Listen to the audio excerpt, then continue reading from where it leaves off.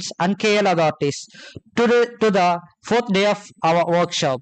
It's my privilege to invite Dr. Praditi Badra to the podium. Her insights into docking models promises to be both enlightening and publicly.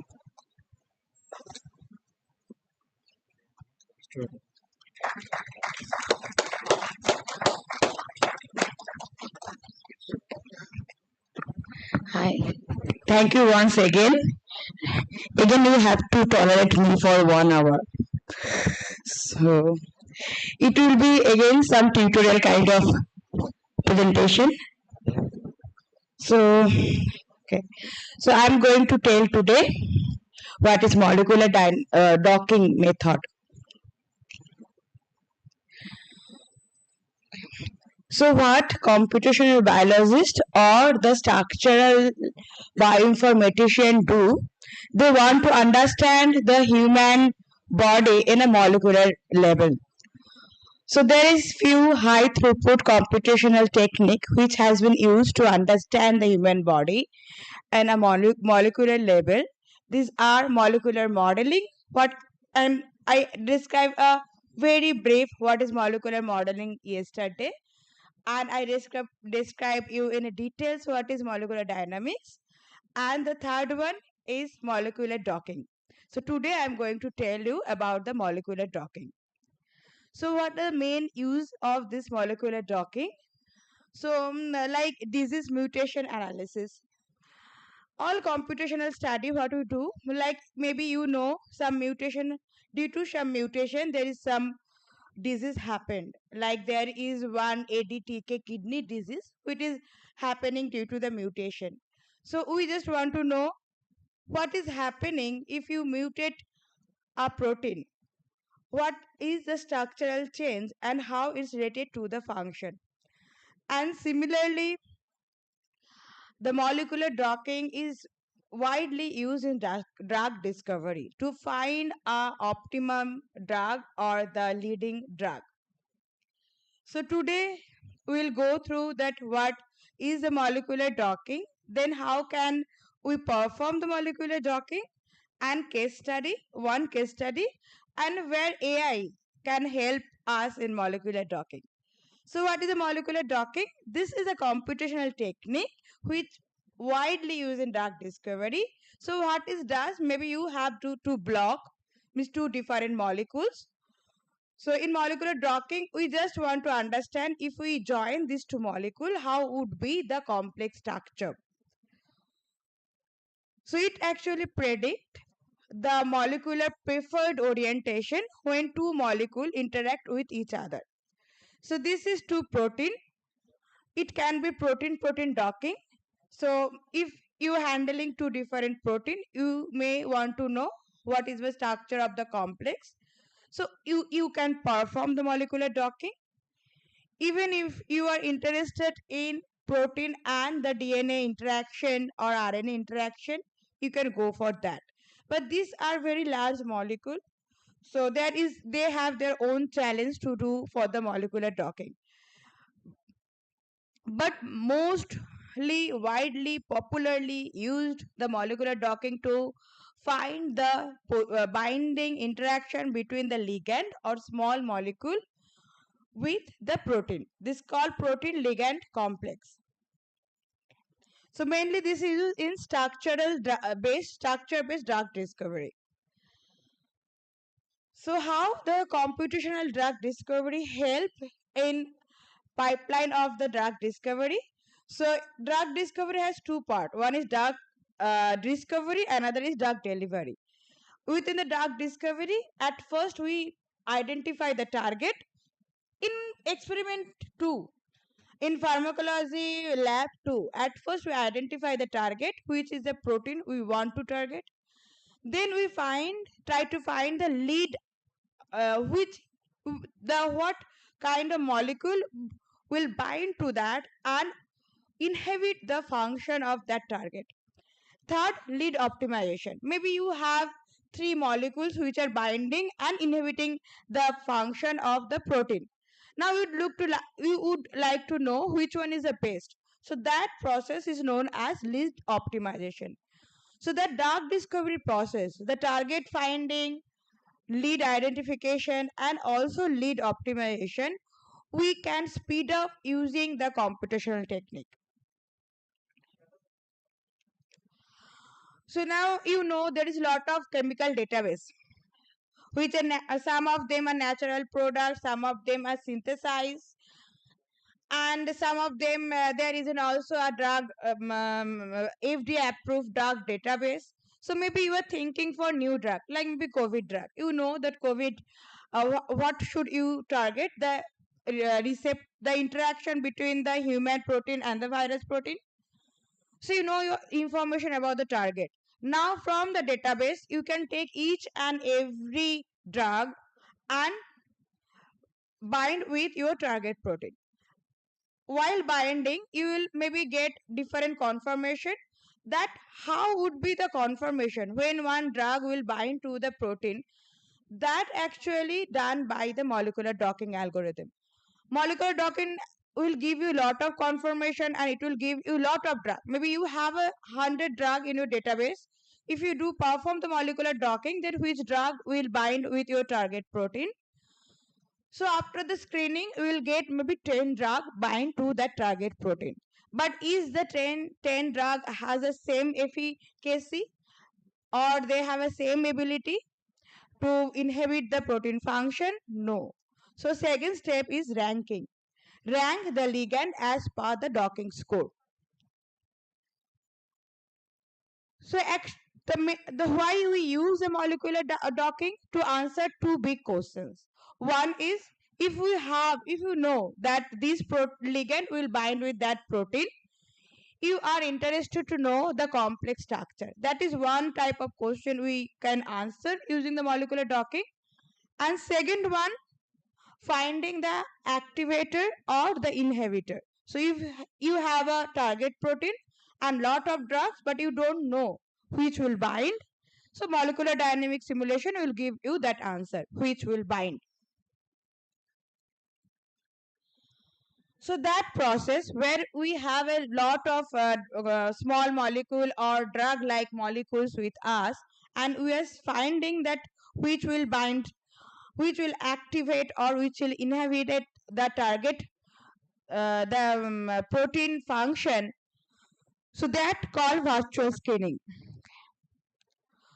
So virtual screening is a computational technique in drug discovery or in material science where we try to identify the potential drug. So we have mainly there is two big data set. One is natural product, another is gene database. So there's a lot of drug-like molecules. So we are at first in virtual screening, we think about the pharmacophore searching. Means maybe we are interested in Beijing ring. Then we will find that fragment is present in which drug molecule. That is first screening.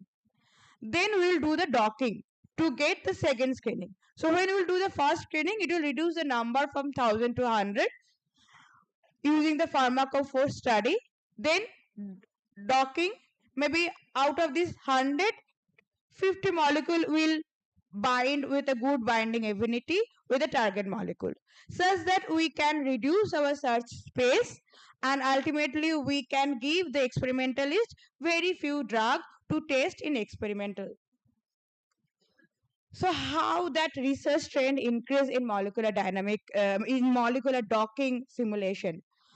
So this is a national center for the biotechnological information. This is a database where all good journal publication is stored. So I search with two terms. One is molecular docking plus brain.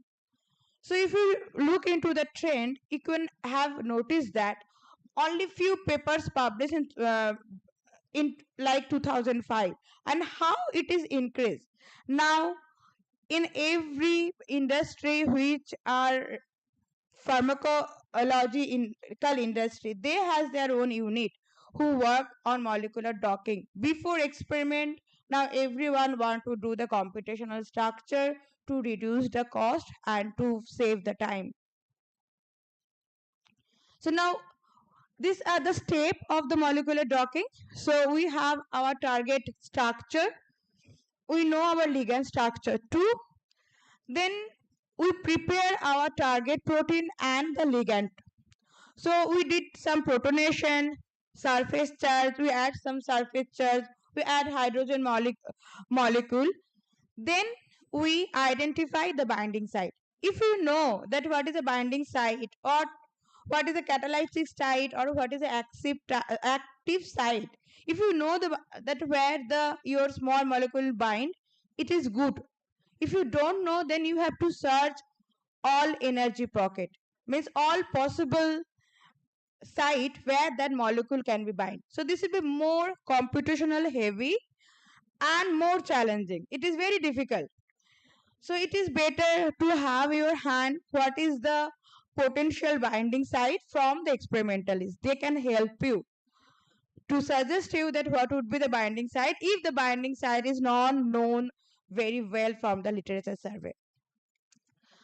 So when we do the molecular dynamic molecular docking, there is two main area. One is the searching algorithm, where they search the orientation of the two molecule, how they will bind, what would be the orientation of the complex, is called searching algorithm.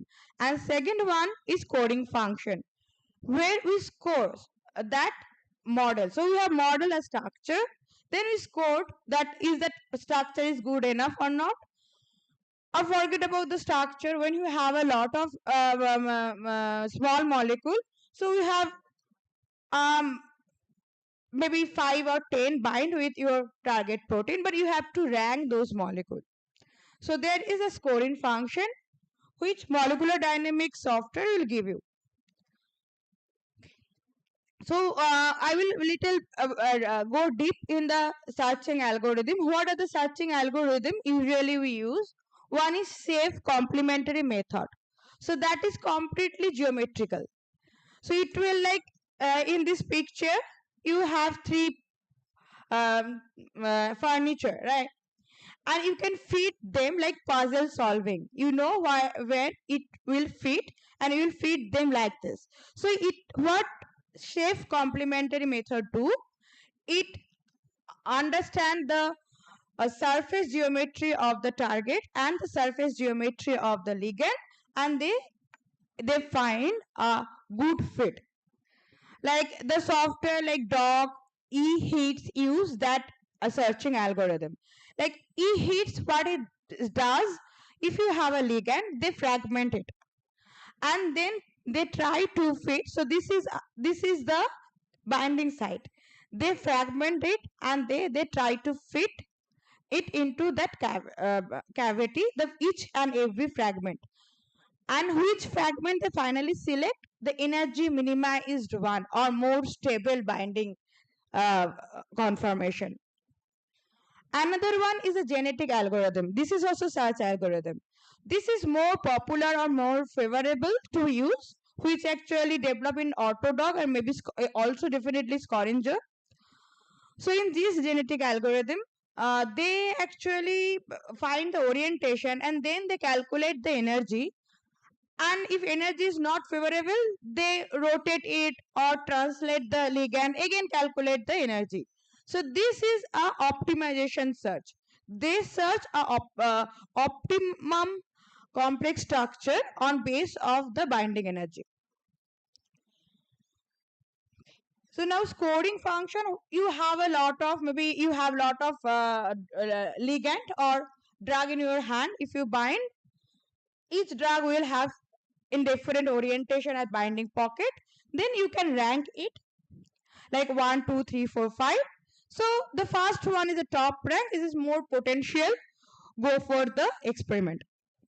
So there is few method which few scoring function which are actually used to score the binding, how good that drug bind with the target.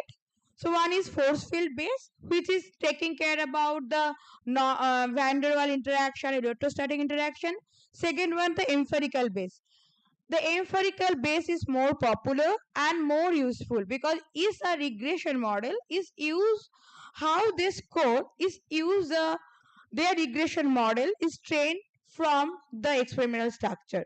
So it's always better to use the empirical based scoring function, and otherwise is knowledge based or statistical scoring function. What type of docking we can do? One is rigid docking, another is flexible. So in rigid docking, this is our receptor, this is our ligand. Both receptor and ligand are rigid. We don't think they are flexible, though in the reality they are flexible. Why we don't think, why we don't calculate they are flexible? Because if we calculate using the rigid body, it is easy from the computational side. So but this is not recommended at all, though this is a type of the docking, but for protein and ligand docking this is not recommended. But if you think about big macromolecule, means protein docking, if you think about the protein DNA docking, definitely you can go for the rigid docking, because the protein is too big molecules, the computational it will be very heavy. If you think about the flexibility, or if you think to add the flexibility, then it's better to go, means we always think the optimal solution. So if you have a big molecules, you can go for the rigid docking, but for the drug discovery, never. So in drug discovery, we go for the flexible docking, where we think the ligand flexibility is incorporated. We can change the conformation of ligand and fit into the binding pocket to get the stable conformation of the complex or low energy conformation of the complex. So that is recommended to do. Then you can ask me, why not we consider the flexibility of the protein?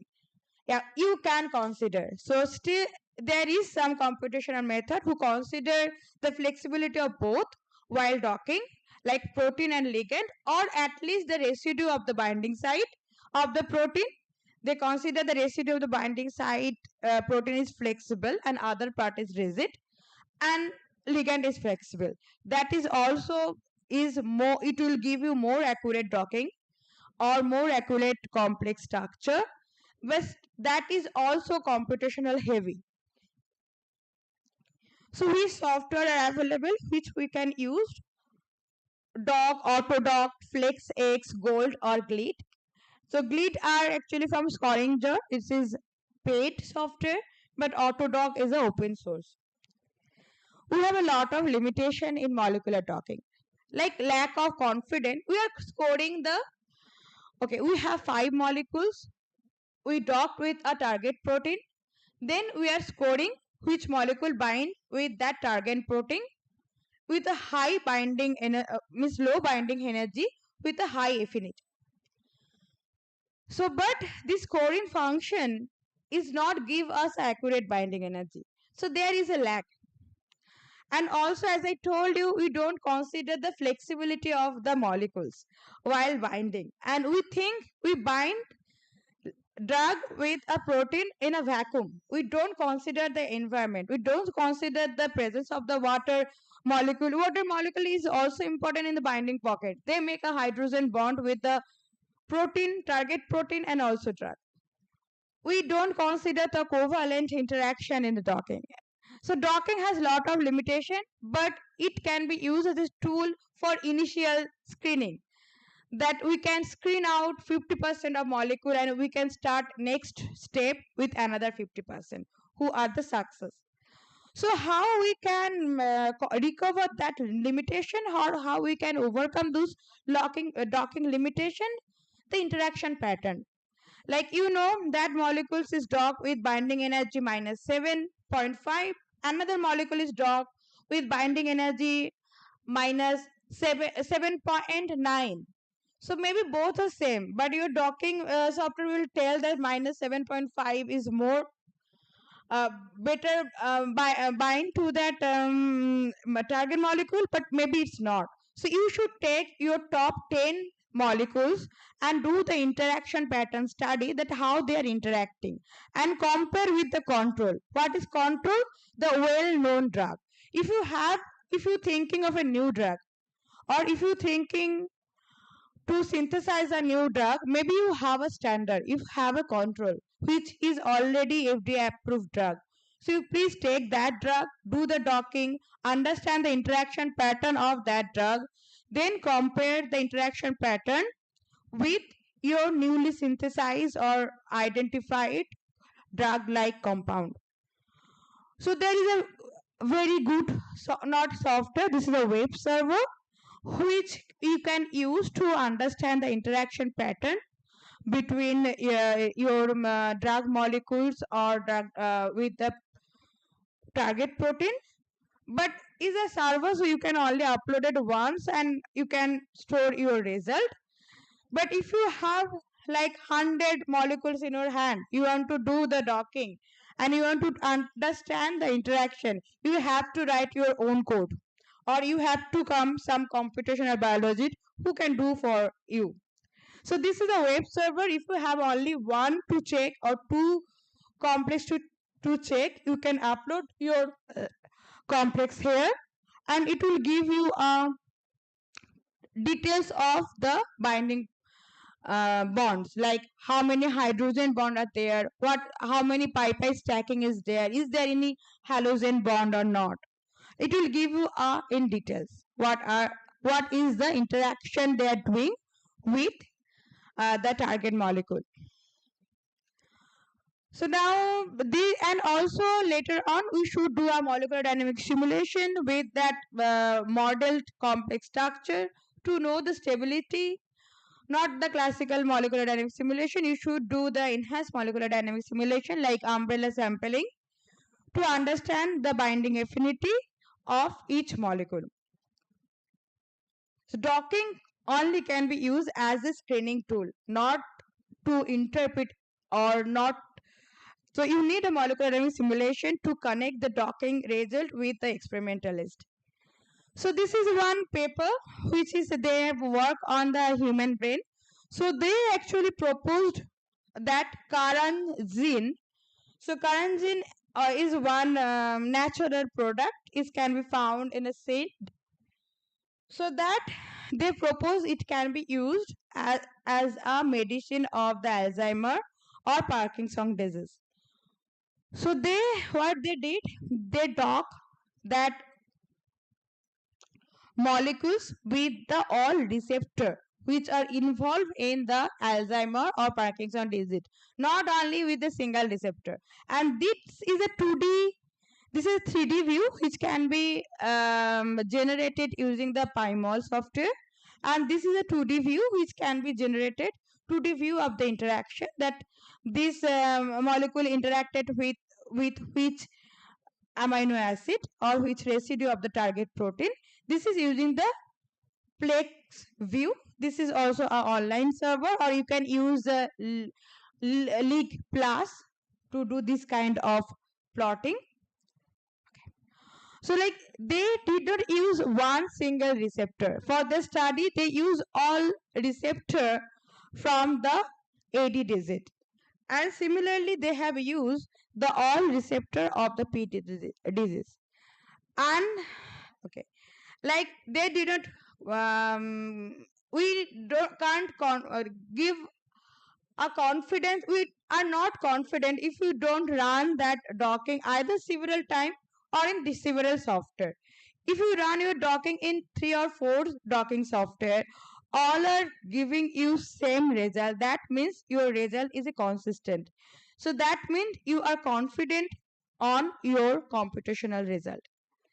So here they also compared with the well-known drug. That must you do. Otherwise, like this scoring function will not tell you anything. When you compare these 4 in same platform, so these 4 molecules, you are using same methodology in docking, and then you are having the same scoring function, and these are the scoring function. So you are comparing 4 molecules in a same platform, then only you can compare. You cannot tell that this is the experimental binding energy. No, this is not.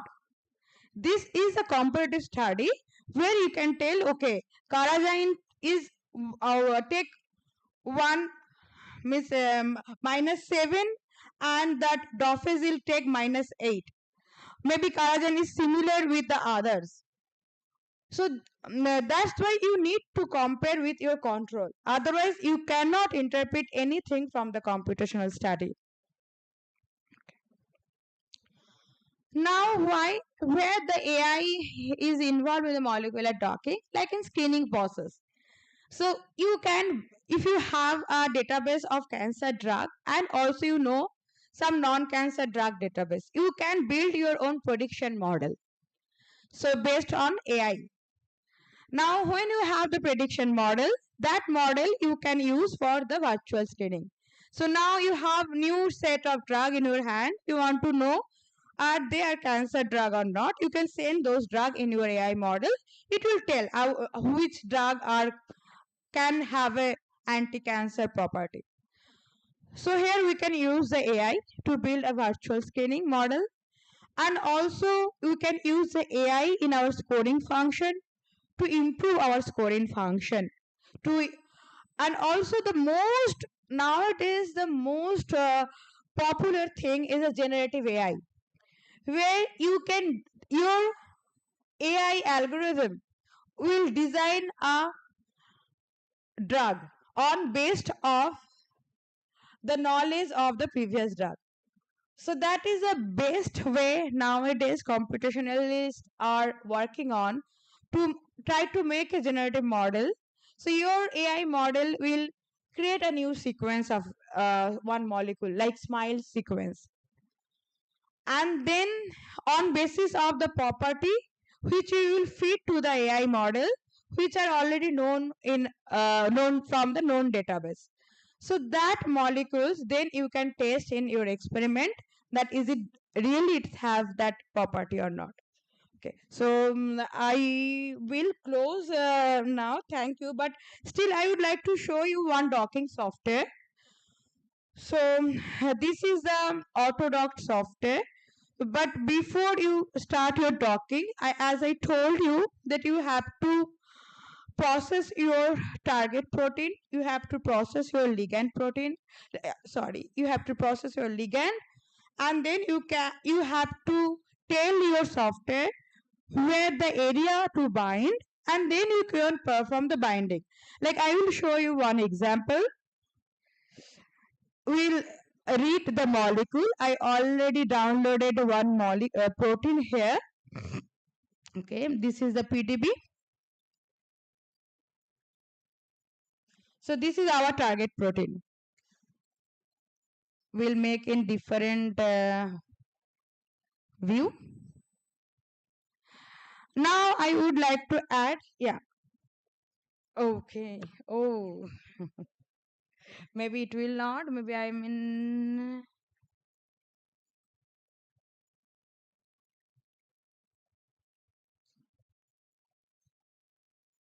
Uh-huh.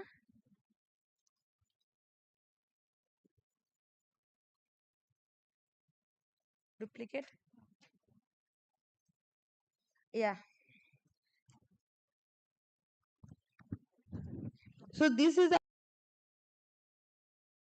load one protein, which is our target protein. Before going into docking, you have to do some pre-processing.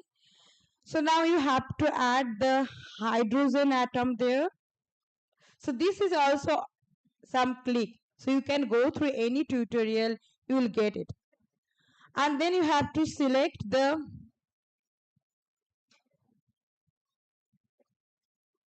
ligand. So we'll select the PDB structure of the ligand. Okay. So here this is your ligand. Okay. But yeah, it's far away, but doesn't matter. It will only read your ligand. It will do your docking when you specify the binding box or binding site. So, but we have to fix something which is called the torsion tree, because it will need to rotate as this is a flexible docking, so we need to rotate the conformation of the ligand. So you have to fix the torsion tree parameter, and you have to save it PDQT format. What is the PDQT format? It will save with charge. So your system will assign the charge, and you just save it. Okay, now I done with the ligand pre-processing. I done with the receptor pre-processing. Then you have to select your binding site. So for that, first you have to select your target molecules. Okay.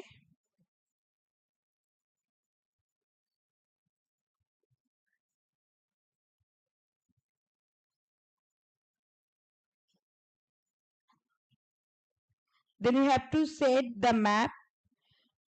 Actually, while setting the map, what it will do, it will calculate the potential energy of the surface of both molecules.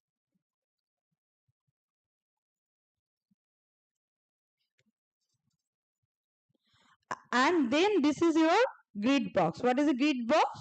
You can identify the binding site. So you can move it. Maybe this is my binding site. So I just have to move it, or maybe I will take, okay, I'll take this helix is my binding site. I know. So we have to shift that box because we have to identify it. You have to tell this docking software where we would like to bind, and we can make it little bigger such that it's covered the whole area.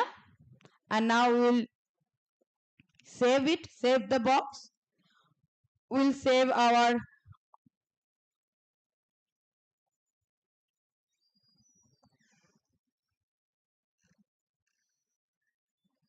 the grid parameter. Then we have to run the auto grid. What auto grid will do, it will automatically take your ligand. Now ligand is so far, it will take your ligand in this box, and it will try to calculate the grid. It will actually divide that area into small grid, and it will calculate the energy in each small grid where in the grid the ligand and protein are present.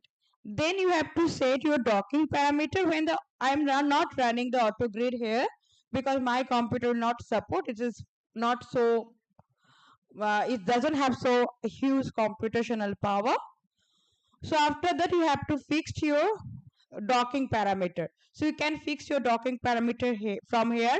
Like SAS parameter is better to use a genetic algorithm because it's an optimization technique. So when your docking parameter is fixed, you can save it, your docking parameter file. Then you can run it from the Autodoc, like run the Autodoc. So this is a software which I have introduced with you. There is an online tutorial. You can follow that. Okay. So thank you. So any questions?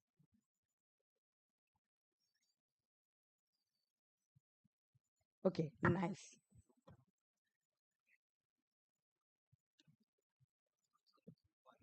Yeah.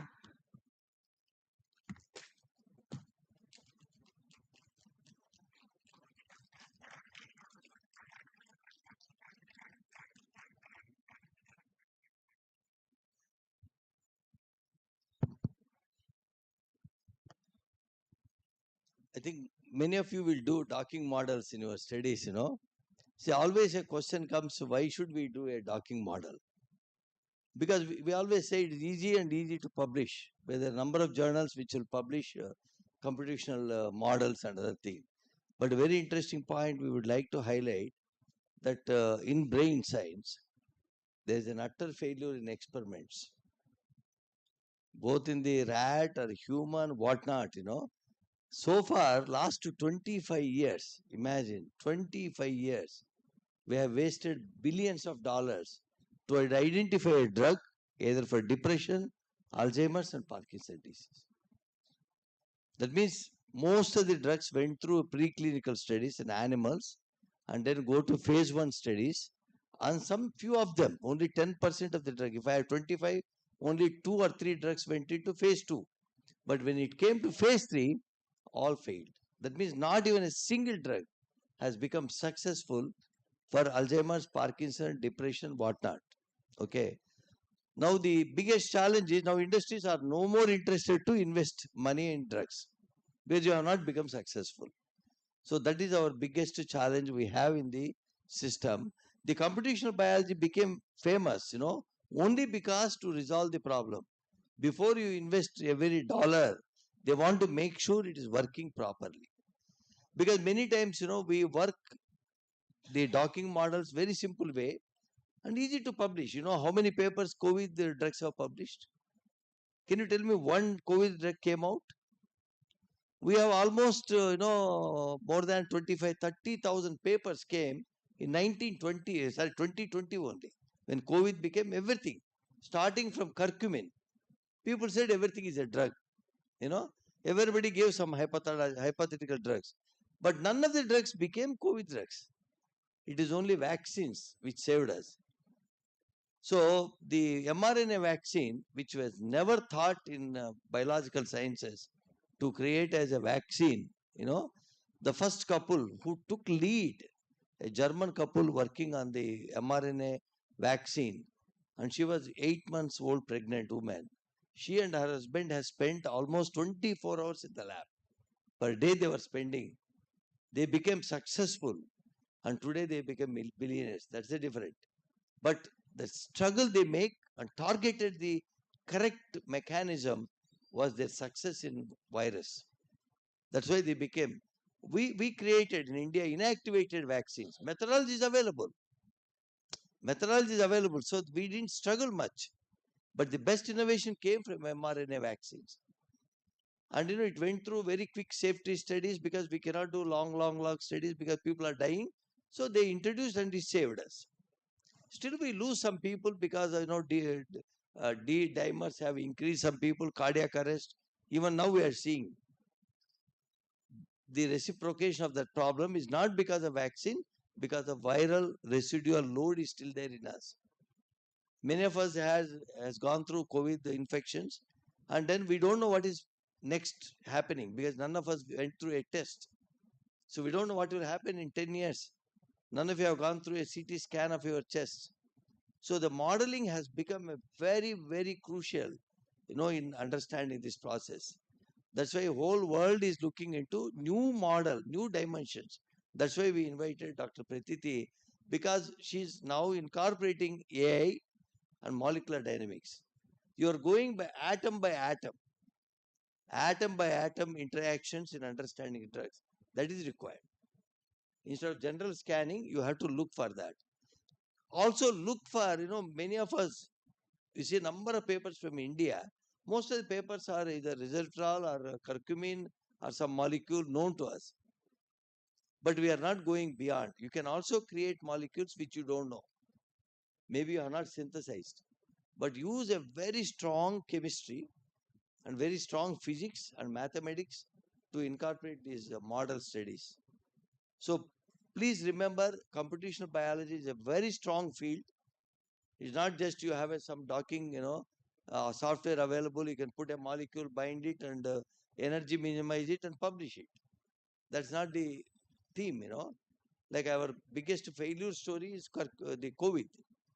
Our biggest failure story is Alzheimer's disease. Our biggest failure is Parkinson's disease.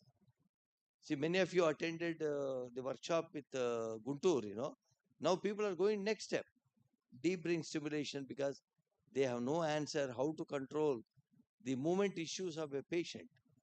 You cannot leave a patient lifelong, without walking, without standing, without holding his cup of coffee. Imagine his depression, his apathy. Unless you see the patient, you don't know them. So the new technologies are coming forward. Like, yesterday we were there in Guntur. Many doctors were asking me that we should have a full workshop on DBS, deep brain stimulation, because the interesting part, the brain degeneration is going on. Cells are dying in the brain, but they are introducing two electrodes, stimulating the remaining cells to give you a quality of life. They are not stopping the degeneration. Deep brain stimulation is not a medicine at all. They are giving a quality of life because next 5 years the patient should be able to move his hand, then have a cup of coffee. After 5 years, story is different. You know, Those are the new technologies that are coming up now. So people are trying to understand. So now we are requesting, yesterday our modeling teams to help us. Any one of you are interested, we want to develop a modeling on deep brain stimulation. Why success? Why failure? Because each deep brain stimulation costs you around 10 lakhs to 12 lakhs. You have to make it successful. Is it not? Nobody is going to pay 12 lakhs for failure. So in that process, the patient will go through many processes. That's why we want to have a next workshop where not only biology student, computer science student, engineering student, we also want to have many people coming from the many different areas in medical science which they never exposed. There are many medical students never saw MRI. We want you to spend a day with MRI. One of you be on the mission. Scan your brain. Rest of the people look at you. It's 24 minutes scanning they do. So those are the experiences engineering group has to do. And then you come up with the models. You come up with the models and incorporate them in the medicine. See, number of publications is not a criteria. India is going through that. But technology is reaching to the common, reaching to the bedside is a very crucial parameter. So we really congratulate Pratiti for having traveled from Amruta, and we have already collaboration. A lot of our KL people are collaborating, especially pharmacy students are here. You want a special lecture, even on Zoom, we'll arrange for you. But come up with a problem. You identify a molecule by yourself. A group of pharmacy students can identify. Then you say, Madam, I want to see that it binds to troponin, cardiac protein. You know that which is responsible for cardiac problem, or synuclein protein, whatever. Please talk to her, and she will help you do on Zoom meetings. So the world is so big, so many opportunities are available, especially with the people with the engineering background, where they have mathematical strength is with them. They can do real wonders. You have seen Sham Divakar talking a lot of application of mathematics in understanding biology. It's a beauty, that. Chemists doing a lot of things which we don't know atom to atom. As a biologist, we learn from them.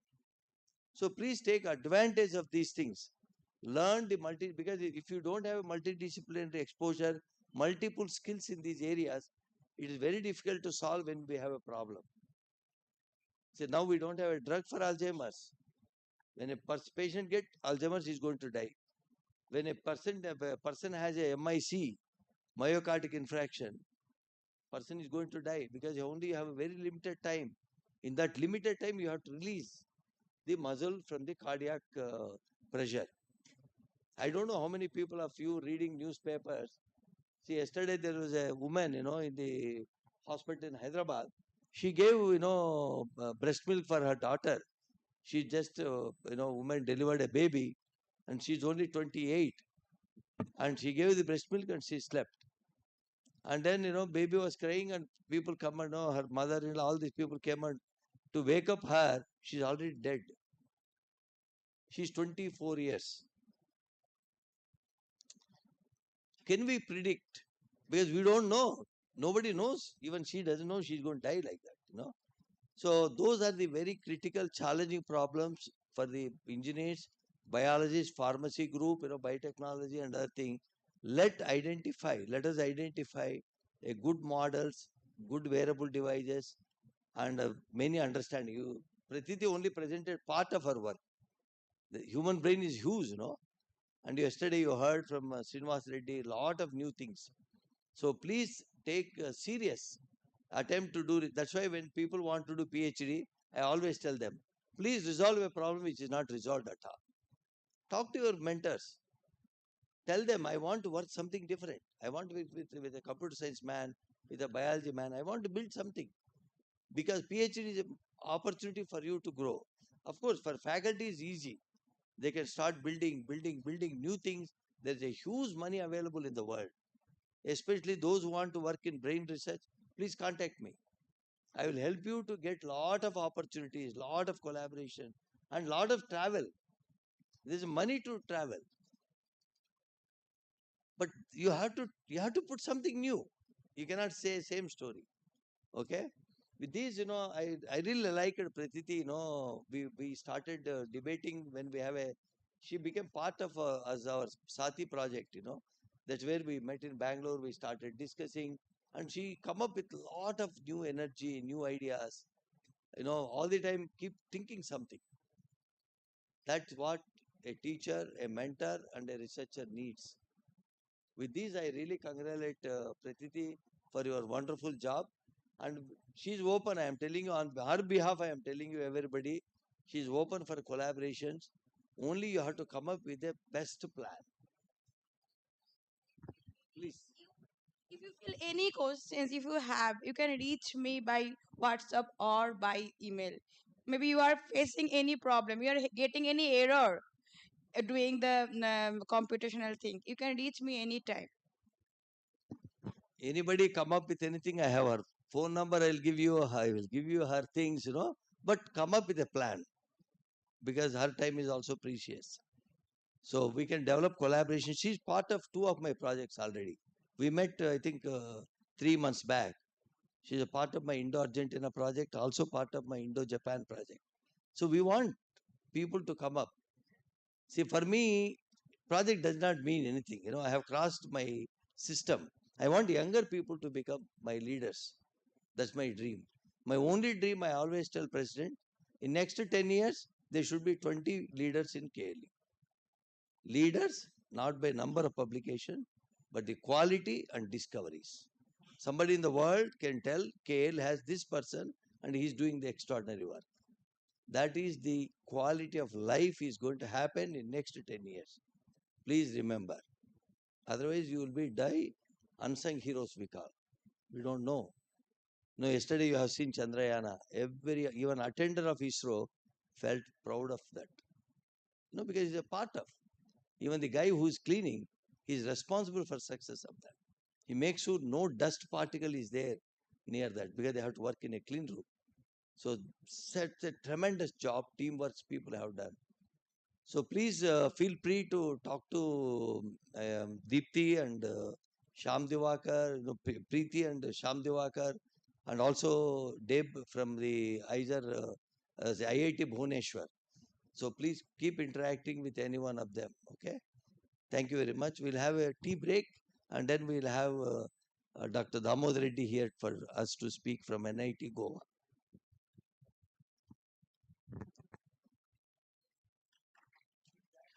Thank you so much. Participants are requested to break for tea for 10 minutes. After that, we'll have, according to the schedule, actually today 11 to 12, we have by another professor. But now we are going to have Damodar Reddy sir's presentation at 11 o'clock.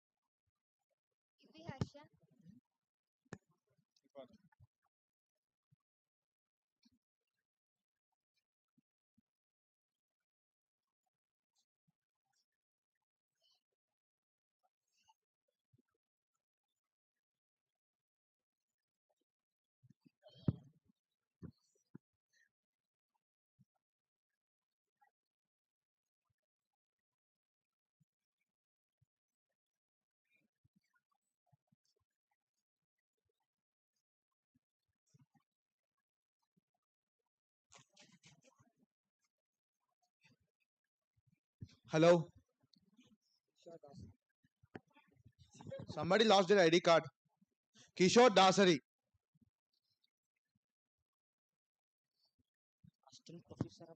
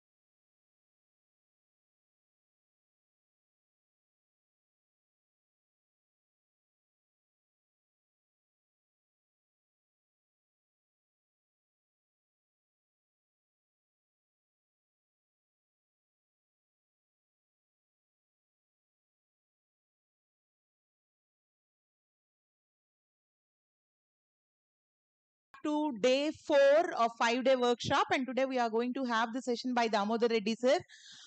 Yesterday we had a wonderful session by Professor Damodar Reddy sir from NIT Goa, and today you have a wonderful opportunity today that we are going to have the hands-on experience. The equipment was brought by Professor Damodar Reddy Garu, and all the participants are requested to move forward, and you can be accommodated comfortably here by forming U shape here, so that the equipment, whatever the equipment was brought by Professor sir, he is going to demonstrate, as well as he is going to give the opportunity to the participants through hands-on experience. So those who are eager and enthusiastic can stand in the front rows, and I request all the participants come along with your notepad and a pen. And I already reminded you, and once again you can sit comfortably in the front rows, or else you can even stand in the U shape in the front part of the stage, so that sir would be showcasing all the equipment on the dais, on the stage, and be seated and stand comfortably. And then the students who wanted to do experiments can come to the front rows. All the participants, you move forward first. Yes.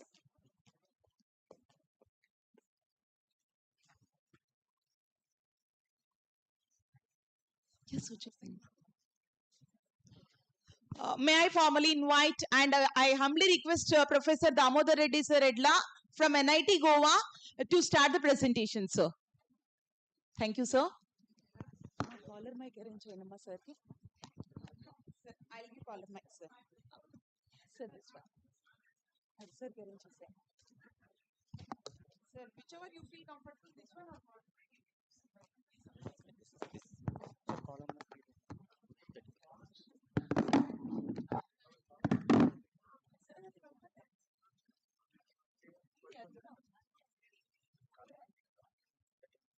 Sir ఇది ఇక్కడ ఉందా power source కింద కింద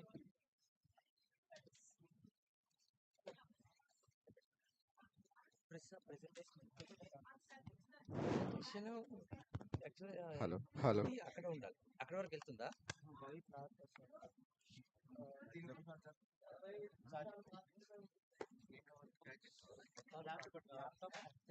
ఇందులో ఉంది అనమాట tools. Laptop లేదంటే వాళ్ళ ల్యాప్టాప్ లోనే చూడాలి. ఈ ల్యాప్టాప్ మధ్యలో సాఫ్ట్వేర్ టూల్స్ ఇక్కడ ఉన్నాయి.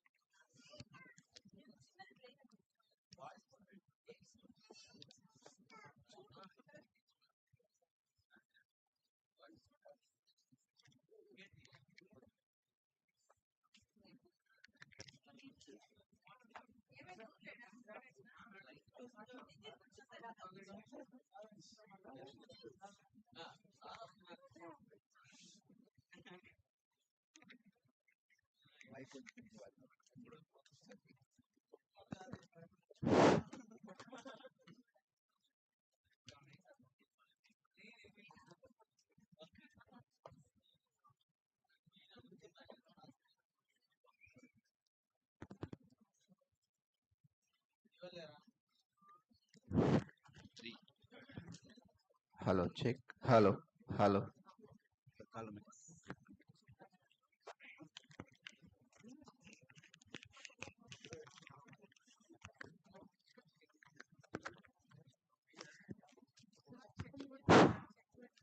So welcome back, everyone.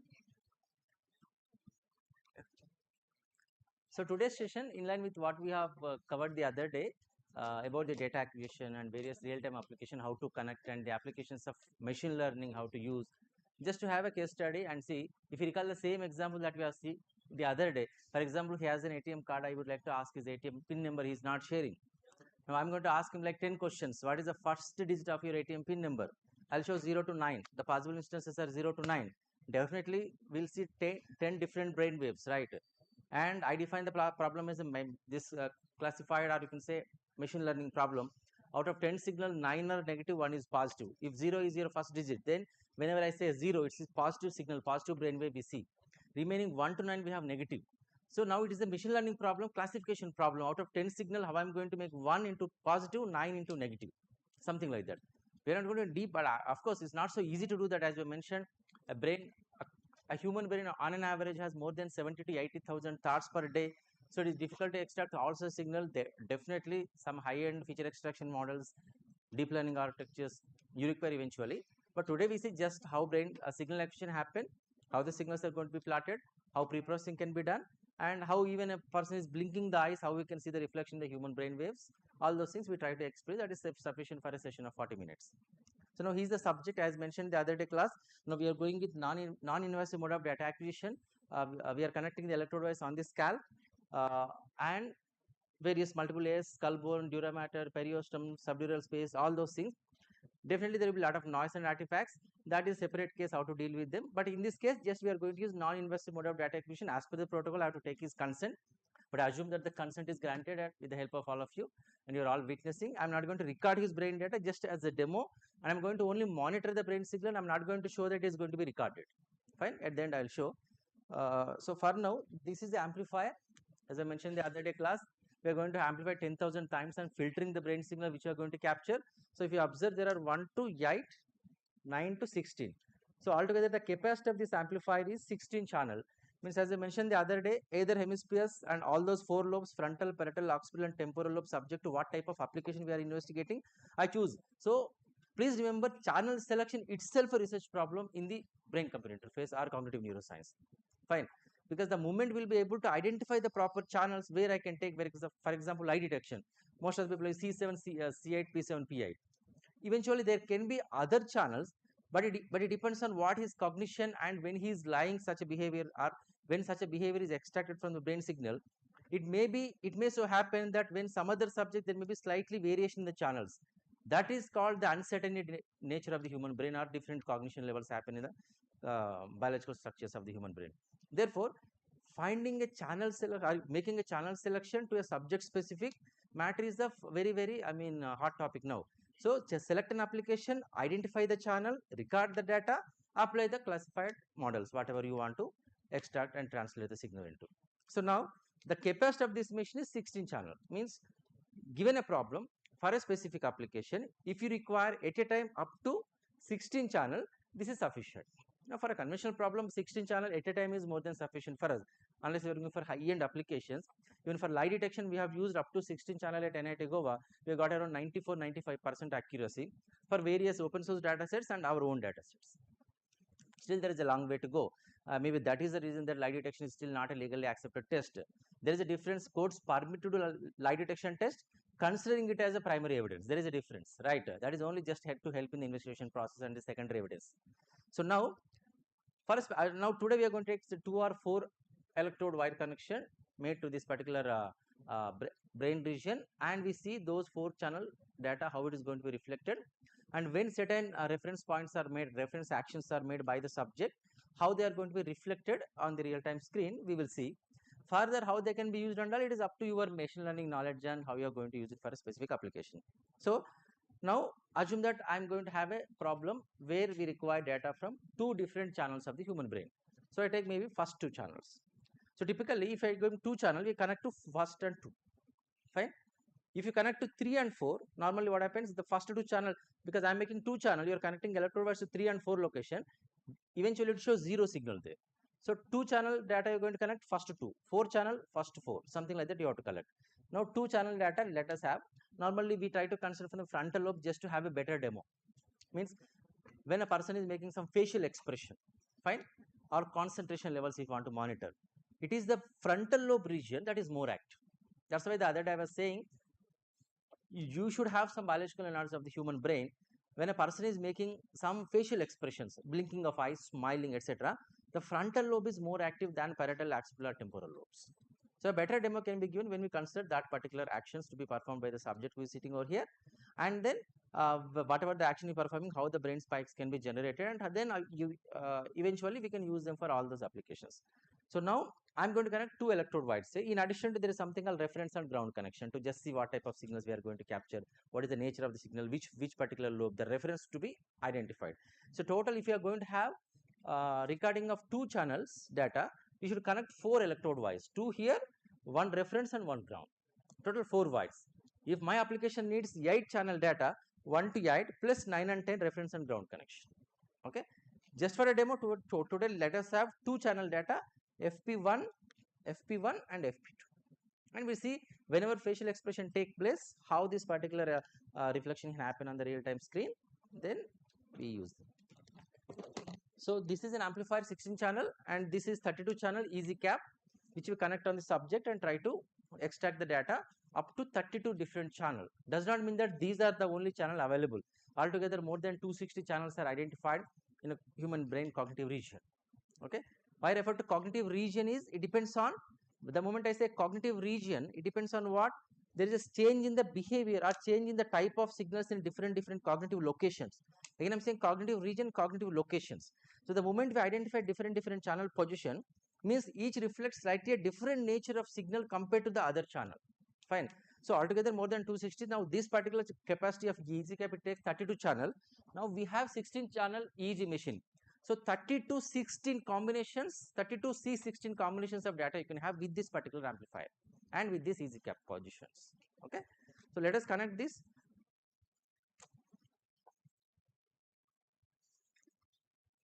And as I mentioned, this is just a non-invasive mode of activation. There won't be any side effects or any other thing.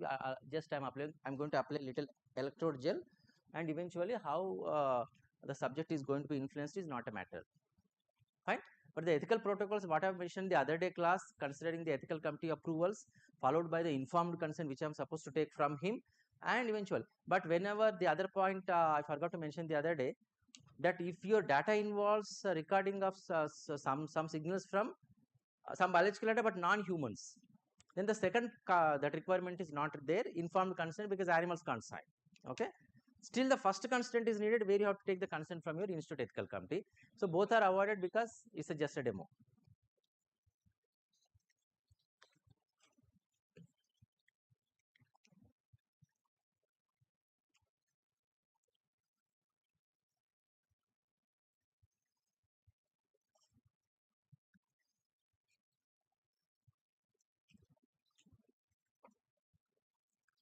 So just for instance, now for light detection, we have taken 4 to 6 different channels in the instantly. So P7, P8, T7, T8. Now I'm taking FP1 and FP2. If you observe this one, this is the forehead represented by a sharp edge. So FP1 and FP2, these two. And the middle one is what? FPZ. So FP1, FP2 I'm taking for the time being. So we require 2 plus 2, 4 electrode wires. 4 wires you take out. And they are in different colors. There is no difference. The reason is whenever a particular channel position is not correct, a channel is not connected properly. When to identify if there is a different electrode wire, we can make the adjustment here. Otherwise, we have to compare each color again. That's why different colors are shown here.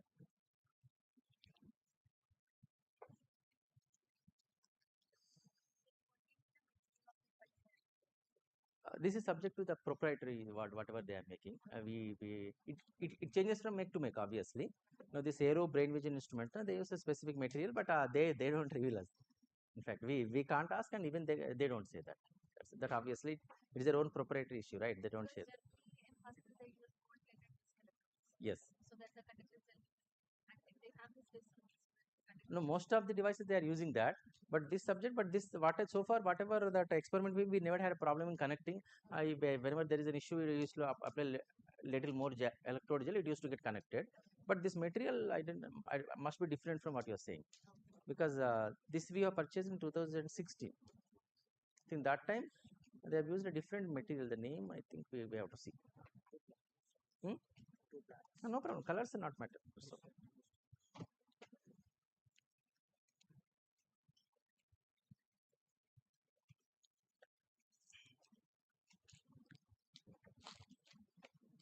so this is the license key. As you mentioned, the entire package, like the hardware, this amplifier, all this easy cap, and along with that brain vision recorder and analyzer software come with this package. So unless you keep this dongle, it won't be identified, whatever that recorder is going to see.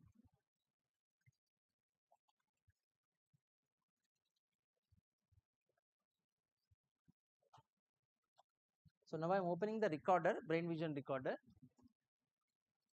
There is no dongle found for brain vision recorder. It's a licensed version. Obviously, you have to buy. Most of the open source softwares or tools are not available for this nature of data acquisition.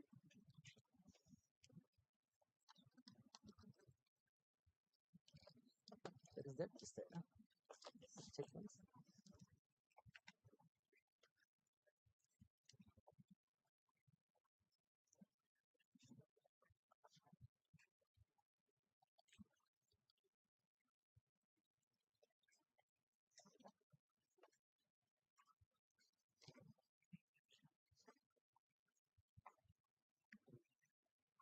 Thank you.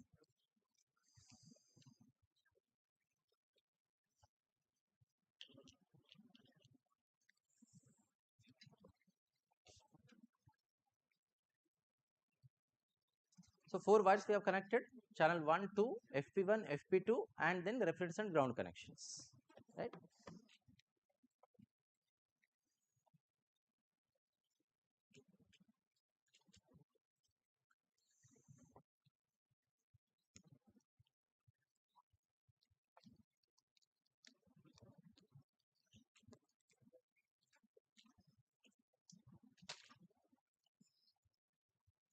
Now this is the electrode gel which we need to apply at the channel position. What is identified to the specific application we are looking after. So now initially FP1 and FP2.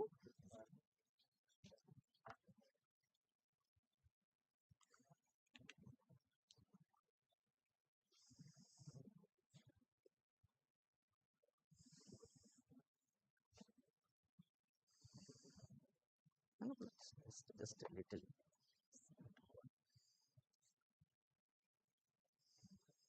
Now there are various qualities of electrode gel depending on the smooth passing of this signal can be easier.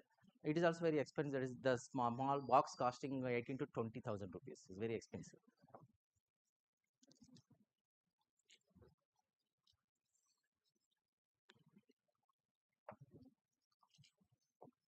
But one can make this gel in their chemistry laboratory also. Yes. Yes. Yes. the vendor supplies there in your thing. That's it. How many days it comes? The problem is different qualities are identified. So normally we should buy from the same vendor who has given this equipment so that it is easy, because that referring, you know, that material that is used for the electrode should be compatible to that. That's normally. Sometimes the randomly if you order, it may or may not work. Again, that's the problem.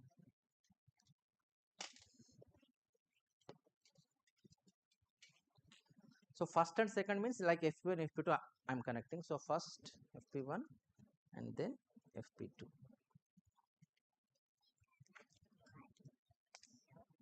If you connect, it will show what is there in your human brain. Little bit about that. Next yours only. Okay.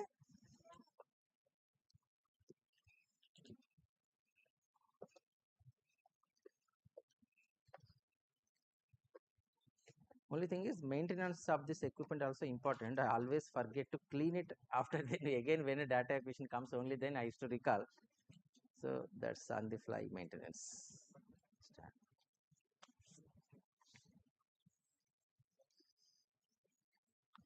So one from the same loop, sir thoda again.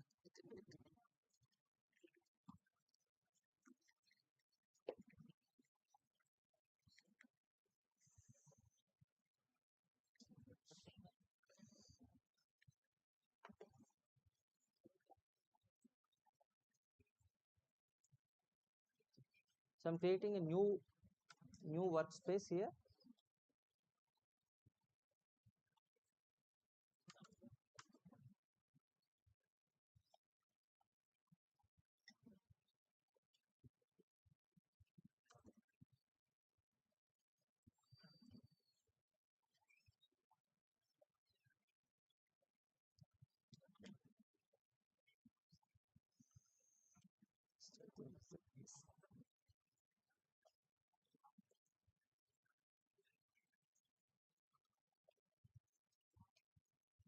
So if it two channel data we are going to select, the channel name we have to write there, the name of the channel. First one channel type, the data is EG type and the channel name.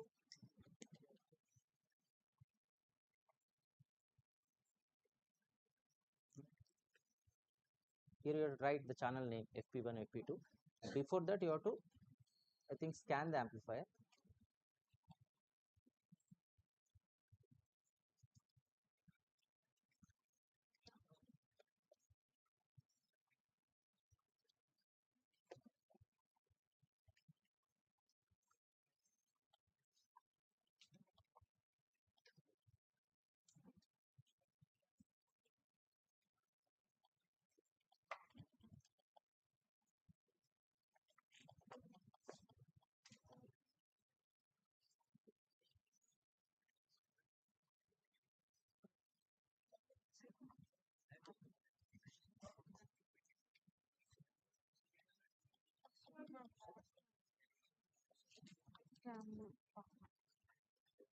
No connection, but that's okay, it's common, it comes.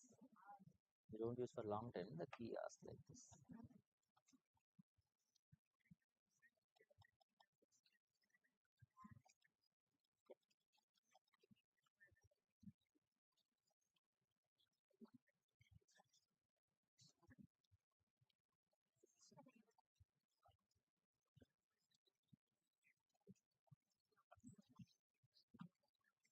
Chair తీసుకురా, చిన్న chair తీసుకురా.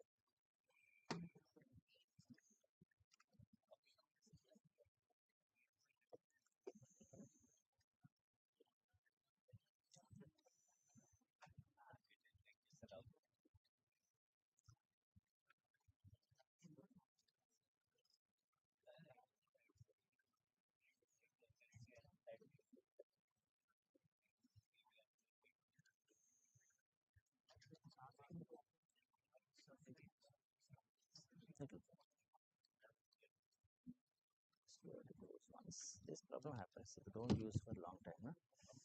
The keys won't work. It won't be accessed.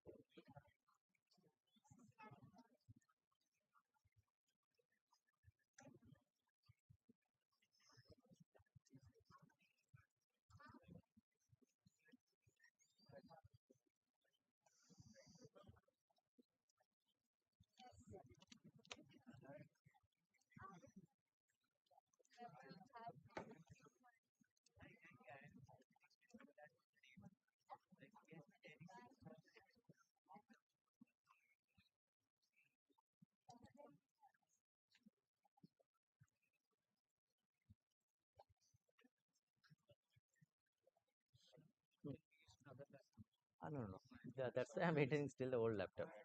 It is software thing. Just 1 minute. I think it will come. Otherwise, I have backup. I have video recorder lecture. I will show. That's common.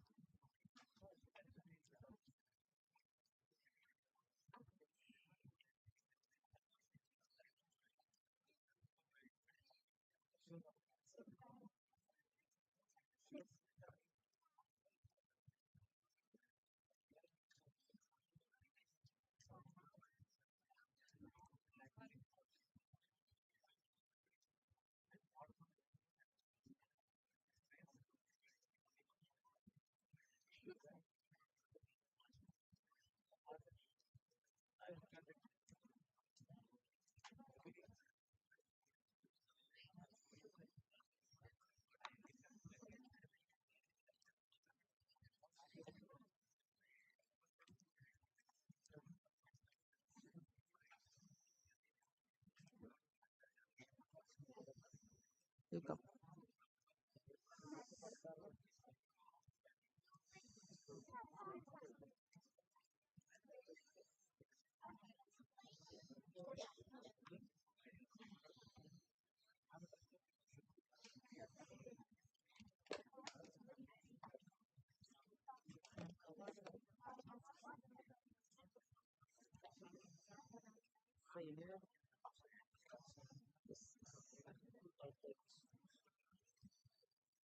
Sorry, పట్టుకో.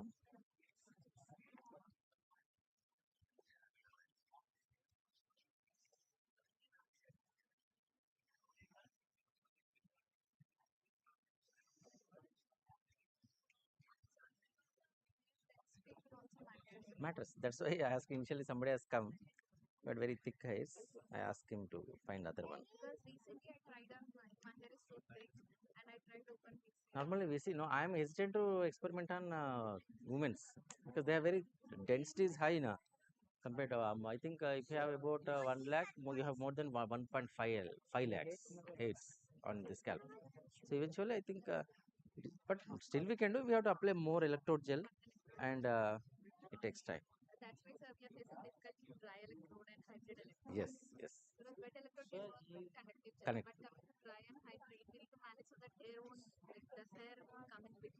Yes. Yes, yes. The same problem we also, that's why most of the subject we have taken, they're males only. But problem is we have to, we cannot categorize like that also. We have to take all samples, na.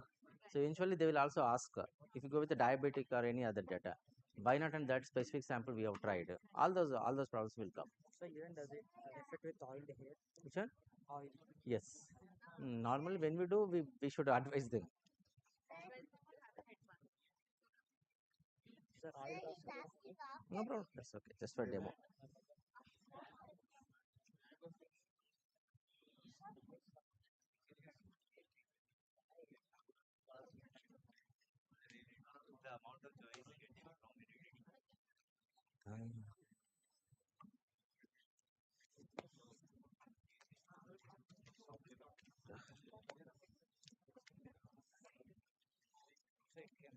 It will come now.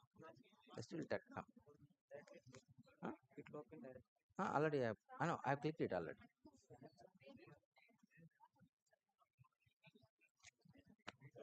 No, for a long time we are not used, almost for 1 year, na. The license, whenever we connect, na, it searches network and it tries to connect their server, and they will update the key, license key, the date, whether it's a permanent license or all those things, na. That's why it's stuck. But normally every time it won't happen. Sometimes this problem, even data recording time also, you'll see many constraints. Should not switch on the fan also. You should switch off the AC. Should run on the battery pack, not on the electrical. No, what you have to do, when the sometimes this adapter fluctuation also, it creates a problem. So what you have to do, you have to run on the battery power without the, I mean, outside direct electricity power. Mm. Mm. Mm. It takes time. First time. Normally I try to just run. Yesterday I tried, that happens. That's okay.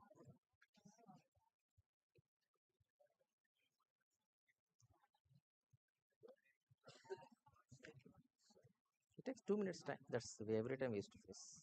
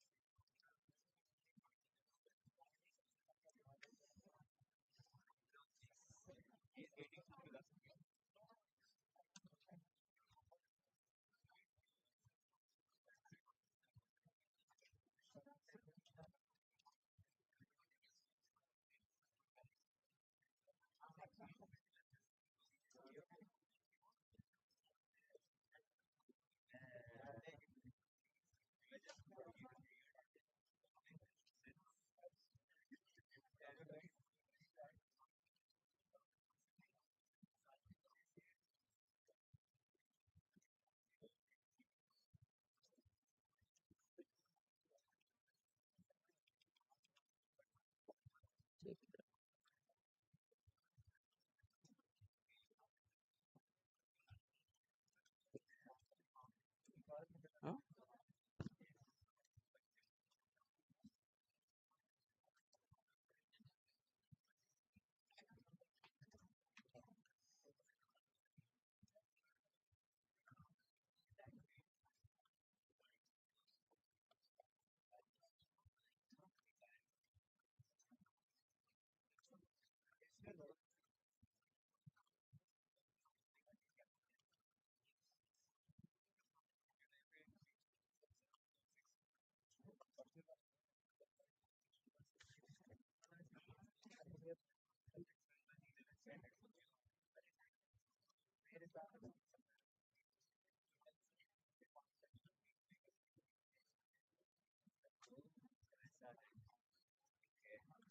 So check, we have all collected the electrode wires.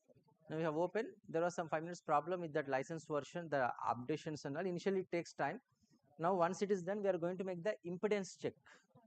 Once the impedance check is made, it is going to connect the electrode wires, which we have done it here. Now if you see that electrode position is showing differently, not in the frontal lobe. Somebody tell me the reason. See, outside reference and ground connections are shown. It is see, that is a skull region. The sharp edge indicates the forehead. Now it is not showing here. It is showing here and here. Tell me somebody the reason. Madam, you should tell. Actually, the signals coming from here, but it is showing from here. Why? Huh? No. Last time when we have done the recording, we have done for those two. Initially, when I am setting the workspace, I have to change the number of channels only, still 2, right? But I change the name. See, it is FZ1 CZ2, FZ1 CZ2, somewhere here, and I think somewhere here. But now when I changed, I connected the electrode wires here, but the channel names are kept as it is. Now tell me, what is actually this signal coming from? These two, right? Just the name was not changed. So again you have to go to new workspace and create a name, because this is a common error people do. Okay, are you following me? So what? See, we have 4 lobes, right? Frontal, parietal, occipital. P for parietal, O for occipital, F for frontal, parietal, occipital, T for temporal, right? Now this FZ and all, see, when we have a specific lobe, and see, there are some channel which has the reflection of brain waves from different same input action, there is a different reaction from the different channel.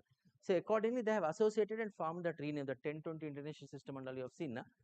So further to understand, you should study something called this one, 1020 international system and 200 point system, everything. So there they will define what is this particular channel behavior indicates, what type of brain signals it always reflect or emits. So now it is ready. If you show that ranges, yesterday we have seen that alpha, beta, gamma, delta, etc. Right? Alpha for what? Alpha, beta, alertness and relaxing. Theta for what? Sleeping. Right? Delta and paradoxical sleep, dreaming and all we have seen, right? REM type signals, delta waves. So now everything we have defined. I think I'll just show you one more time if you want.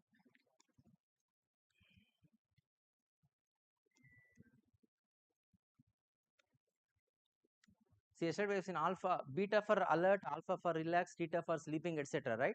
And similarly, delta waves, deep sleep, paradoxical sleep, REM type signals, all these things. And if you see everything, we have ranges. Yesterday we have clearly explained. Beta 13 to 30 hertz, and alpha 8 to 13 hertz, theta 4 to 8 hertz, and so on.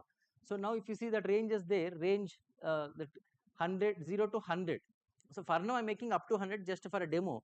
But when we record the specific waves of such nature, the states of vigilance, what we have seen in the previous slide, accordingly you have to set the ranges here. Now, if it is in red color, means actually the quality of whatever that range we are expecting is not ready. We have to ensure that they are not in red color, just for better quality signal, right? So now almost there in green color, except that reference connection still is almost okay. We can go for recording now. That's what it indicates. Now this indicates when the channels are ready. Now actually the name should come here. If you want, I have to go back and again rename them. That is the only constraint. Now the channels are actually coming from these two. If you see, we have connected here. Fine. Because the name was not changed, it is showing the previous data, whatever I have recorded when I have given the demo in some other college last time. The same channel names are produced again, right? So it's very important how they are reflected. Now tell me, the moment we go for recording, now if you see now that down, its impedance check is done. It is successful now. Now we go for recording, but I'm not going to record. I will just go for what? Monitoring. I'll just only monitor the signal. So how? First thing is that I symbol what? How you are going to set up, how you are going to monitor that. Then second is impedance check. Second is impedance check. Now that is done. Test signal you can check. Otherwise directly go for start, resume, recording, or you go for monitoring. First I will go for monitoring. If you see down, it will ask the data where which particular data source it is going to record, and it will say the subject file some name is given. Whenever you are giving the subject name followed by trial 1, subject trial 1, subject trial 2, subject number trial 3, and so on. So different subjects, different trials, each subject trial 1, trial 2, and so on. And so horizontally and vertically, what do you mean by validating on different subjects and different trials? Different subjects indicate large sample, validation of your model, your technology, and multiple group of people, different age groups, different geographical region, different psychology people. Different trials indicates the quality of the signal what you are making the requirement. So you can just by name you can change it and then save it. Now this is the brain signals of the person. What is his name, sir? You are not scared, na? You are okay, na? So these are your brain signals. This is uncomfortable, huh? Hey, no problem. That's okay. It's just a demo. No, you see, a lot of artifacts and this noise is seen because when we just referentially speaks and perform actions. Sir, just close your eyes and relax for 1 minute. But see, as I mentioned, it is not FZ CZ because last college, whatever I've given demo, I'm not changed. That's why it's showing the same college. I mean, same channel what I've shown. Now it is actually FP1, FP2. See, now it is very important. That's why I say subject 1, trial 1, trial 2, trial 3. Because it is like supervising the subject, training the subject. Then we get a better quality. That's why initially how they explain subject 1, trial 2, and first 5 trials they discard, 6 to 10 they take. Because subject takes some time to stabilize, right? Then second subject 1 to 15, first 5 trials they take out, because the quality of the signals they are capturing normally begins from 6th trial, something like that, just for instance. So you can ignore the first 2 like trial balls we use, right? So then you can take next 10 trials, or you can take all together, or you can take average, or whatever it is, aggregation. So sir, you relax for some time. Even you have to switch on the fan, switch off the fan, AC also. Even sometimes you have to run on the battery power only to just avoid unnecessary spikes and fluctuations in the power supply. That also create artifacts.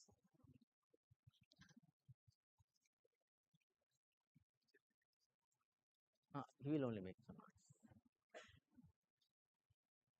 So when I say you open your eyes and blink 3 times, not now. Now blink 3 times, sir. See, those 3 spikes indicates whatever. See, sir, just open your eyes, calm, and just then blink 3 times whenever I say. Now blink 3 times, sir. 1, 2, 3. You see, those 3 spikes clearly indicates, right? It depends on how do we stabilize the subject. Now these 3 spikes are the reference points. Assume that, for example, there is a person who is sitting on the wheelchair. Now I'm going to control automated smart wheelchair operation, something like that, an IoT application, where no need of any assistance. The person can control the wheelchair if you want to move front or back or left or right, something like that, angular direction. So everything can be controlled or automated by his brain signals. If you want to, he can control the temperature of the AC or switch on, switch off the lights, etc. Not exactly like this, but some reference we can make it such that the actions can be performed by the IoT device which are going to integrate from these channels. So this is the 2 channel data which you have captured accordingly. Pardon? Any doubts? Somebody asking? So now if you see, I think now it is being saved. We should stop saving. Now if you see again, now it is showing only monitoring. Down. Previously it was showing in red color saving HDD, means data is being saved. This is just a demo. We need to just monitoring. We are just monitoring the data.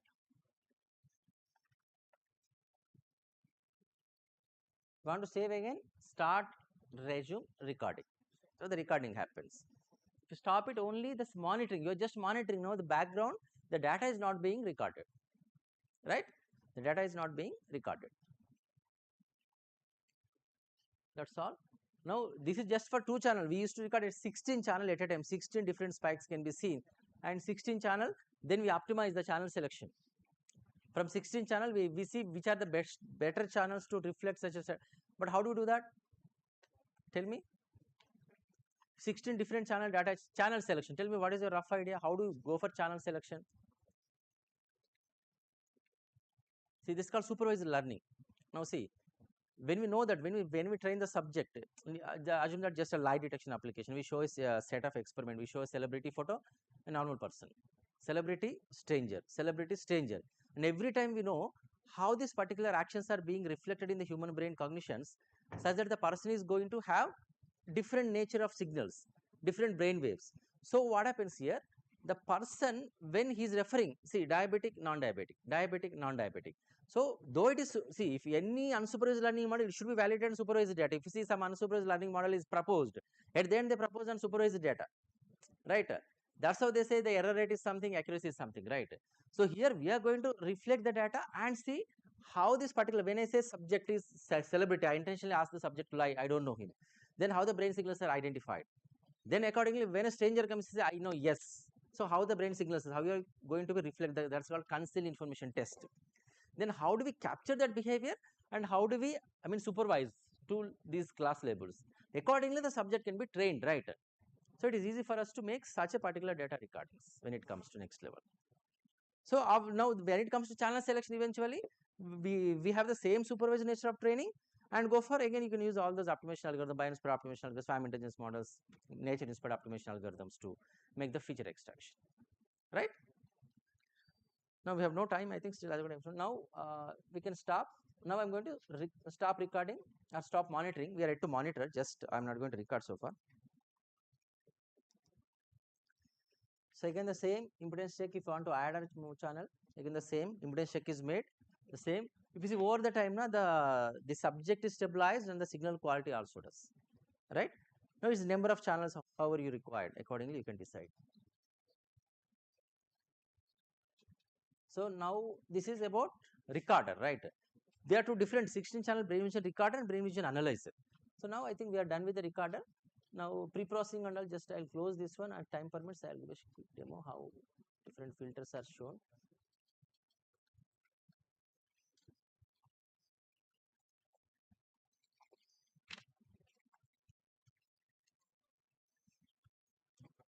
So I think we'll release the subject.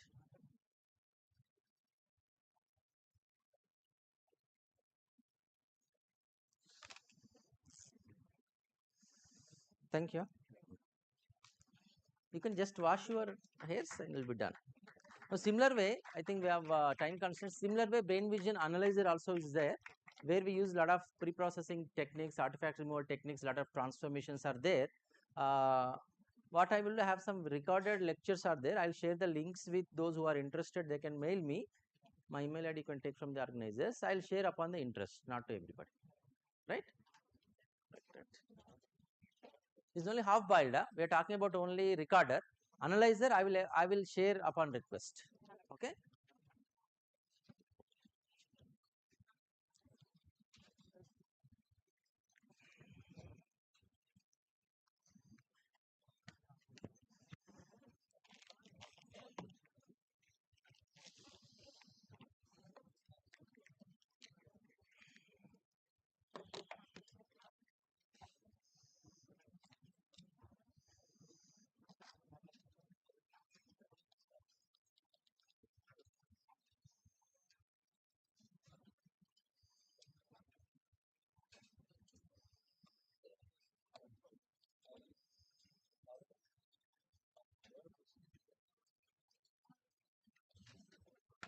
Any doubts, audience?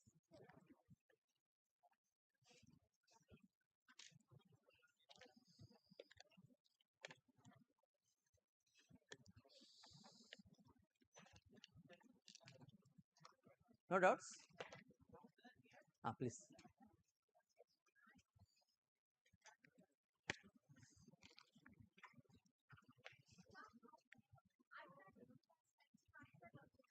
Pardon?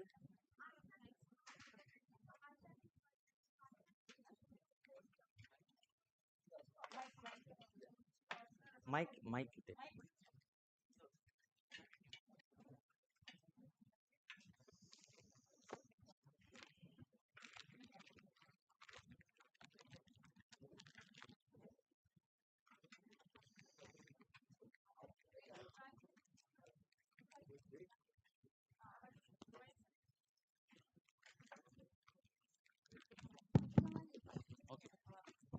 A very wonderful session, sir. Actually, hands-on experience. And dear students and participants, the opportunity is given to you to interact Professor Damodar Reddy, sir, because he'll be available till 1:30. So whoever have the doubts or clarifications you need to get clarified from sir, sir would be available here. So you can have interactive session, one-to-one interactive session with Professor Damodar Reddy, sir now.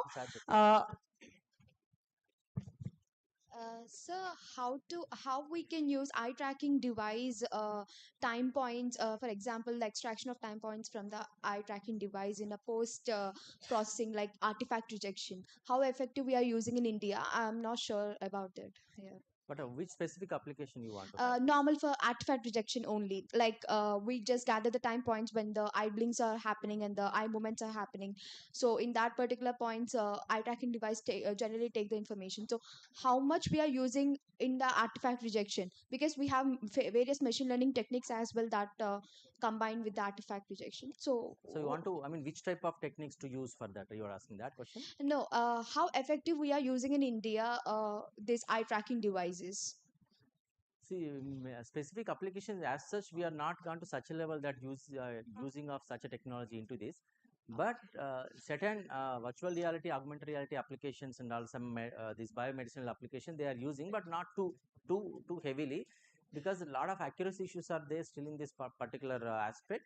And people are investigating with using some complex deep learning models, some neurofuzzy inference system, and particularly bio-inspired optimization algorithms and all.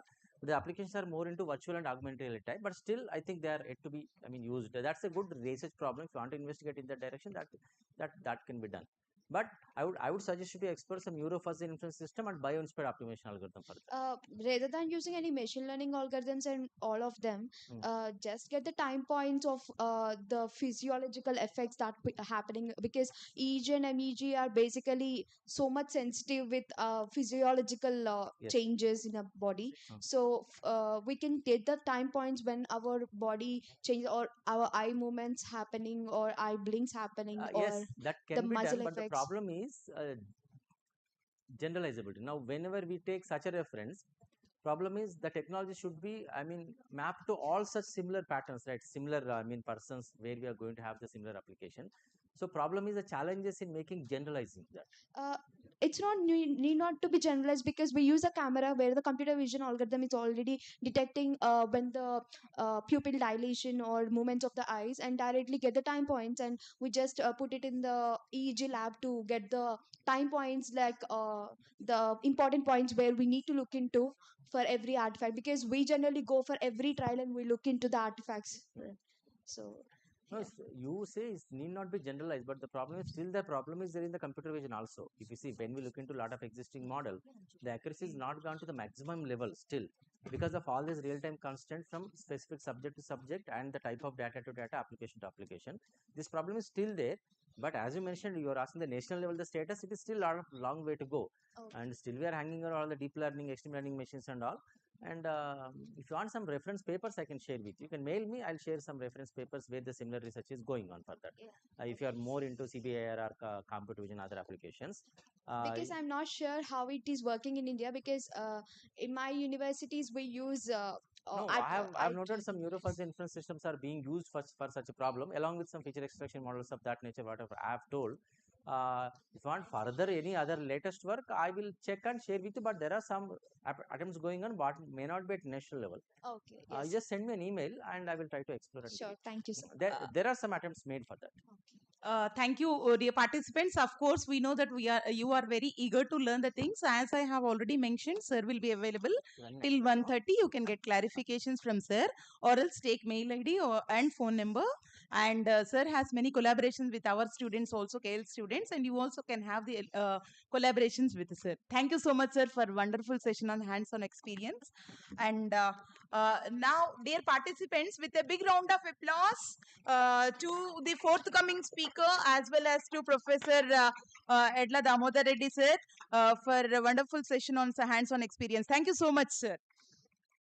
And it's indeed a great pleasure, and we are very much pleased and privileged to invite and introduce Dr. Dharmendra Kumar Khatri, who is the forthcoming speaker now, who is going to speak on mechanisms of oligomeric transition and its pathologic impact on Parkinson's disease. Let me brief about our Dharmendra Kumar sir.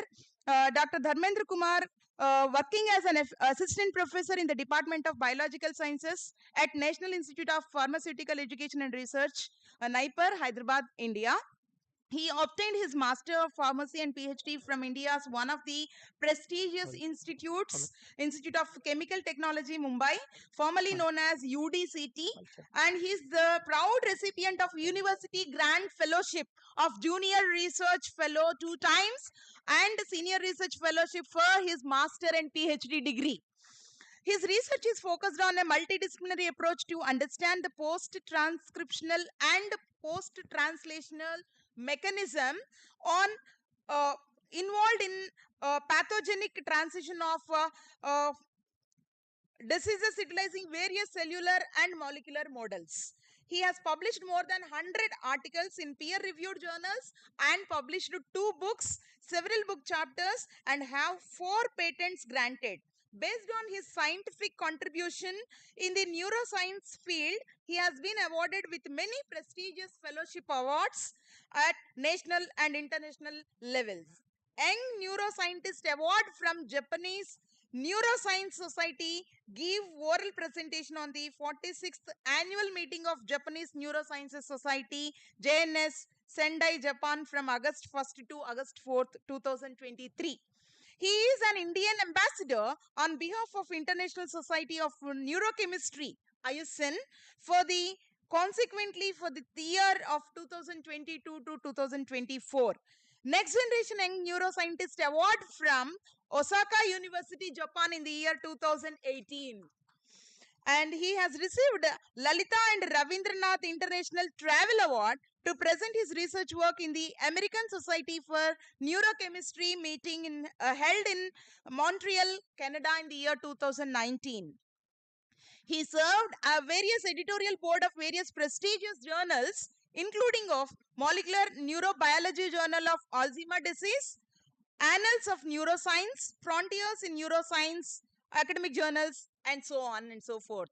Keeping in time schedule, we are just concising his profile. Otherwise, he has number of credentials into his account. To name a few awards, he is a member of the European Behavioral Pharmacy Society, EBSP, member of Society for Neuroscience, member of Japanese Neuroscience Society, member of the Federation of European Neuroscientists, member of the International Society of Neurochemistry, member of International Parkinson's and Movement Disorder Society. We have concised, sir, actually a number, and let us invite Professor Dharmendra Kumar Khatri with a big round of applause. Sir, thank you so much, sir.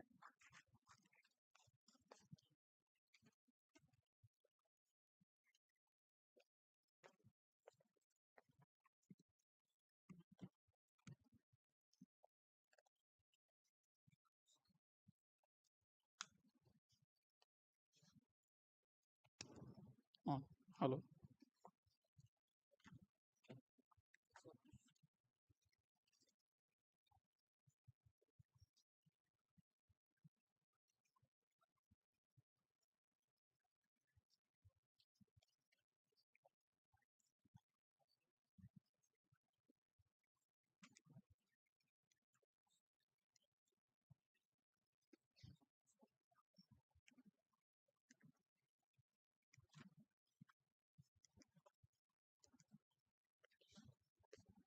Hello, can you hear me? Sorry for the delay. It was not delay from my side. Actually, I woke up early in the morning at 4 a.m., but it was delay from the airline sides. So I came little bit delay. Thank you for bearing with me. And first of all, I would like to congratulate Dr. Rao for conducting such a wonderful, the interface between the different streams to bring together on a single platform to understand the how to connect the neuroscience using the different techniques, especially the technologies. And I knew that this workshop like this wouldn't happen in a one night, because he has been working very hard from past 6 months. I knew that when we were talking about the speakers, we changed the date and the amount of the hard work, the preparations, the administrative management things which requires is a great effort, and I would really like to congratulate Dr. Rao for successful completion of this workshop.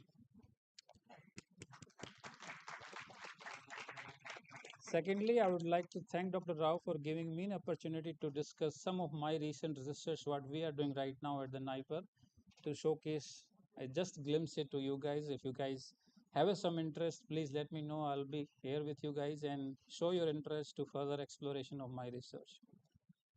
Before moving to my presentation, I would like to congratulate one and all who are sitting here, making India as a proud.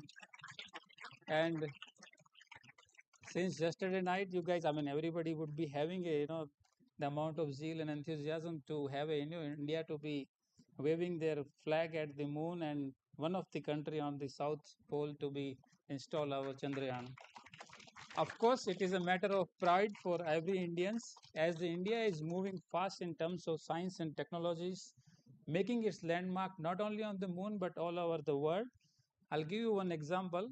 It's just 20 days back. I was in Japan, and then I was giving my presentation on one of the symposium, and there were many, almost about 29 young scientists from all around the world. They have been shortlisted and to give the presentation. So when I was giving my presentation and I was sitting like audience to see the other colleagues presentation, and I was feeling very proud that yes, we as an Indian now making so much of impact on the science, that what we are doing globally, and we are waving our flag all over the globes. So what I want from you guys is to get motivated from these events, and let us make our country proud in every aspect, utilizing these techniques for further enhancement of our the India. So let us start with the topic. I will be talking about the how alpha synuclein is actually getting transited into the oligomeric form from its monomeric form, which is nothing but the endogenous, to a toxic form, which eventually going to impact various organelle of the cells, and then what would be impact on the Parkinson disease. Okay, so this is my overall research, what we are doing at the NIPER Hyderabad. So all of you guys must be having an idea about the SNCA gene, which is being transcribing through the chromosome 4, which is located at the Q arm, and it is going to synthesize the alpha synuclein, having a two important steps which you guys may be knowing about, the transcription and translations, which is the major checkpoint for us to understand, I mean, for where my research group is majorly focusing on the transcription part and on the translational part. So every protein is getting modified at the three checkpoints, starting from the either the gene modifications, either the transcriptional modifications, or either the translational modifications. However, my group is not focusing on the gene modifications, but we are interested in understanding the post-transcriptional level, where the various miRNA are getting dysregulated, which eventually makes this SNCA to be of different forms, which eventually makes it an oligomeric form. The other aspect is what we are working on right now is the PTM, which is nothing but the post-translational modification. There are varieties of mechanisms are there, out of which my research group is majorly focused only on the phosphorylation, and I am going to talk further about in details what phosphorylation is all about. Once this oligomeric form of the alpha synuclein is formed, it eventually going to impact on the various organelle of the cells, not limited to, but impacts on ER, nucleus, lysosomes, and mitochondria. My research group is only focused on the mitochondria. So let's talk about the PTM modifications that you guys may be knowing about, the endogenous alpha synuclein, when it goes from the varieties of post-translational modification, which are very known, including the acetylations, ubiquitinations, and phosphorylation at S129 is very well known mechanisms of having alpha synuclein turnover endogenously to perform its own functions. However, in case of disease conditions, the neck region, C terminals, and the N terminal all goes through the varieties of the post-translational modifications using varieties of mechanism, not limited to nitration, simulations, ubiquitinations, glycation, acetylations, and phosphorylation, which is of my interest of today's talk. And all these post-translational modifications are being governed through certain enzymes.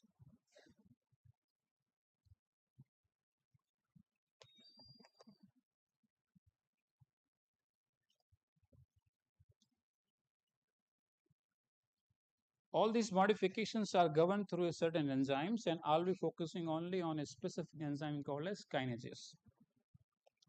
So once this post-translational modifications happens, it is going to form oligomeric form, which eventually going to form a Lewy body. At the same time, it is going to damage the mitochondria and eventually cause the neurodegenerations. With me so far? You're understanding? Now we try to find out what kinases are actually there in case of utilizing the bioinformatics tools based on the available data in the geoscience. Okay, so what we have done, we have took the gene expression omnibus data of the 8 series from the 94 control patients and the 98 PD patients, out of which we have did the meta-analysis and the differential gene expression analysis using some statics, and then we could be able to see that nearly about 1977 genes were differentially expressed, out of which there were nearly about 997 were the downregulated and nearly about 980 were the upregulated genes. So we got a clue that there are certain genes which are getting upregulated and downregulated. So that's where our the quest has started to find out who regulates these genes. And then for the next approach, we use the functional annotations and the functional enrichment based on the geofunction called as molecular functions, and then we have tried to specify our the functions of the protein kinase only, especially the tyrosine kinase. And based on these 3 geoterms, we utilize the Panther terminology, and then we could be able to see that nearly about 72 protein kinases were specially dysregulated, and out of which again there were 33 genes were upregulated and 39 genes were downregulated. So it's a kinases. So to further understand these kinases interaction with the SNCA, we have performed the string analysis with the SNCA gene and those 72 kinases from our previous approach, and we try to find out which are those kinases which has been so far explored or those who have a highest activity. So out of which we choose only 2 from the already known, but these 2 CSN and the MAPK1 were not explored previously. And then we also did the bioilluminate using the Schrodinger. All this has been done in our own institute. We have our own Schrodinger software, and then we took out of all the 72 genes only 4 kinases, and then combining these 4 plus 2, total 6 kinases we have choose, and then we try to see their interactions, and then interaction with these kinases, SNCA gene and miRNA. And we could be able to find out there are few miRNAs which are actually overlapping with the SNCA and these 6 kinases, and that's where our quest has again become more curious that what these miRNA could be. So this is another story which I'm not going to talk about, because this is the work which is being which is going on one of my PhD student to find out what are those miRNAs using various cellular and the animal models, and eventually will be validated through the patient population data, especially using those blood samples and all. But I'll be focusing on those kinases and only on the SNCA. So what we did next is a protein-protein interaction using the molecular docking, and try to see that the already available ABL kinase, which is a very standard one and so far very well explored in terms of many chronic diseases, which is being used as a target in cancer also, and there are few clinical trials which are going on right now. So what we have done, we have tried to understand the interaction between the SNCA and our 4 mostly unexplored kinases interaction with the SNCA, and we could be able to see that the Piper pose energy and the cluster size has made us to think that yes, the score which is being obtained through all these 4 kinases, 5 kinases, were equal to this c-Abl kinase. So now quest has become more narrow to find out what is their role exactly in the cellular model, or maybe in the animal model and in the patient population. So this story is continue and is going on. One of PhD student working right now. But the next question is that once the alpha synuclein is formed, it is going to impact the mitochondria, and that's where my next hypothesis is about. After forming the alpha synuclein, it is getting internalized into the mitochondria through the Tim and Tom complexes, and where it performs its endogenous functions. However, in case of disease conditions, the oligomeric form, which is getting transited from the transcriptional and translational methods, it is going to block this Tim and Tom complex, which is what right now I think Dr. Rao is working on, Tim and Tom complex. So once it is getting internalized through the VDAC channel, it is going to impact the mitochondrial DNA, where Dr. Hegde is, which is one of the speaker who is working right now on the how the alpha-synuclein pathogenic form is affecting the mitochondrial DNA. But our interest is that once this oligomeric form of the alpha-synuclein getting internalized into the mitochondria, it is going to disturb almost all the functions. But my interest of today's topic is to understand the fission-fusion process, which is getting hampered or getting imbalanced because of the autophagosome and lysosomal dysfunctioning. It is also going to change the pink Parkin mediated ubiquitinations of the alpha-synuclein other protein cargoes, which eventually going to change the mitophagy. So my today's topic will be focused on how the alpha-synuclein, which is the oligomeric form, going to change the mitophagy status in case of neurons, especially in the Parkinson disease. With me so far? Fine. So you guys must be knowing that the neurons are highly energy demanding cells, and which requires a great amount of the movement of the mitochondria across the axons from the soma to the terminals in order to produce a huge amount of the neurotransmitters. So in case of high energy demands, this mitochondria is getting transported through and forth using certain adapter protein, and these adapter protein are very well known. I think you guys must be having idea about these are dynein, dynectin, and the kinesin, and there are varieties of kinesins are there. Nearly about 14 kinesins has been identified so far, but my today's talk is focused on only KIF, which is called as fifth kinesin protein. Okay, so the movement towards the terminal is called as anterograde, and the movement from terminal to the soma is called as retrograde transport. So this is the very well known phenomena.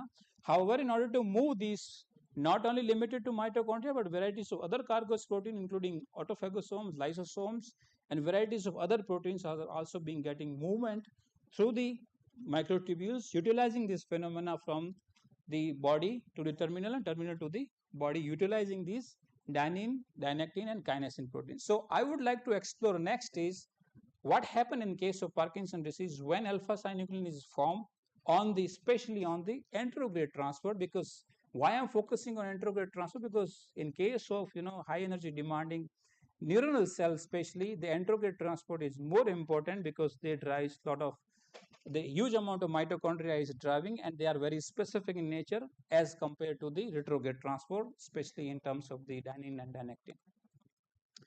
As I said that in case of Parkinson disease, the form alpha-synuclein eventually going to damage or down-regulate the kinesin and dynein, dynectin kind of adapter proteins, and that they eventually also going to change the frequency of the mitochondria required in order to produce the ATP generation, because to produce the conductance among these pre-neurons to the post-neurons, there is a huge demand of the mitochondria. They has to function in a very fast speed.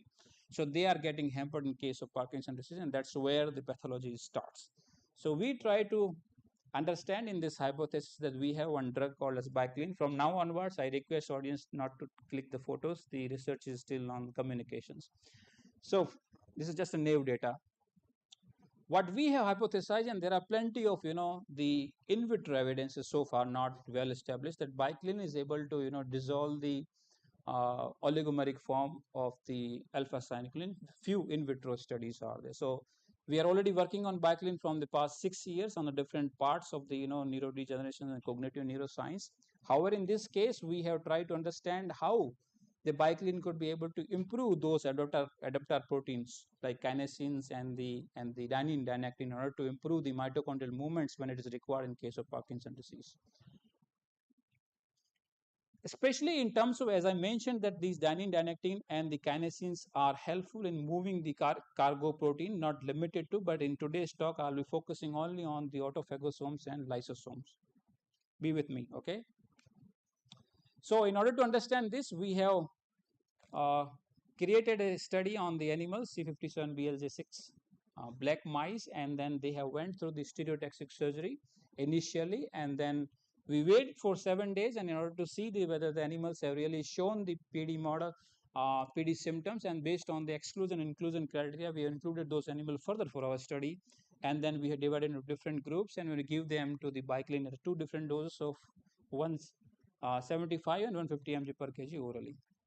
for 28 days, and then we check first and foremost, the motor disturbance that is being seen as in clinical cardinal symptoms is the motor losing of the motor coordination in patients. So the rotarod and the actimeter, which is nothing but the exploratory behavior of the animal, has been observed in case of baseline parameter on the very 0 day before taking them into the different groups, and then on again 28 days, it's total on 35 day of the total timelines, we again did the endpoint parameters, and then we sacrificed the animal in order to understand the molecular mechanisms. Further, we perform various biochemical tests. So initially we have checked whether our animal has really shown some kind of the damages, and then we see that the animal has shown the great amount of spontaneous behavior immediately after injecting the rotenone into the right hemisphere, and that shows the contralateral movement, and that is where we establish our model. And next we have checked the rotarod, and initially we give the training to the animals, and the animal could be able to remain on the revolving rod for 300 seconds because they have been trained. And on the contrary, on the next 28 days, when we did the endpoint parameters, you could see that those who went through the ICV surgery, they have been compromised with their and they are losing their coordinations on the revolving rod. And could you see that the data shows that on 36th day, the animal with the rotenone has compromised significantly their fall latency out of the cutoff time, and with the treatment, it was significantly improved. So further, we understand the exploratory behavior of the animal because it has been seen that the freezing time is one of the cardinal feature in case of Parkinson patient, and they also do observe that certain kind of anxiety and depressions also in case of Parkinson disease if the model is chronic of about, let's say, 21 days and 28 days. So what we see in that animal when given with the rotenone ICV, they remain on the walls because of having their anxiety and depression, also compromise their locomotor movements. They didn't show a significant increase, or they show a significant decrease in their movements, in which we could see that the distance traveled, the mean velocity, and rearing count was totally compromised in case of rotenone animals. And then when we give the treatment, it was significantly improved. However, the resting time was increased conversely in case of the rotenone treated group, and it has been down with the respect of the treatment with the 75 and 150 mg per kg of bicillin. And finally, to see the Parkinson marker hallmark, which we all knew that the TH and the alpha synuclein, we have assessed those using the Western blot, and we could see that the TH was completely compromised in case of the rotenone treatment, and which has been reversed, but not much with the bicillin treatment, and the alpha synuclein was found to be increased with the DC group, and however it is getting normalized with the 75 and 100 mg per kg of the bicillin treatment for 28 days. And to further confirm, we have did the immunohistochemistry using the DAB, and we could see that the amount of the degeneration which has happened in the rotenone almost, and then the treatment with the bicillin and the rotenone for at least 28 days could be able to rescue neurons up to a certain extent, but not as much as the control group. And we could say that yes, our drug treatment has the potential to rescue those neurons. Further, we have tried to see the autophagy markers, especially the LAMP and the LC3, which are of autophagosomes carrying the markers for the autophagy, and that is what our major focus of this study. And then we try to see the comparison between the disease control. Both LAMP and LC3 was totally compromised, and then with the treatment of bicillin with the 75 and 150 mg per kg could be able to rescue those damages, and that shows that yes, our drug has been able to improve these autophagosomes and lysosomes with respect to treatment, and we will correlate with what was our aim, especially in case of kinesin and dynactin. P62 is again one of the turnover of the autophagy, and it requires to be initiated as a protein which is getting down regulated in case of disease where the autophagy is required, but this protein is getting upregulated. However, in case of treatment, it is getting decreased, and that shows that autophagy turnover was significantly maintained with respect to the treatment of our drug. Finally, to understand these two adaptor proteins, especially dynein, dynactin, and the kinesin, we finally want to conclude that how these proteins are also getting mimic, or they are getting also the simultaneously increasing or decreasing. As per our hypothesis, we could see that the dynein and dynactin both were getting down regulated, especially in case of the, and also KIF also is, it is getting down regulated in case of rotenone treatment. However, both the doses of the 75 and 150 mg could be able to rescue and could be able to improve actually the motor movement of those the cargo proteins in order to improve the mitochondrial movements. But the alpha and beta tubulin does not show any kind of interesting results, and discussion what I could throw a light on this, because of the our drug has nothing to do with the architecture of the the axon tubules. So in conclusion, I can say that yes, my drug, our drug has been able to rescue those dynein and dynactin, which is being compromised in case of the the accumulated alpha synuclein, which cause the damage to the mitochondrial adapter protein, especially the kinesin and the dynactin, which was got improved because of increasing the autophagosomes and the lysosomal capacity of our neurons. And that's where the transport of the mitochondria is being able to return to the normal. However, in order to understand the real-time data of the how mitochondria is actually moving from the soma to the terminal, the work is going on by utilizing the live cell imaging, and we are doing it, and I'm going to add those data in my this research. I would like to thank my current in charge director, Dr. Sarinder Saraf, and my past director, Dr. Shasibala Singh, who have really made us to be proud on waving our again flag in the India, being a #1 pharmacy institute in the country. And of course, Professor Rao, who has given this opportunity to showcase my one of the interesting work, what we are right now doing. And I would like to thank our MS student who has worked for this project, and the PhD student who have worked for almost a year to understand this mechanism. And this is my whole research group, some of the past students and some of these are PhD students. And I'm from the institute you guys all may be knowing about. It's a #1 institute in the pharmacy category, and I'm feeling proud, and I'm also feeling proud to see you guys are connecting with me, and looking forward you guys to take opportunity to work within IPR Hyderabad in terms of wherever you can do it. We have a 12 departments of different capacities of the different courses. If you guys are interested for this year, NIPER-J course is, NIPER-J counseling is over. I would really like to see a few of you to be getting into the NIPER Hyderabad and pursue your dream and make India proud by doing great research with us. And these are the few research areas where our faculties and my colleagues are working on. Thank you very much. I would like to take a few questions, a few doubts, a few queries if you guys have, please.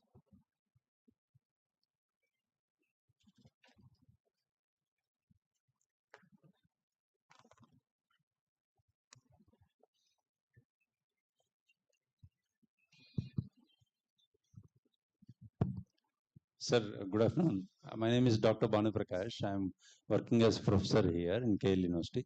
So one small query is like anyone is working in quantum computing related to your area of research in your research Quantum labs? computing now. Okay. We are limited to so far with the informatics tool, and quantum is not came so far to our institute, because I don't know what our ministry is trying to do in case of future. Right now we are mostly like a biologist, chemist, and up to certain extent we have bioinformatics tools that we are exploring right now. But of course, looking forward that in case of future we are collaborating with various IITs to I'm also working with these different institutes to expand research, because alone we cannot do everything. So the multidisciplinary approach is right now what every scientist must look into, and that's how we in Rao sir is making collaboration in order to bring something fruitful to the scientific community. Yeah, recently they given 62 grants actually in India. And in Andhra Pradesh, KL University, we received one for $32,000 US credits Wow. for AWS. Great So news. in Andhra Pradesh, only KL University got that in quantum computing. So that's what like in future, if possible, we would like to collaborate with you, sir. Definitely. We are thank- always open to every possible collaboration that we could be able to do. Thank you, sir. And congratulations for the grant. Audience, please raise your some queries. Let us know what your curious mind thinks about.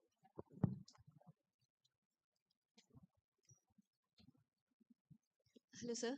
Thank you for the wonderful presentation.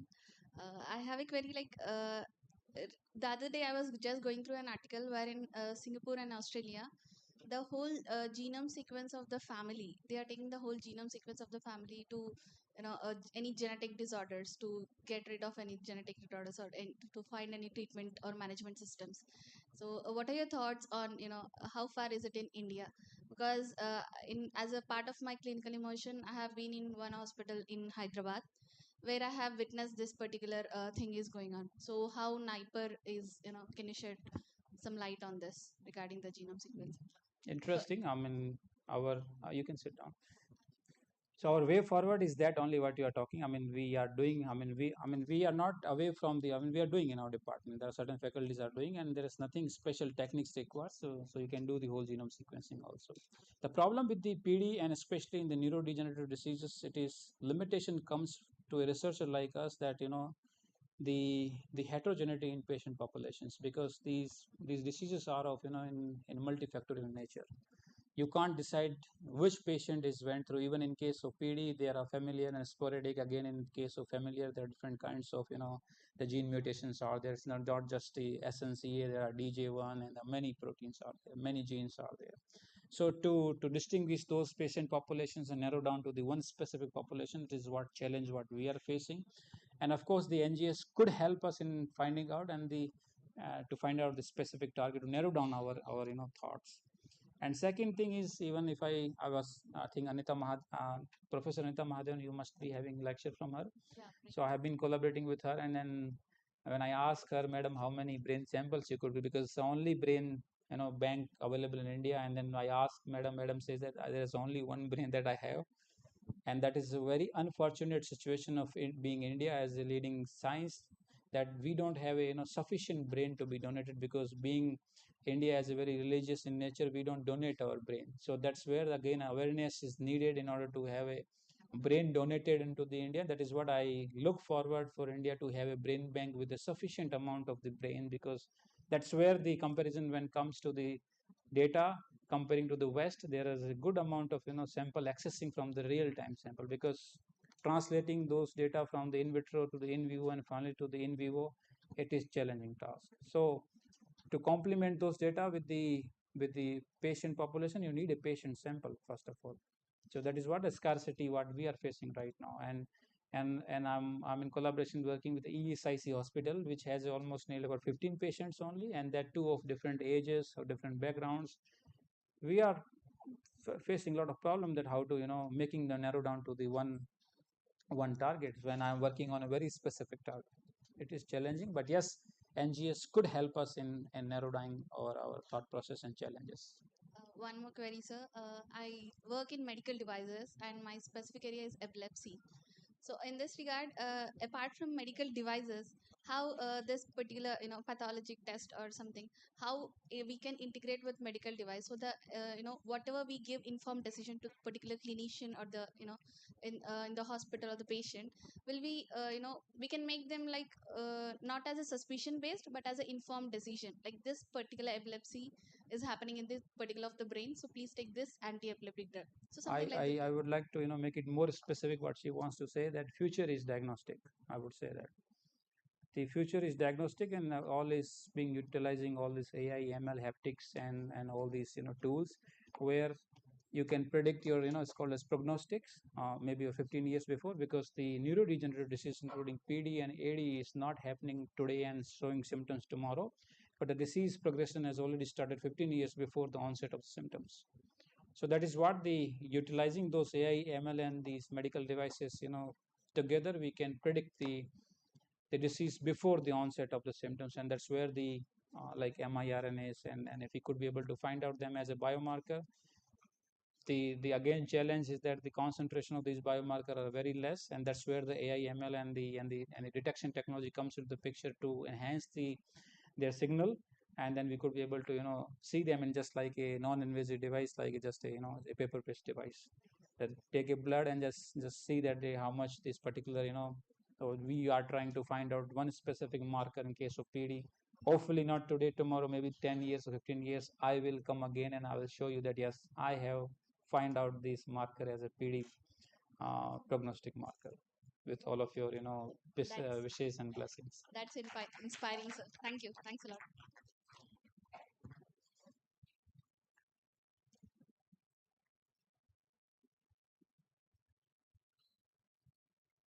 Okay.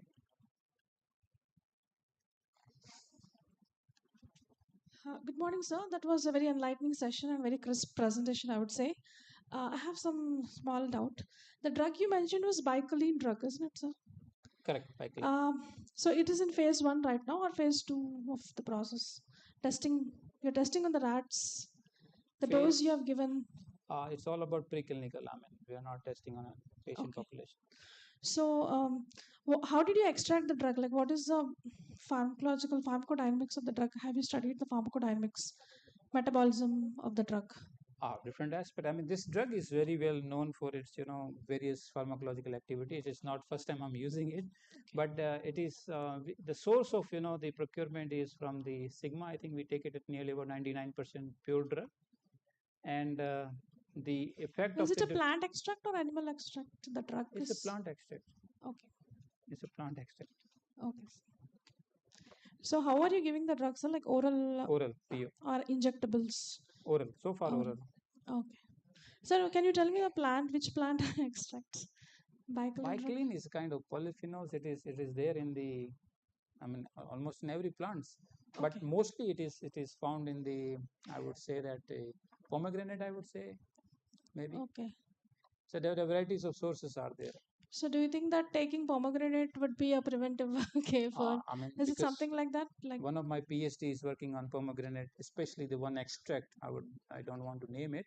Okay. But using one of the mechanism right now, she is working on, especially on the complex one, the mitochondrial complex one, where we wanted to improve the NAD and NADH so ratio. Okay. So to improve overall, redox reactions. to improve overall ETC, which is getting compromised because of alpha-synuclein, also bind to the complex one. So one of my PhD students is working on by giving the isolate or specific isolate from the bicoline, I mean from the pomegranate. She's working on that. It is highly costly. It is not available in India. We brought it all the way from the US. So she's working on that. Okay, sir. Thank you, sir.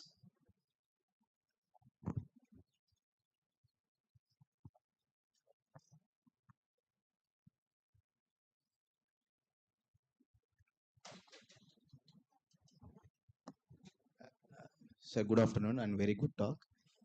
Sir, is there any progress on neutralizing antibodies against alpha-synuclein? Yeah, I mean, there are so much research is going on. That's where the way forward is. If we are not succeeding, or if we are succeeding in case of finding out the one potential antigen, and in case of, let's say, any specific miRNA, and in case of one of my PhD students just started to work on neuroinflammation. So that part we are not in hand to explore more, but right now focusing only on the theranostic potential of miRNAs. Of course, there are varieties of antibodies are there, but let's say if I give example, you will, in case if you get succeeded, there are few antibodies are there in order to neutralize the alpha-synuclein induced immune system. But what about others? The other genes, I mean, which also contribute in increasing your immune system. So it has become very difficult to create a cocktail of those, the antibody neutralizing in order to treat the disease which is of a multifactorial nature. So you cannot treat a disease which is having multiple modifications in the gene who is producing varieties of the immune system activations. However, we are working on a very specific immune system with the TLR4, one of PhD student working, because yes, of course, there is a theory that the alpha-synuclein comes first or the immune system comes first. So we are trying to now establishing a correlation between the immune system activated mediation of the alpha-synuclein transition to the oligomeric form. This is one of the aspects we are right now working on it. Sir, one more question, sir. Basically, the model that we choose in the preclinicals, like suppose as you targeted on mitochondria, so you have used a mitochondrial inhibitor, complex 1 inhibitor, rotinone, but where in the most of the journals or articles, we will not study or we have not seen that this rotinone is progressively inhibiting the neurodendrin, causing the neurodegeneration. Correct. So is there any lack, or why or we have to modify the model? Like we have to study the dopamine neurodegenerations in progressively, like what happens really in the clinics or in the clinical It all conditions? depends on the objective of your study. Let's say if you want to see the progressive loss of the neurons and you want to focus only on the mitochondria, then rotenone is the best choice. And let's say if you want to develop a chronic model, 6-OHDA, which is eventually cause more than 90% neural deaths. More than 90% just with the one injection, its dose is 100 times less than the rotenone.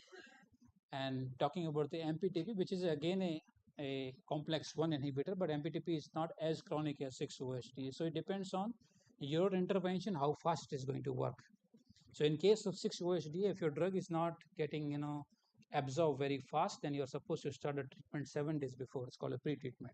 And then you induce the 6-OHDA and then you try to see the effect because your drug is supposed to have a sufficient quantity in the brain. So in that case, 6-OHDA is suitable. But 6-OHDA has nothing to do with the complex 1.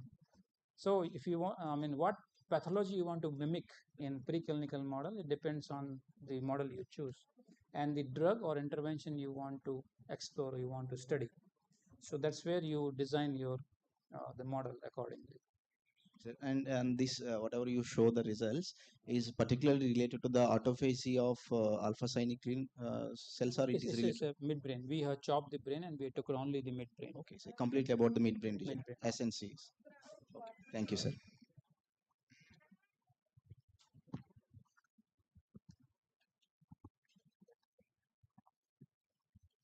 You missed my presentation.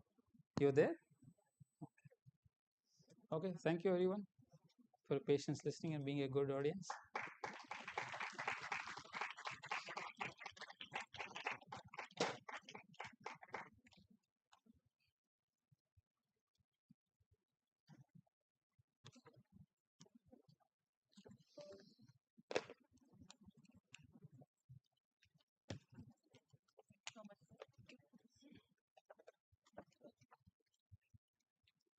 Hi, how are you? Friends, I'm very much thankful for giving wonderful presentation by Dr. Dharmendra Kumar sir, Assistant Professor, Department of Biological Science, Sniper, Hyderabad. And at the same time, on behalf of our participants and on behalf of our KL management, we would like to thank you for your invitation for collaboration. And definitely the forthcoming generations would come to you and take the opportunity and privilege to have collaborations with you, sir. Thank you so much for the wonderful presentation. And now, dear participants, before moving to the lunch, let's invite our beloved Pro-Chancellor, Sir K.S. Jagannath Rao, sir, the coordinator and convener of this 5-day workshop, Vasudha Devi Madam, and Professor of Biotechnology, Janaki Ram, sir, and Professor of Biotechnology, Banu Prasad, sir, to felicitate our guest speaker of the session, Dharmendra Kumar, sir. And I humbly request, may I request Dharmendra Kumar, sir, to onto the stage to receive a small token of gratitude from our side with a memento. Please, sir. With a round of applause from the participants. With a round of applause, let us give a small token of memento for the Outstanding Speaker Award on behalf of KL Management to Professor Dharmendra Kumar, sir.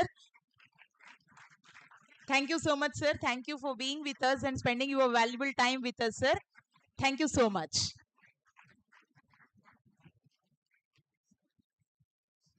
We are very happy to felicitate you with the Outstanding Speaker Award on this occasion, sir. Thank you so much.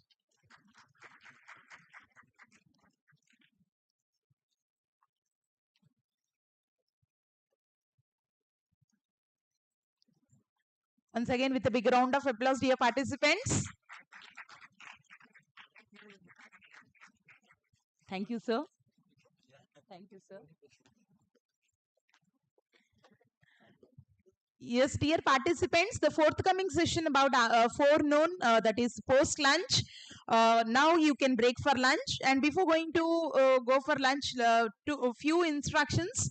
Afternoon session is completely for young brains. We have invited school children, especially the government school children, and we are going to have innumerable programs and activities for them. The participants who are interested and who want to take active participation in that can attend in the afternoon session, and the afternoon session starts by 2 p.m. sharp in the same hall, new seminar hall only. And you can break for lunch now. Thank you so much.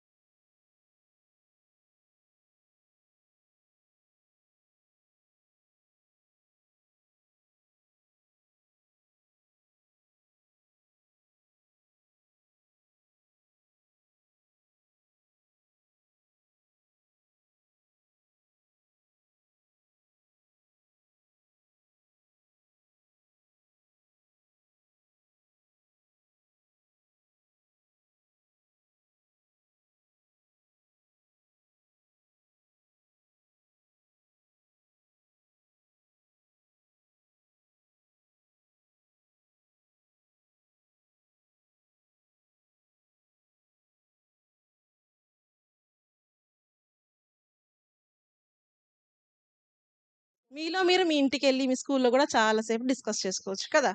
So ఇప్పుడైతే కామ్గా ఉండి ఏం జరుగుతుందో చూసి చెప్పినవన్నీ నేర్చుకోండి. ఇంటికి వెళ్ళాక రేపు స్కూల్లో డిస్కస్ చేసుకోండి. ఓకేనా? Done everyone? Yes, great.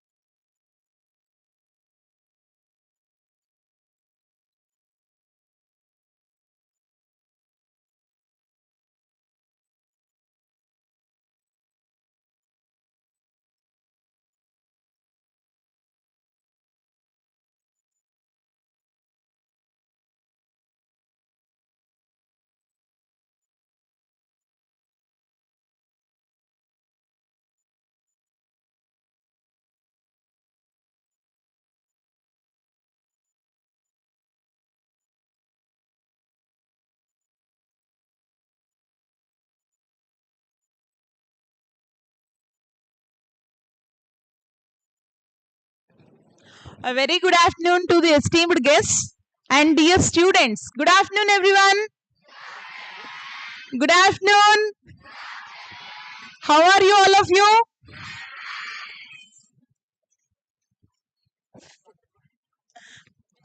So, hope all of you had ice cream, right? You enjoyed ice cream, all of you? Very good.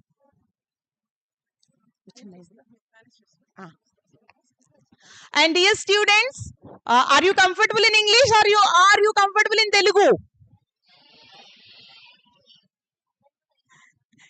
English, very good, very good. Telugu? Okay, very good. And dear students, we are going to have very wonderful sessions by our beloved Pro Chancellor Sir, Professor K. Jagannath Rao Sir. And very soon we are going to have the session by Sir now. And me sir ఇందాక చెప్పారు కదా brain కి సంబంధించిన విషయాలు చెప్పబోతున్నారు అని. How many of you are know about our brain cells, or at least కొంతవరకు మన బ్రెయిన్ గురించి ఎవరికైనా ఐడియా ఉందా ఇప్పటి వరకు? లేదా? ఎవరికి ఐడియా లేదా? ఎవరికి ఐడియా లేదా? సో అందరికి ఒక చిన్న డౌట్ ఇక్కడ. సార్ దగ్గర స్కాలర్ గా చేస్తున్న సౌమ్య మేడం అడిగారు ఇక్కడ, ఎంత మందికి బ్రెయిన్ లేదు అనుకుంటున్నారు? How many of you think that you don't have brain? ఓ, చేతులు కనిపిస్తున్నాయి ఆల్రెడీ. ఇద్దరు, ముగ్గురు, 3 students. Very good. Okay, brain లేదా? అమ్మ, నా క్వశ్చన్ క్లియర్ గా వినండి. నేను తెలుగులో అడుగుతున్నాను ఇప్పుడు మళ్ళీ. ఎంత మందికి బ్రెయిన్ లేదు అనుకుంటున్నారు? Very good. ఆ బ్రెయిన్ లేదు అనుకున్న వాళ్ళు ఒక్కసారి నుంచోండి అన్న. I'm very happy to see them like me. My friends ఎవరో ఉన్నారు ఇక్కడ, నా ఫ్రెండ్స్ ఎవరో ఉన్నారు ఇక్కడ.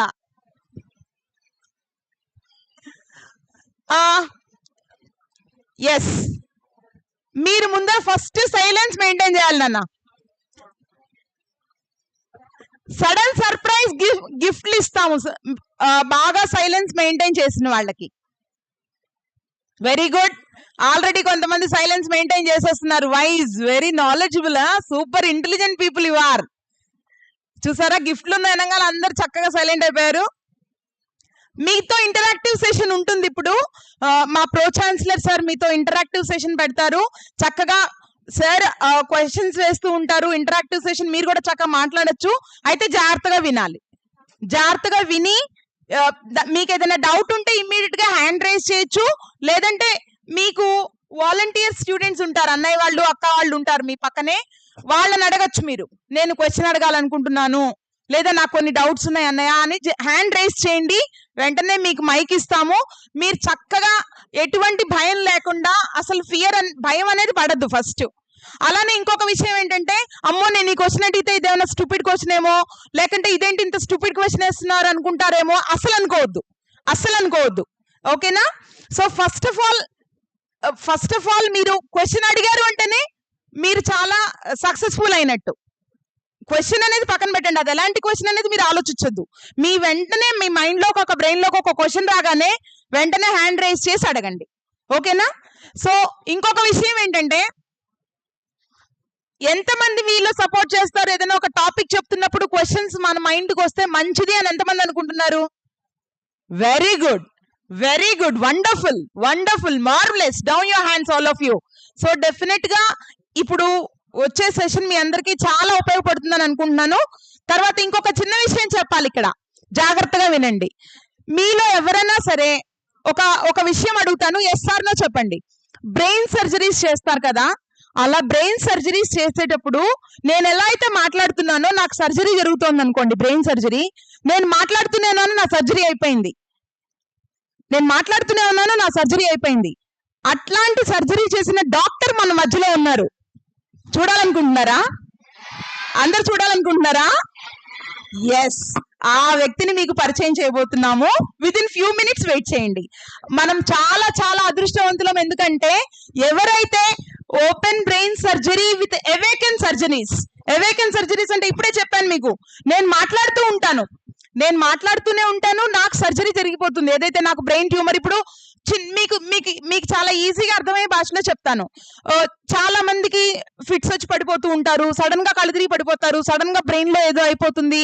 ఏంటి అంటే న్యూరాలజిస్ట్ దగ్గరికి తీసుకువెళ్తే బ్రెయిన్ లో సమ్ బబుల్స్ లాగా ఫామ్ అయినాయి అని అంటారు. లేదంటే బ్రెయిన్ లో ఒక వెంట్రుక వాసిలాగా సమ్ ఫామ్ అయింది, ఇన్ఫెక్షన్ వచ్చింది అంటారు. లేదా ట్యూమర్, పుండు, తెలుగులో చెప్పాలంటే పుండు లాంటిది వచ్చింది, దాని సర్జరీ చేయాలి అని అంటారు. సో అట్లాంటివి చేయాలి అంటే ఎంత ప్రాసెస్ ఉంటుందో మీ అందరికీ తెలుసు. 1 day, 2 days, half day together పడుతుంది. అలాంటి సర్జరీని 1 hour లో చూడండి ఒకసారి. 24 hours ఎక్కడ, 1 hour ఎక్కడ, అవునా కాదా? 1 hour లో, అది కూడా పేషెంట్ కి స్పృహ ఏమీ ఇవ్వకుండా, ఓన్లీ అవేకెన్ గా ఉంచి, మెలకువతోనే ఉంచి, పేషెంట్ తో మాట్లాడుతూనే సర్జరీలు చేసినటువంటి doctor B Hanuma Srinivas Reddy garu. With round of big applause. Sir please once ఒక్కసారి నుంచోండి సార్, మా స్టూడెంట్స్ అందరూ మిమ్మల్ని చూస్తానంటున్నారు. అరువమ్మా, డాక్టర్ బి హనుమ శ్రీనివాస్ రెడ్డి గారు మన ముందున్నారు. So thank you so much sir, be seated sir.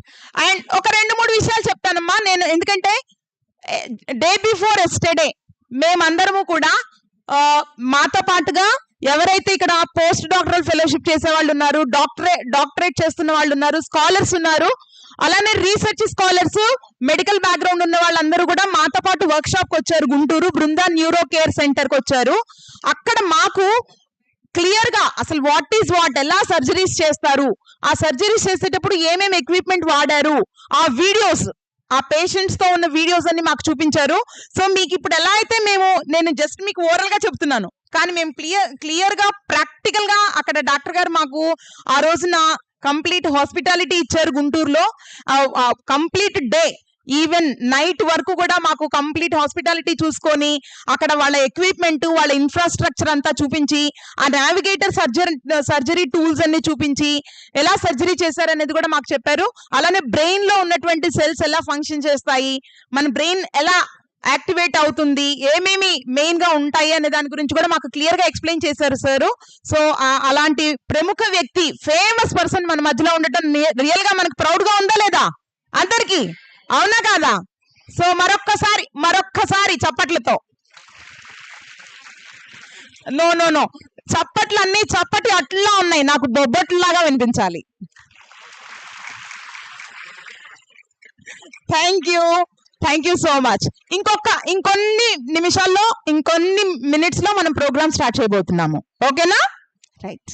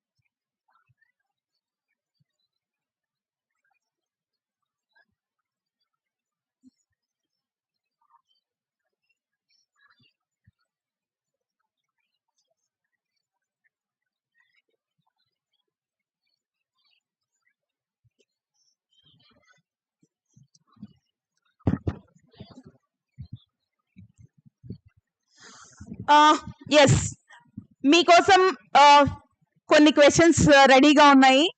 మధ్య మధ్యలో అలా దీపావళి టపాసుల్లాగా క్వశ్చన్స్ వేస్తూ ఉంటాము, రెడీగా ఉండండి. సర్ప్రైజ్ గిఫ్ట్లు కూడా ఉన్నాయి. ఎవరు ఆ లక్కీ విన్నర్ ఎవరో కూడా చూద్దాం. రెడీగా ఉండాలి, మైండ్ ఫుల్ గా ఉండాలి, అటెంటివ్ గా ఉండాలి ఆల్ ఆఫ్ యూ. ఓకేనా? Right. And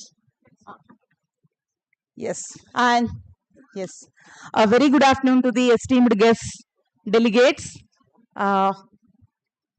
scholars, participants, and dear students and teachers, school teachers. Once again, welcome back to the 4th day session of 5-day workshop on AMA and ML workshop. And I'm very pleased and glad to invite our beloved Pro-Chancellor Sir, Professor K.S. Jagannath Rao Garu,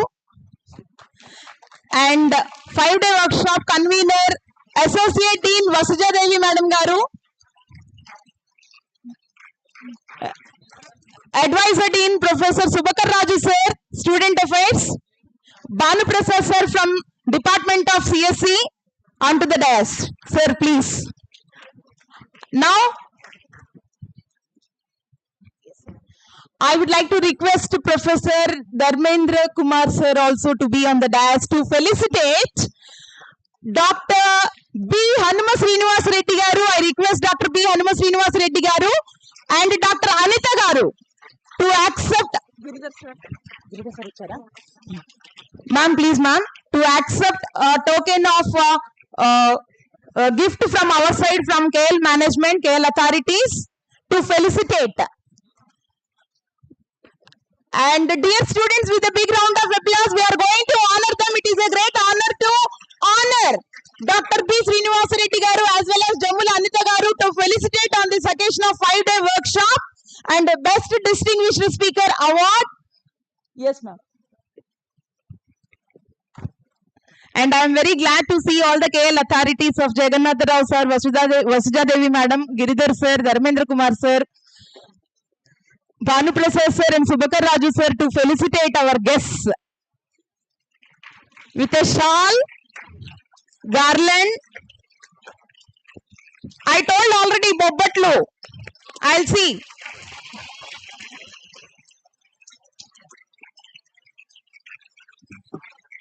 So Chappatlu should be like Bobbatlu. Yes, come on.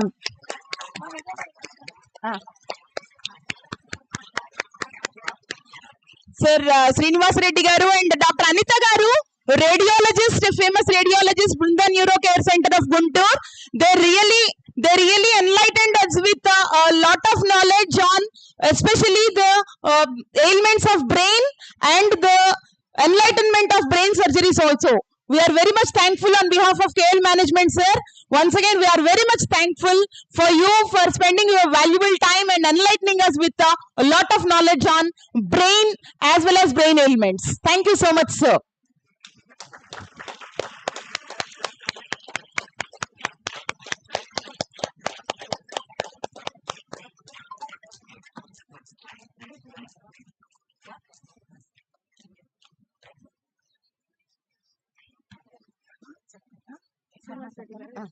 Yes dear students, నాకు తెలిసి మీరందరూ చాలా eager గా ఉన్నారని. ఎవరైతే అలాగా awaken brain surgeries చేశారో ఆ డాక్టర్ గారు ఇప్పుడు మీతో మాట్లాడాలనుకుంటున్నారు. హ్యాపీగా ఉన్నారు అందరూ? అందరూ ఈగర్ గా వెయిట్ చేస్తున్నారా? ఒక్కసారి మీ చప్పట్లతో సార్ని ఇన్వైట్ చేద్దాము. సార్, మే రిక్వెస్ట్ డాక్టర్ భవనం హనుమ శ్రీనివాస్ రెడ్డి గారు to speak few words on this occasion to our students. Thank you sir.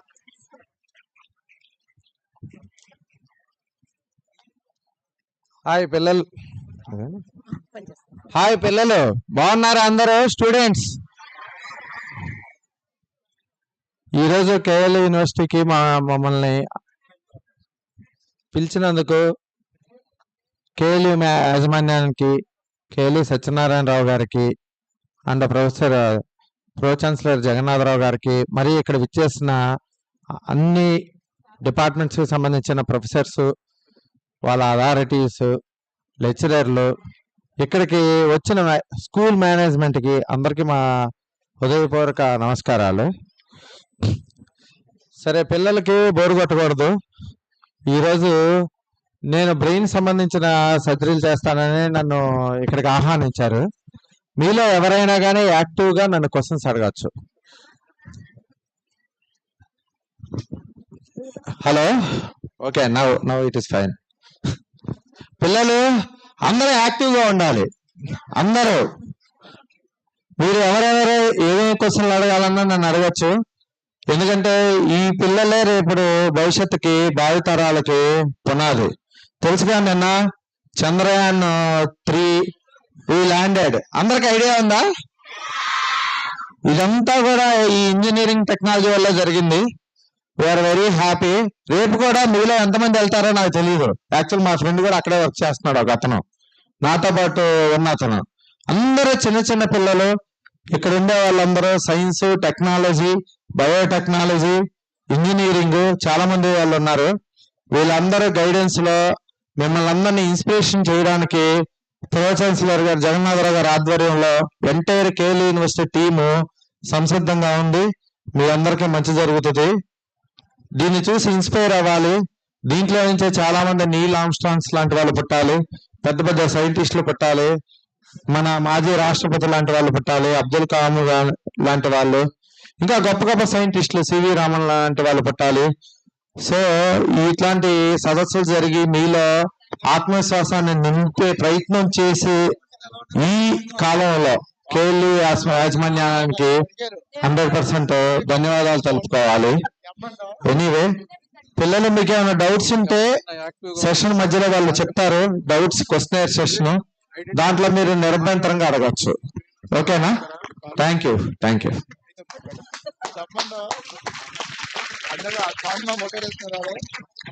Thank you very much, Dr. Garu. Thank you very much for your time. Actually, your quality time has been spent for us. Thank you very much. Now I request Lieutenant Pavani Madam. Actually, మీకు తెలుసా, Pavani madam అని ఇక్కడ మా faculty ఉన్నారు. తను ఈ మధ్య కొత్తగా మధ్యప్రదేశ్ వెళ్ళి అక్కడ లెఫ్టినెంట్ హోదాని తెచ్చుకున్నారు. అక్కడ అబౌట్ 3 months అక్కడ విగరస్ గా వర్క్ చేసి ఎన్సీసీలో లెఫ్టినెంట్ హోదాని గెలుచుకొని వచ్చారు. యు నో వన్ థింగ్, ఆవిడ ఏజ్ ఎంత మీరు అనుకుంటున్నారు?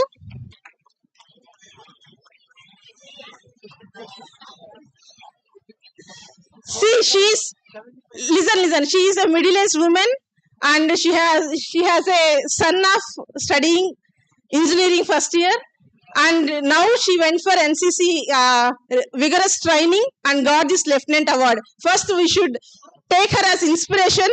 for her ideology, actually for her hard work and all. Please, ma'am, please come on to the dais.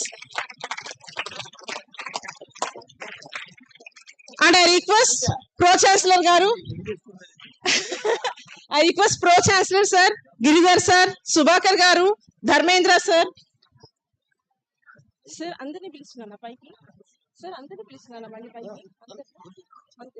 Please come on to the dais to felicitate Pavani madam.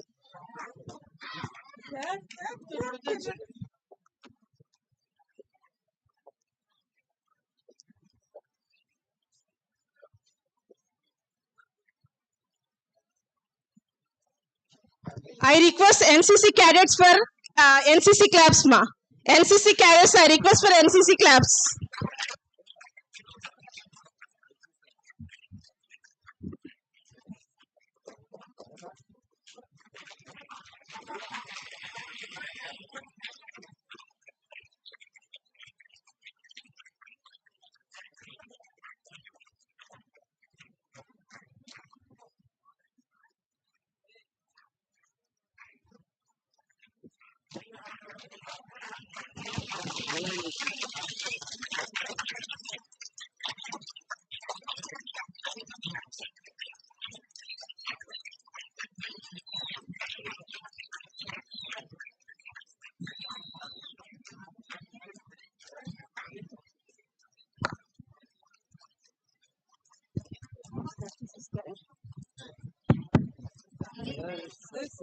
Thank you, sir. Thank you so much.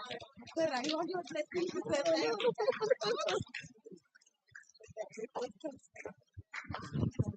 Thank you so much. Congratulations madam, Thank you. My best wishes. Thank you, sir. Thank you. ఇంతకాలం మిమ్మల్ని అందరూ చెల్లి చెల్లి అని పిలిచేవాళ్ళు, మీ వయసు చెప్పేసాక ఇప్పుడు అక్క అక్క అని పిలుస్తాను, చూసుకోండి క్యాంపస్ లో. Anyhow, I congratulate you, madam. Thank you. Your hard work is appreciable. Thank you. Slides వేసావా బాబు? స్లైడ్స్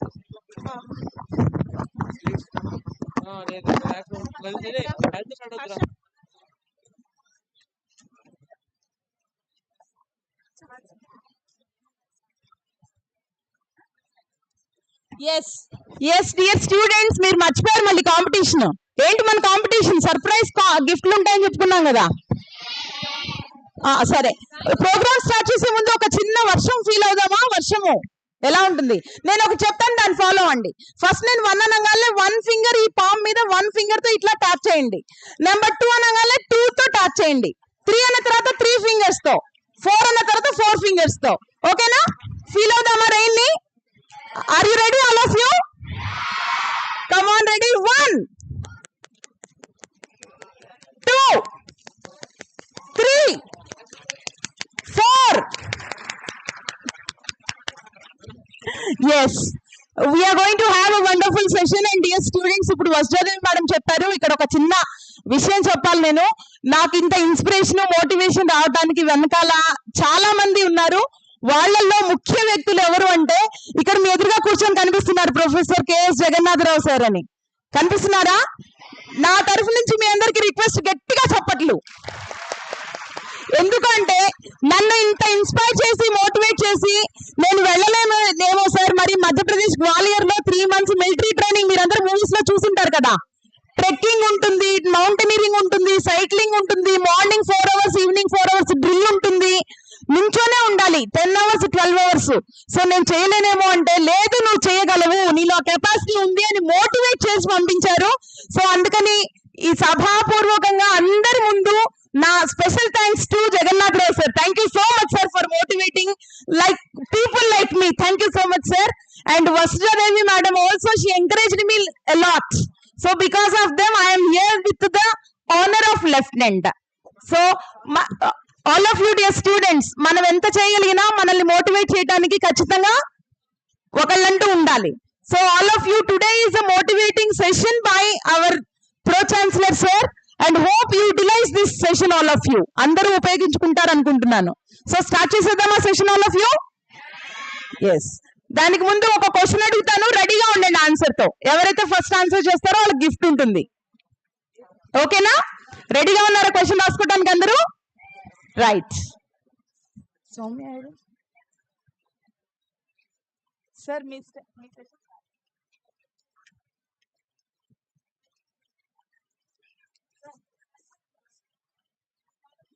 నేను లేదు పోతా ఉంటాను కదా మధ్యలో.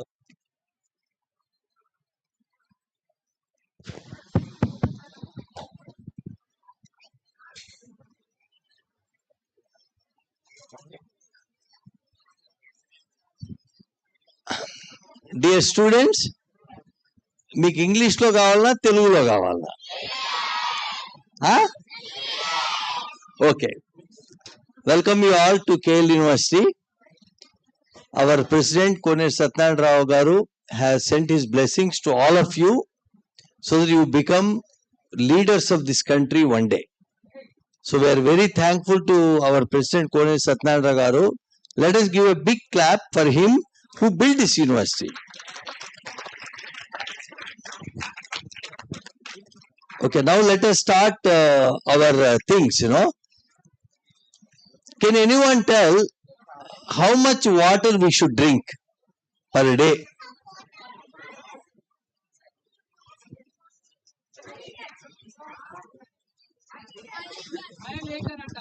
Give him chocolate.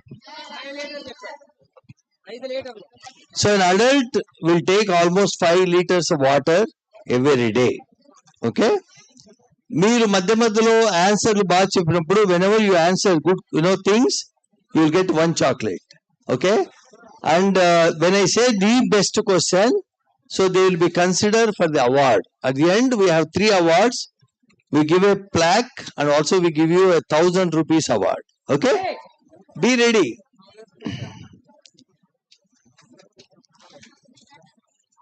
How many of you will run? How many of you will run? So girls don't run. Huh? Only boys will run. I want one guy to come.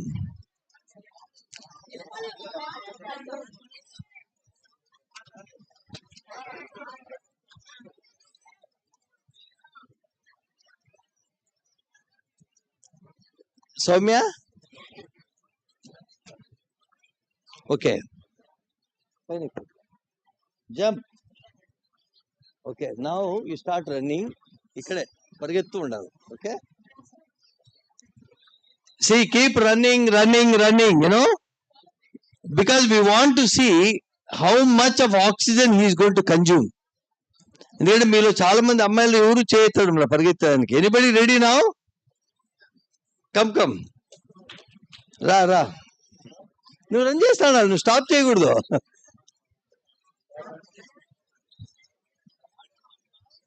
వాడికి oxygen metre పెట్టమ్మా. రమ్మా, ఎక్కండి పైనకి ఎక్కండి. While he is running, he is dancing, correct? Because his mind is saying that he has to do that. మరి మహేష్ బాబుని చూసింటారు, he is running like Mahesh Babu. Fast.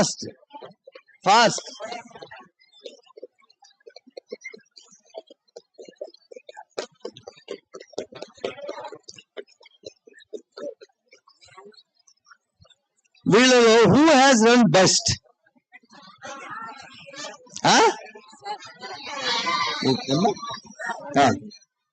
వాడికి పెట్టు ఫస్ట్ వాడికి. ఆంజయ్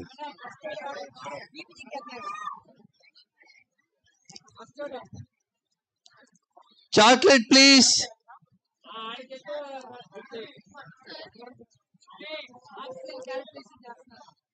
ఇవ్వమ్మా అందరికి.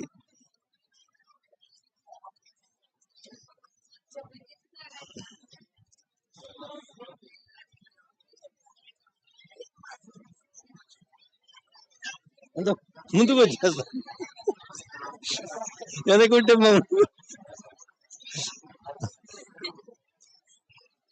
కూర్చోండి,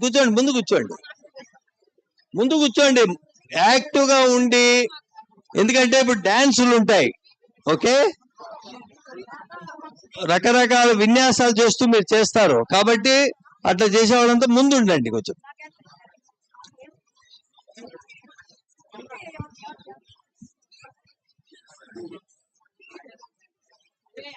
ఎంతుందిరా?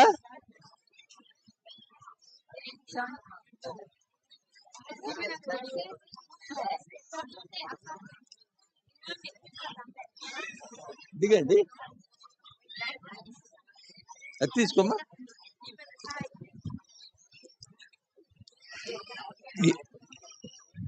కామ్ ఉండమన్నా, ఉంటారు పిల్లలు కదా. మీ ఆక్సిజన్ లెవెల్ అందరికి 99 ఉండింది. ఓకే, కోవిడ్ టైంలో ఆక్సిజన్ ఎంత పడిపోతే ప్రమాదానికి గురి అయినారు? కోవిడ్ టైంలో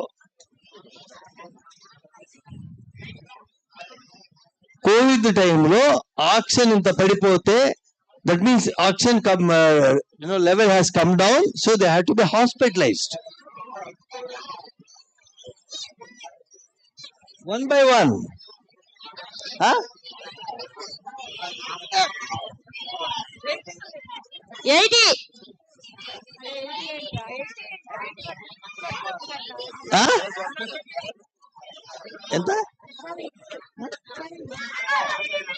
70. అక్కడ పో.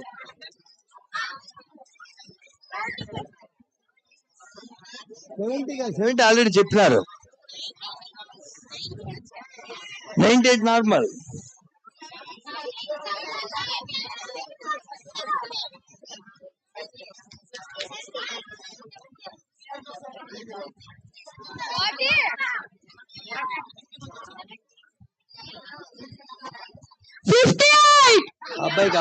అబ్బాయి చాక్లెట్ ఇవ్వండి.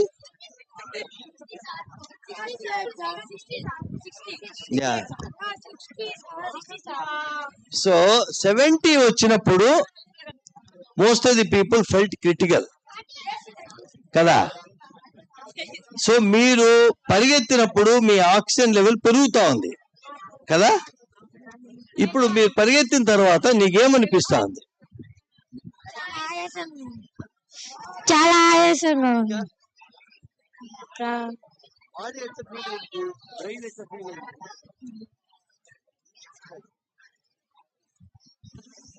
మామూలు ఎక్సర్సైజ్ చేసినప్పుడు, అందరూ ఎక్సర్సైజ్ చేస్తాం కదా, ఎక్సర్సైజ్ చేసినప్పుడు ఆక్సిజన్ బ్రెయిన్ రీచ్ అవుతుంది కదా, లంగ్స్ బాగా పనిచేస్తాయి మీకు. వీడికి అప్పుడే ఆయాసం వస్తా ఉంది ఏరా. సో ఇది ఒక ఇది అనమాట. పదండి. ఇంకా చాలా మంది మీ స్కూల్స్ లో మీకు డాన్స్ నేర్పిస్తారు, పాటలు పాడిస్తారు కదా. కొన్ని స్కూల్స్ లో ప్రాణాయామ చేస్తారు. మీ దాంట్లో ఎవరికైనా ఆసనాలు వచ్చా? ఎవరైనా ఆసనం చేయగలరా మీలో అమ్మాయిలు?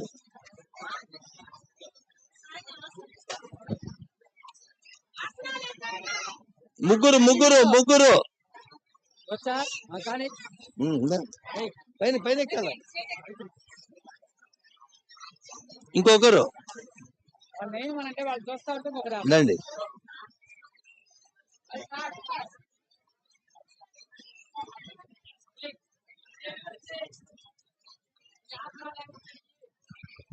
ఏమాసనం?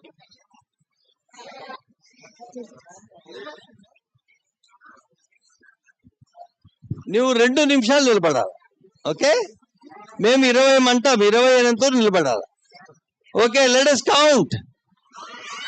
1 2 3 4 5 6 7 8 9 10 11 12 13 14 15 16 17 18 19 20. Congratulations. Chocolate please. అంటే అంత టైము మీ యొక్క బాడీని మీరు మెయింటైన్ చేయగలగాలి. You should maintain your body, no. stature and thing. So you focus your brain so that you don't fall down. We make you to put a pressure on you.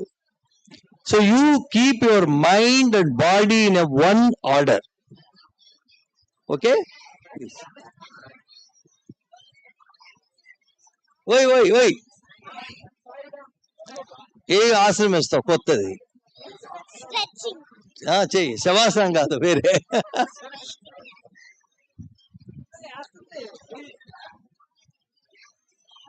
See this girl.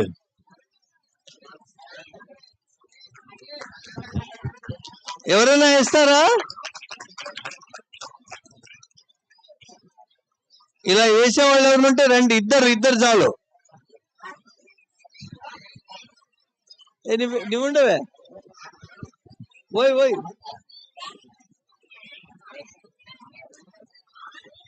ఆ మాదిరి చూసేయి Guys, calm down, guys.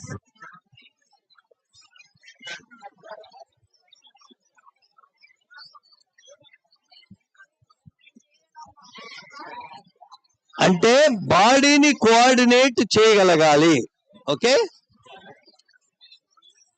తర్వాత మీకు silent please.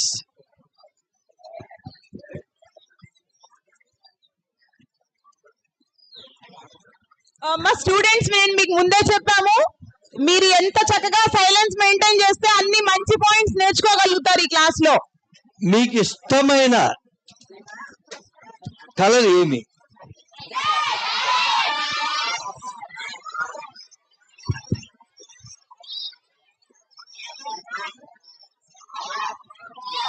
నేను ఒక్కరిని అడుగుతాను, okay, 1 by 1.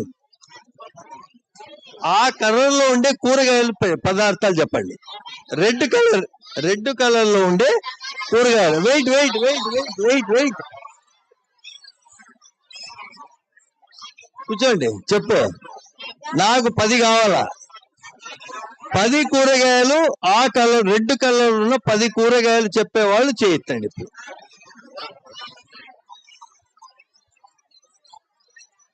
10 ఉండాలా?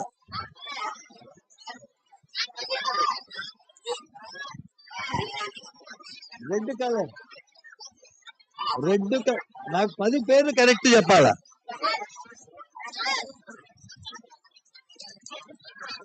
10 పేర్లు.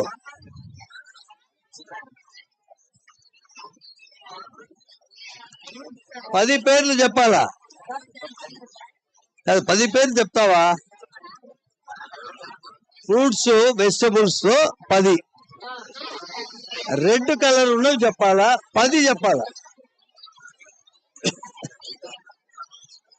10 చెప్తేనే. 10 ఎవరు చెప్తారు? రెడ్ కలర్ నాకు కావాలా? కలరు బయట, లోపల కాదు, బయట. So wait.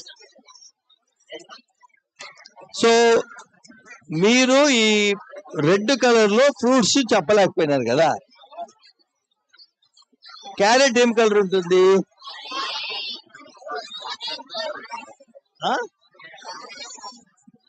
టమాటో ఏ కలర్ ఉంటుంది? క్యాప్సికమ్ లో కలర్ ఉంటుంది, రెడ్ కలర్, చూసారా? ఇంకేమేమి కలర్ ఉంటాయి? Red chilli. ఎవరు? Red chilli. లైక్ మీరేమంటే మెమరైజ్ చేసుకోవాలి. సో మీరేం చేస్తున్నారంటే ప్రశ్న అడిగినప్పుడు ఆన్సర్ చేసానికి ముందు రాకూడదు. నేనేం చెప్తున్నా, 10 పేర్లు కావాలంట కదా, కూర్చొని మెమరైజ్ చేసుకోవాలా. ఈ ఫ్రూట్ ఈ కలరు, ఈ వెజిటబుల్ ఈ కలరు అన్నప్పుడే మీకు ఆన్సర్స్ కరెక్ట్ వస్తాయి. దాన్ని కోఆర్డినేషన్ అంటాం. అంటే ప్రశ్న అడిగితానే దాని గురించి మీరు ఆలోచిస్తారన్నమాట. ఓకే, ఆలోచన కలిగినప్పుడే ఇది ఉంటుంది మీకు. నాకు 2 అమ్మాయిలు డాన్స్ చేసేవాడు కావాలి.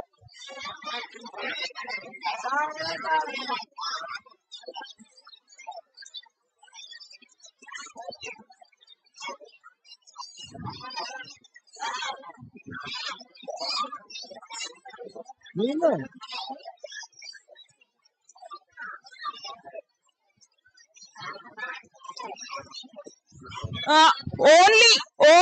3 participants are getting the surprise gifts as of now for maintaining silence. Only 3. మిగతా వాళ్ళకు కూడా సర్ప్రైజ్ గిఫ్ట్ కావాలి అంటే ఆ సైలెన్స్ మెయింటైన్ చేయాల్సిందే. ఆ ముగ్గురు ఎవరనేది త్వరలో అనౌన్స్ చేయబోతున్నాం నేమ్స్. ఆ సర్ప్రైజ్ గిఫ్ట్ అయ్యో మాకు రాలేదు అనుకోకూడదు మళ్ళీ మీరు. మీ ఇష్టం. ఆ సర్ప్రైజ్ గిఫ్ట్ చూసిన తర్వాత అబ్బా ఒక్క నిమిషం నేను కూడా సైలెంట్ ఉంటే ఆ గిఫ్ట్ నాకు వచ్చేదే అనుకునేవాళ్ళు మీరు. ప్రతిదీ ఆలోచించి సమాధానం చెప్పండి. ఓకే, ఆత్రపడితే మీకేం రాదు.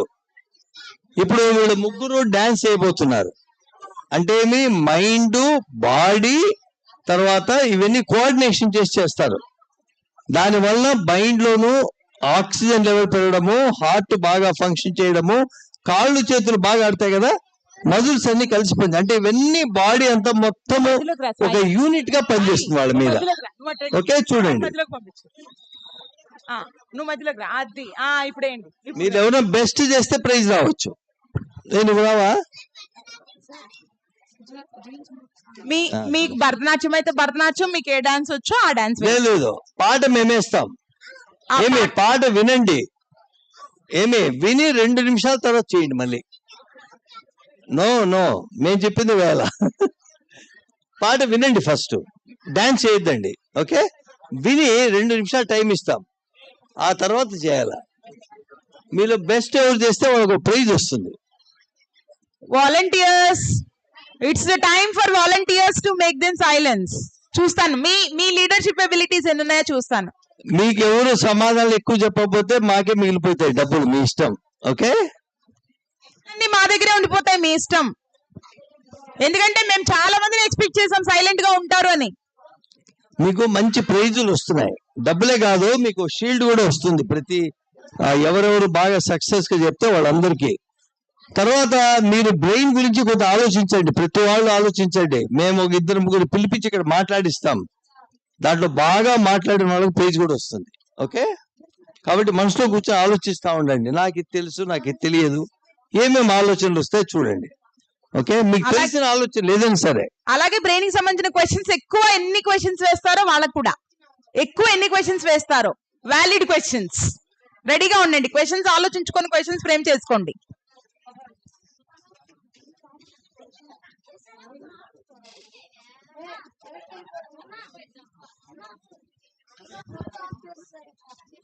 So we're giving 2 minutes time for them. వాళ్ళకి కరెక్ట్ గా 2 నిమిషాలు టైం ఇస్తున్నామమ్మా. వాళ్ళు డాన్స్ ఫస్ట్ సాంగ్ వింటారు, తర్వాత వాళ్ళు డాన్స్ పర్ఫామ్ చేస్తారు. వాళ్ళకి కూడా తెలియదు ఆ సాంగ్ ఏంటనేది. సో మీరు ఒకసారి యు ఆర్ ద జడ్జెస్, మీరే జడ్జెస్ కాబట్టి జాగ్రత్తగా చూడాలి. సరేనా? స్టార్ట్ చేద్దామా? మరి మీరు సైలెంట్ గా ఉంటారా? మరి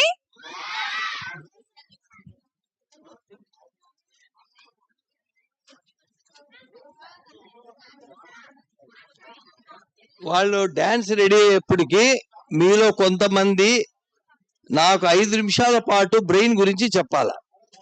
ఓకే, అంటే మీలో ఏం కలుగుతుంది, what you feel about brain, లేకపోతే మీ గురించి మీరు ఏం ఫీల్ అవుతారు అన్నది చెప్పండి. ఓకే, తర్వాత ఎవరైనా సరే 5 ప్రశ్నలు అడిగితే ప్రైజ్ వస్తుంది. 5 సైమల్టేనియస్లీ అడగాలి. ఓకే,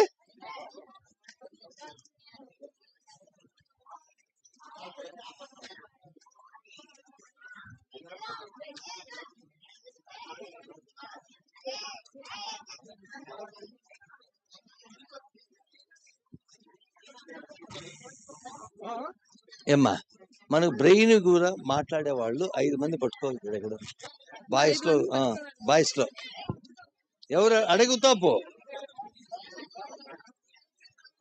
మేమేమి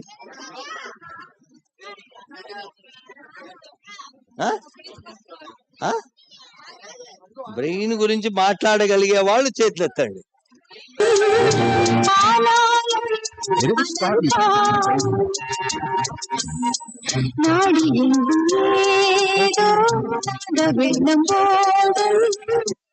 From my earliest ages that వినాలి, మిగతా వాళ్ళు వినాలి అందరూ. I can remember living in Hawaii, and my brothers would set up. వినాలి, మీరే జడ్జెస్ And ఇక్కడ. I can remember seeing వినండి జాగ్రత్తగా. plastic stool. మీరు కూడా విని తర్వాత డాన్స్ పర్ఫామ్ చేయాలి. In the front yard, and I could see a plastic stool with a little plastic toy Mickey Mouse lined up in color, laying on top of that stool.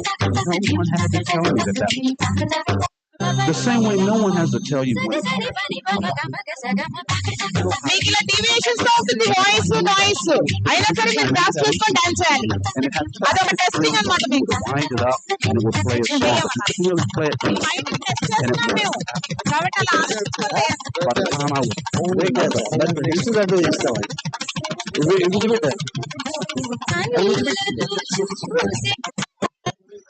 preparing me for the later years. It wasn't about playing that instrument. That's the mistake a lot of us music teachers make, is we teach kids how to play the instrument first before they understand music. You don't teach a kid how to spell. Teaching a kid to spell milk before they've drinking a lot of it for a few years doesn't make sense, does it? But for some reason, we still think it does in music. We want to teach them the rules and the instruments first.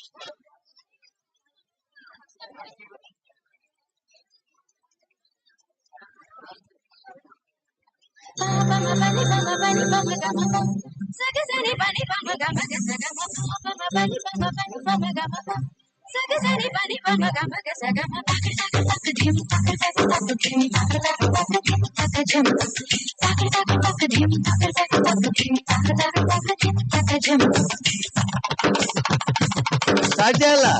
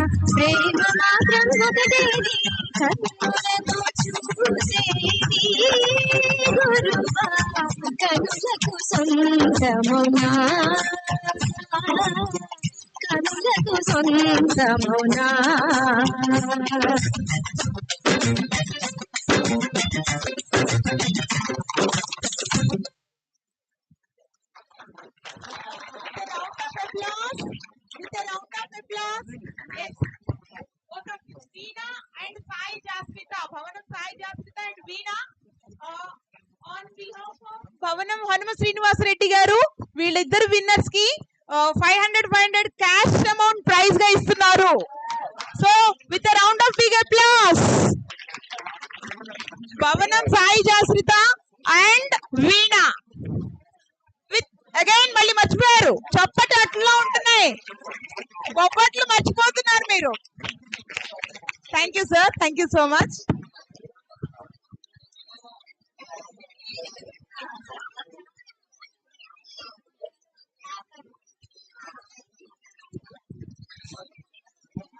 Brain గురించి 5 నిమిషాల పాటు మీకు తెలిసింది మాట్లాడే పిల్లలు చేయొత్తండి నాకు. ఏదైనా మాట్లాడండి, మీరు తప్పులు మాట్లాడినా బాగలేదు, మాట్లాడండి. బ్రెయిన్ గురించి మాట్లాడగలగాలి. సార్ ఈ బ్రెయిన్ ఇట్లుంటుంది అని చెప్పగలగాలి. నిలబడు. 5 మంది కావాలా, అమ్మాయిలు కావాలి నాకు. అమ్మాయిలు ఎవరు మాట్లాడతారు? పైన బ్రెయిన్ గురించి మాట్లాడాలమ్మా, మీ ఇష్టం.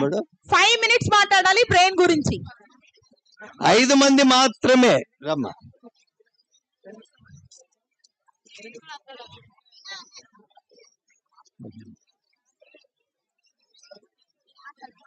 ఇంకొకళ్ళకి అవకాశం ఉంది. నలుగురు వచ్చేసారు. ఇంకొకళ్ళకి అవకాశం ఉందమ్మా. ఎవరు వస్తున్నారు బ్రెయిన్ గురించి మాట్లాడటానికి? ఓ వెరీ గుడ్. సాహితి నేను మళ్ళీ మాట్లాడు, కూర్చో. ఓకే, నీ పేరు చెప్పి మాట్లాడు. తెలుగులో మాట్లాడుతున్నా. తెలుగు, హిందీ, మలయాళం ఏదైనా సరే. నా పేరు బాజీ. నేను జెడ్పీహెచ్ఎస్ స్కూల్ నుంచి వస్తున్నా, 7th క్లాస్. మన ప్రతి ఒక్కరికి బ్రెయిన్ అనేది ఉండిద్ది, అది లేకపోతే ఎవరు ఉండలేరు. దాంట్లో చాలా పెద్ద మెమరీస్ ఉంటాయి.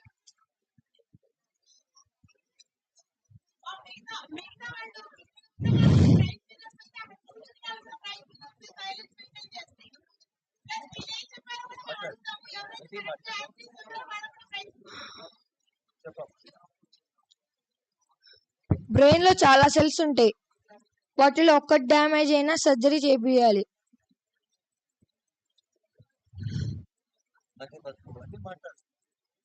బ్రెయిన్ కి డ్యామేజ్ అయితే గతం మర్చిపోతాం. అవి గుర్తుకు రావాలంటే చాలా సమయం పట్టిద్ది.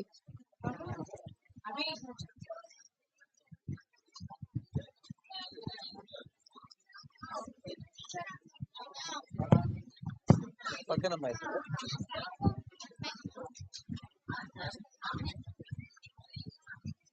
మాట్లాడమ్మా. నా పేరు చంద్రప్రియ. నేను 8th క్లాస్ బి సెక్షన్ చదువుతున్నాను. జెడ్పీహెచ్ఎస్ వడ్డేశ్వరం స్కూల్ నుండి నేను వచ్చాను. జెడ్పీహెచ్ఎస్ చాలా సైలెన్స్ మెయింటైన్ చేస్తున్నారు. బాయ్స్ నా పేరు చంద్రప్రియ. నేను జెడ్పీహెచ్ఎస్ వడ్డేశ్వరం స్కూల్ నుండి వచ్చాను. మన బ్రెయిన్ లో ఒకటైనా డ్యామేజ్ అయినా కానీ మనం చాలా విషయాల్ని మర్చిపోతాం. మనం కావాల్సింది మనం కోల్పోతాము. బ్రెయిన్ లో చాలా మనకు కావాల్సినవి ఉంటాయి. దాంట్లో ఒక్కటి డ్యామేజ్ అయినా కానీ మనం చాలా ఇబ్బంది పడతాము. మన బ్రెయిన్ కి డ్యామేజ్ అయితే మనం గతం మర్చిపోతాము.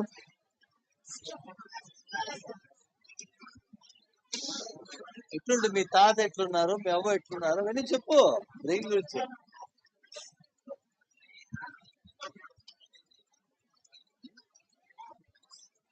పక్కనే.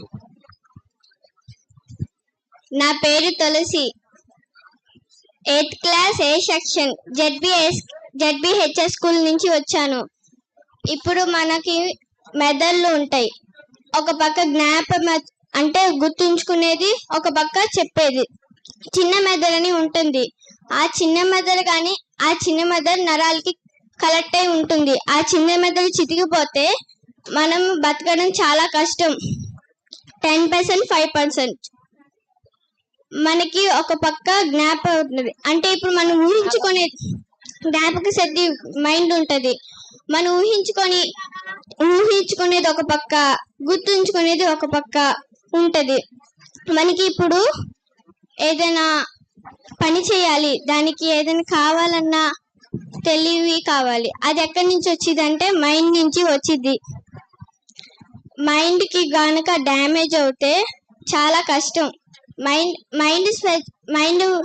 మైండ్ కి ఏదైనా దెబ్బ తగిలితే బతకడం చాలా కష్టం. ఎవరు బతకరు. మైండ్ అనేది ఒక ముఖ్యమైన పార్ట్. అది కనుక డ్యామేజ్ అవ్వకూడదు. డ్యామేజ్ అవుతే చాలా మంది బతకలేరు. అది చాలా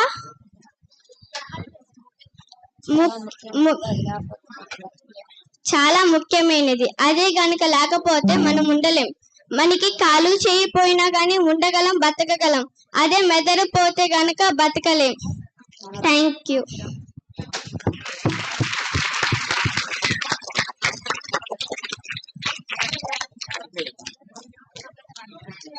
వింటున్నారు కదమ్మా? అందరు వింటున్నారా? ఫాలో అవుతున్నారా? ఎందుకంటే మధ్యలో క్వశ్చన్స్ ఉంటాయి, మళ్ళీ మీరే జడ్జిలు వీటికి కూడా. జాగ్రత్తగా వినాలి. బాయ్స్ మెయింటైనింగ్ సైలెన్స్ లో గర్ల్స్ కి ఎక్కువ ప్రైజెస్ ఉన్నాయి ఇప్పటి వరకు నోట్ చేసుకున్న దానిలో. బాయ్స్ మీకు కూడా ప్రైజులు కావాలి కదా, మరి సైలెన్స్ మెయింటైన్ చేయాలి. My name is Hemachandra. నేను జెడ్పిహెచ్ఎస్ స్కూల్ నుంచి వస్తున్నాను. 8th C section. బ్రెయిన్ కి ఒక ముఖ్యమైనది ఒక నరం ఉంటది, అది లేకపోతే మనం బ్రతకలేం. అది మనం ఎప్పుడైనా యాక్సిడెంట్ అయ్యి చితికిపోయినా కానీ అవి ఏమైనా అయినా కానీ మనం బ్రతకలేం. మనకు అవి ముఖ్యమైనవి. కాళ్ళు కానీ చేతులు కానీ ఇరిగినా పోయినా కానీ ఏం పర్వాలేదు, కానీ బ్రెయిన్ మన ముఖ్యమైనది. అది లేకపోతే మనం అందరం ఎవ్వరం ఉండలేం. మనం కొద్దిగా ఆక్సిజన్ అందకపోయినా మనం ఉండలేము.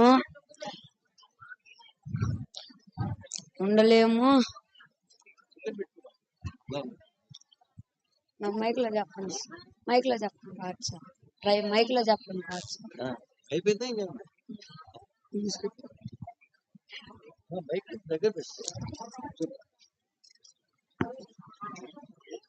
మనము మనకి ఎప్పుడైనా మూడు బాగోక తలకాయ నొప్పి అవన్నీ వచ్చినా గానీ మనం ఉండగలం. కానీ బ్రెయిన్ లో ఒక పెయిన్ అని వచ్చింది. మనకు ఒక ముఖ్యమైన మెమోరీస్ ఉంటాయి కానీ అవి మర్చిపోవడానికి మనం ఉండలేం. గాని అది కానీ ఒక నరం కానీ డ్యామేజ్ అయితే మనం అన్ని మర్చిపోయి ఏదేదో పిచ్చోళ్ళకి మళ్ళీ చేస్తాం అన్నమాట.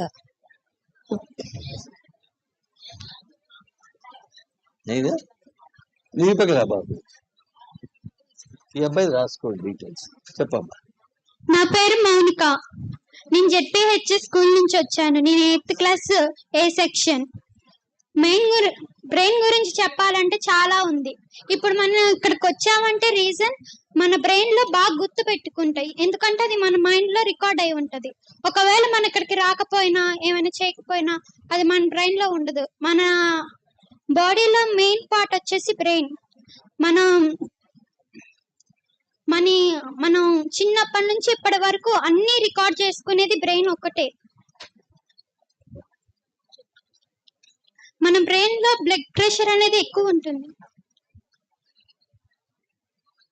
మన బ్రెయిన్ కు చిన్న దెబ్బ తగిలినా మనం చాలా టెన్షన్ పడిపోతాం. మనకి హెడేక్ వచ్చిందంటే మనం చాలా భయపడతాం. ఎందుకంటే బాగా హెడేక్ పెయిన్ అసలు ఉండలేం, 5 నిమిషాలు కూడా ఉండలేం, అంత పెయిన్ వచ్చింది. అలాగే మన బ్రెయిన్ గురించి చెప్పాలంటే చాలా ఉంది. మన అన్ని ఫొటోస్ ఇవన్నీ మనం అన్ని స్టోర్ చేసుకుంటాం. కానీ అన్నిటికన్నా ఎక్కువ స్టోర్ చేసుకునేది కేవలం మన బ్రెయిన్ మాత్రమే. Thank you.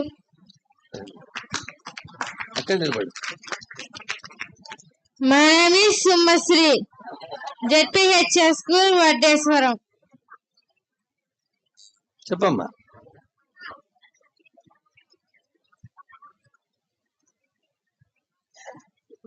చెప్పు. బ్రెయిన్ గురించి మనం గుర్తించుకునేది మన బట్ట గాని దెబ్బ తగిలిపోయిద్ది. తగిలిన తలనొప్పి అనేది ఎక్కువ వచ్చిద్ది.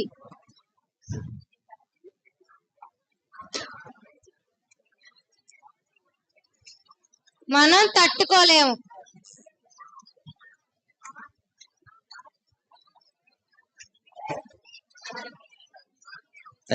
అయిపోయింది సార్. Thank you. ఇక్కడే ఉండు. ఎవరు?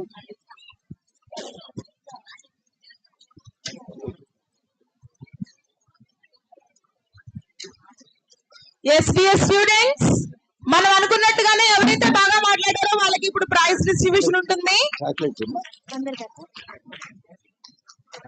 మీరు ఎవరు చేస్తారు sir?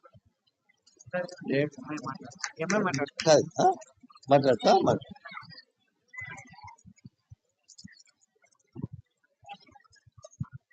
My name is Nandini. I am studying 9th class. చెప్పు బ్రెయిన్ లో 2 parts ఉంటాయి.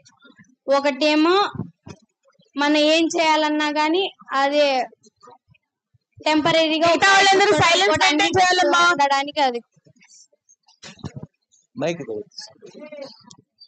ఒకటేమో హెరీ బ్రెమ్, ఇంకొకటేమో హెరీ బెల్లం. హెరీ బ్రెయిన్ స్టెమ్, బ్రెయిన్. చెప్పమ్మా చెప్పు, భయపడకూడదు. భయపడద్దు, నీకేం భయము? అంతా నీ క్లాస్మేట్సే కదా. చెప్పు. డియర్ స్టూడెంట్స్, మీరు కూడా ఇక్కడికి వచ్చి మాట్లాడతారు కదా, అవునా? మరి ఇప్పుడు మీరు అలా మాట్లాడితే ఎట్లాగా? మీ ఫ్రెండే కదా మాట్లాడుతుంది, సైలెంట్ గా వినండి, ఓకేనా? మాట్లాడు, ధైర్యంగా మాట్లాడు.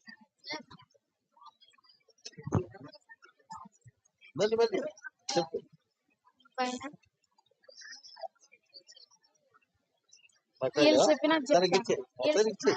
టైం ఉండదు మాకు. చెప్పమ్మా. నా పేరు లీలావతి. నేను 8th క్లాస్ బి సెక్షన్ నుంచి వచ్చా, జెడ్పిహెచ్ఎస్ స్కూల్. న్యూట్రిషన్ అంటే తిండి గురించి. మనకి బ్రెయిన్ లో జ్ఞాపక శక్తి ఉండదు. జ్ఞాపక శక్తి పోతే మనం ఏమైనా కింద పడినప్పుడు జ్ఞాపక శక్తి చిన్నగా ఉంటుంది. అది పగిలితే మనకి ఏమీ గుర్తు ఉండదు. గతం మర్చిపోతే చాలా కష్టం. గతం గుర్తు రాదు.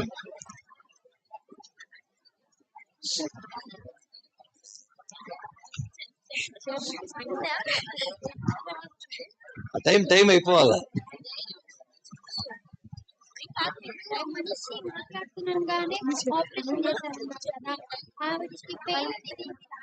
అది అడుగు, నీకే ఇస్తాను మైకు, అడుగు. అడగాల లేదు. My name is Varshika Teju. I'm studying 9th class in ZPHS high school. నేను ఈరోజు బ్రెయిన్ గురించి చెప్పబోతున్నా. అందరు చెప్పినట్టు బ్రెయిన్ లో 2 పార్ట్లు ఉంటాయి. అంటే మనకు అర్థమయ్యేటట్టు చెప్పాలంటే బ్రెయిన్ ఒక బ్యాంక్ లాంటిది. మనం చూసే ప్రతి వాటిని అది అందులో స్టోర్ చేసుకుని మనకు అబ్బా అప్పుడు అది చేసామే, ఇప్పుడు అది చేసామే అని గుర్తు తెచ్చేది బ్రెయినే. ఇప్పుడు సపోజ్ మీకు ఇప్పుడు ఏమైనా దెబ్బ తగిలింది అనుకోండి, తక్కువమంది తెలిసింది, రక్తం కారుతుంది అయ్యో అని, అది చెప్పేది కూడా బ్రెయినే. అది నర్వ్ సెల్ ద్వారా మన బ్రెయిన్ లోకి వెళ్ళి మన బ్రెయిన్ మనకు చెప్తుంది. ఇప్పుడు మనం చూసే ప్రతి వాటిని ఫోన్ లో రికార్డ్ చేస్తున్నట్టు బ్రెయిన్ కూడా మన ఐస్ నుంచి మొత్తాన్ని రికార్డ్ చేసి మన మెమరీ స్టోర్ లో ఉంచుతుంది.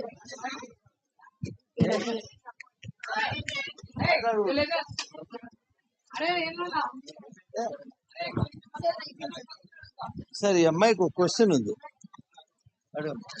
సార్, మీరు ఒక ఆపరేషన్ చేశారన్నారు కదా, బ్రెయిన్ ఆపరేషన్.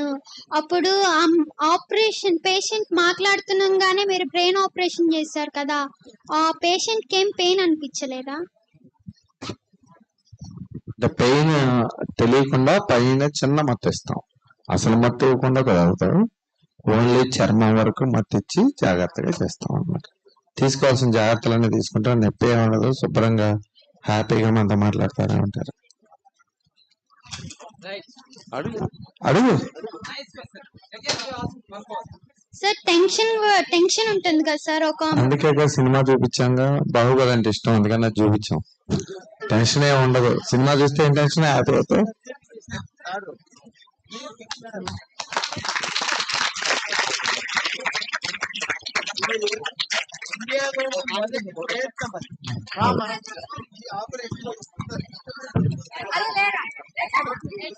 అడగండి.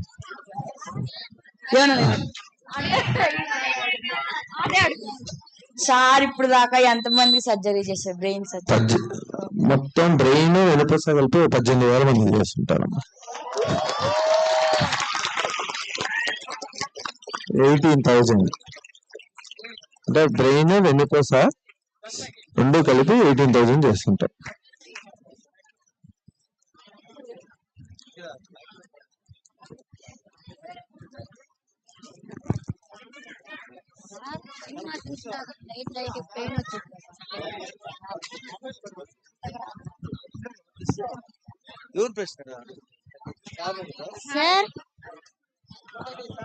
సార్ మీరు బ్రెయిన్ ఆపరేషన్ చేశా అన్నారు కదా సార్, మీరు మైండ్ ఆపరేషన్ చేశా అన్నారు కదా, అప్పుడు మీరు వాటిలో చూసిన పార్ట్స్ మీకు గుర్తున్నాయా సార్? అవన్నీ తెలుసమ్మా, ముందే చూసి తర్వాత ఆపరేషన్లకు వెళ్తాం. ఇప్పుడు మీరు చదువుకుంటున్నారు, మీ టీచర్లు అందరూ ముందు లెసన్స్ అన్ని చెప్తున్నారు కదా, ఎగ్జామ్లో ఏం చేస్తారు?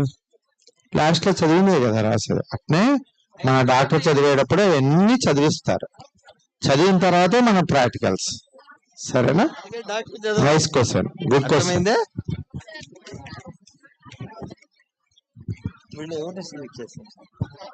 ఏం పేరు?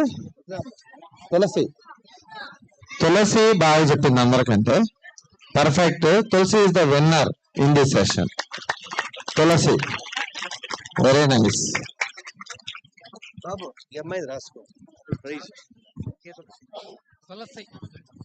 తులసి.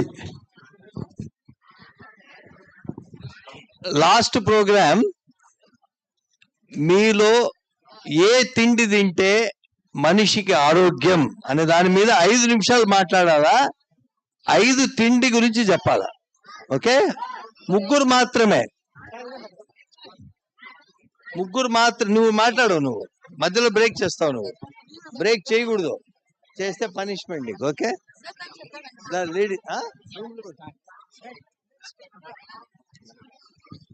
ఒక అమ్మాయి 2 అమ్మాయిలు కావాలా. తిండి గురించి అంటే రకరకాల తిండ్లు ఉన్నాయి కదా మనకు, ఫ్రూట్స్, వెజిటబుల్స్, వాటి గురించే మాట్లాడాలి.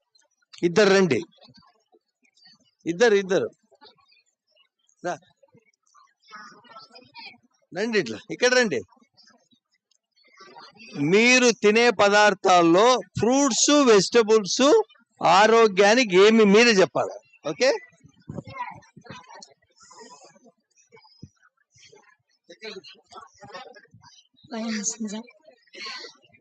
ఆరోగ్యానికి మంచిది అనేది కాయగూరలు, ఫ్రూట్స్, బాదం పప్పు, అండ్ చపాతి, కూరగాయలు, పండ్లు మాత్రమే చెప్పాలి. కూరగాయలు, పళ్ళు మాత్రమే చెప్పాలా. ఓకే, బెండకాయ, ఇది కూర, చపాతీ చెప్పకూడదు. ఏ కూరగాయలు, ఏ పండ్లు మంచివి? ఆపిల్ ఎందుకు? యాపిల్ అనేది ఆరోగ్యానికి మంచిది అనే గురించి అది ఉంటుంది. ఆపిల్ ఎందుకు ఆరోగ్యానికి మంచిది? అది ఎందుకంటే కాదు, అది నమిలినప్పుడు బి, సి విటమిన్స్ లోపలికి వెళ్ళినప్పుడు బ్లడ్ సర్క్యూట్ అయ్యిద్ది, అప్పుడు మంచిది. ఇంకా కాయగూరలో ఆకుకూర తింటే కండకి, నువ్వు మధ్య మాట్లాడితే నీ పోతుంది, కండకి మంచిది. కరేపాకు,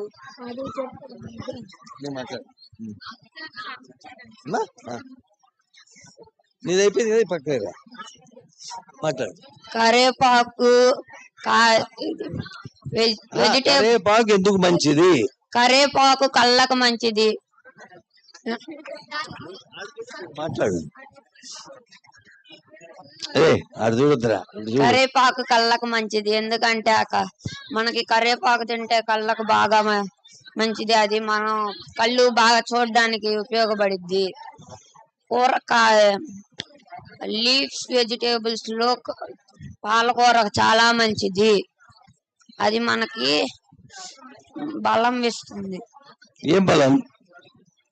విటమిన్. ఏముంటాయి? ఏముంటుంది? నువ్వు ఊరుకుంటావు, వాడు చెప్పని. Vitamin C. చెప్పా కదా, నువ్వు చెప్పు.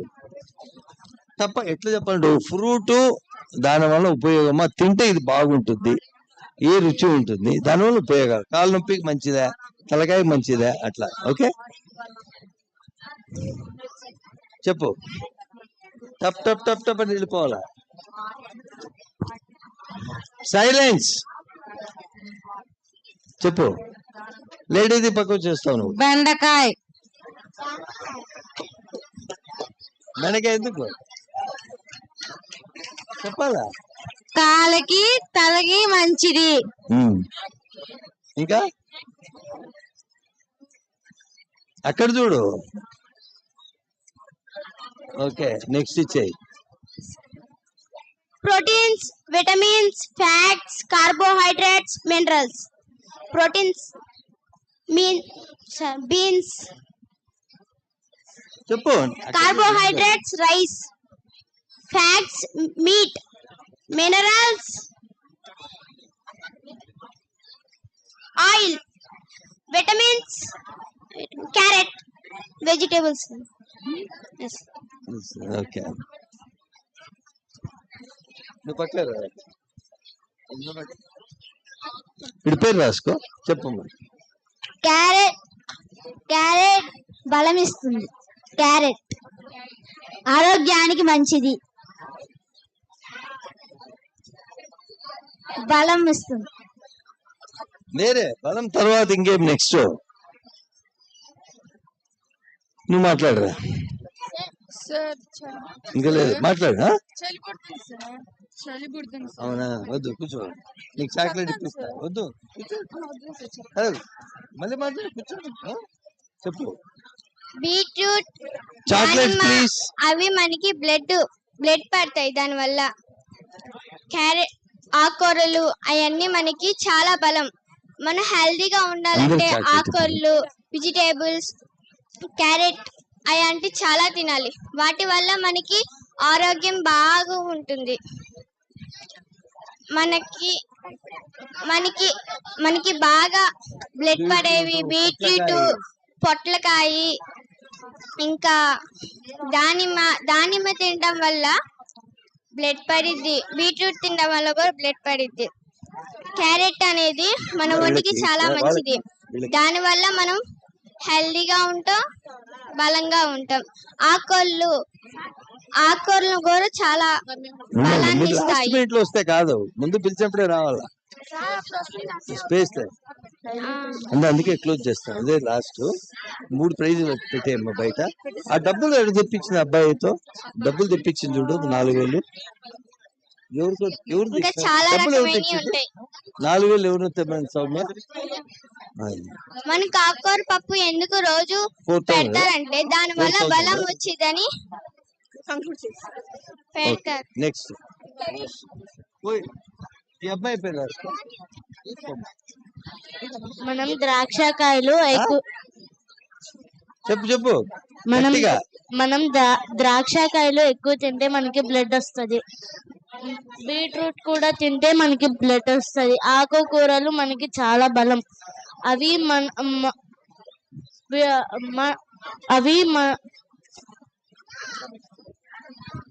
అవి మనలో ఉన్న బ్యాక్టీరియాని చంపివేసి మనకి మంచి ఆరోగ్యాన్ని ఇస్తాయి. దానిమ్మ మనకి బ్లడ్ ఎక్కువగా ఇస్తాకి సహాయపడుతుంది. దాంట్లో ప్రోటీన్స్ ఉంటవి. మనం తినే ఫ్రూట్స్ కానీ వెజిటేబుల్స్ లేకపోతే ఇవన్నీ మనకి ప్రోటీన్, ఫ్యాట్స్, విటమిన్స్ వస్తాయి. క్యారెట్స్, యాపిల్, గ్రేప్స్, పొమోగ్రానైట్ ఇవన్నీ మనకి బ్లడ్ ని ఇచ్చిద్ది. చెప్పు. బ్లడ్ ని ఇచ్చిద్ది. ఆకుకూరలు అనేవి మన కంటికి మనకి సైట్ రాకుండా మన కంటి పవర్ ని పెంచుతాయి. అలాగే మనం తినే వెజిటేబుల్స్ లో అన్నిట్లోనూ ప్రోటీన్ ఉంటుంది. మాట్లాడు. First of all, let me introduce myself to you. My name is Sai Jasrita. I am studying 4th class C section in Apex High School. Today I am going to tell about our brain. Sorry. Carrot మన కంటికి చాలా మంచిది. అది మనకి site రాకుండా మన కళ్ళని sharp చేసి వాటిని సైట్ రాకుండా కాపాడుతుంది.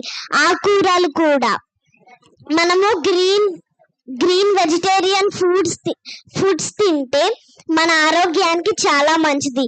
Like lady finger, like cabbage, like those things. Good good.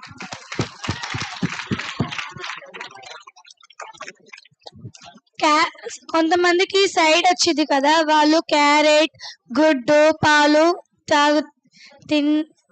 Carrot తిని గుడ్డు తిని పాలు తాగి ఇలాగా చేయడం వల్ల కళ్ళకి చాలా బాగా కనబడతాయి, ఇన్ఫెక్షన్ అవ్వకుండా ఉంటాయి. బీట్రూట్ తినడం వల్ల మన ఒంట్లో బ్లడ్ బాగా, రక్తం లేని వాళ్ళకి బీట్రూట్ తింటే రక్తం బాగా వస్తుంది.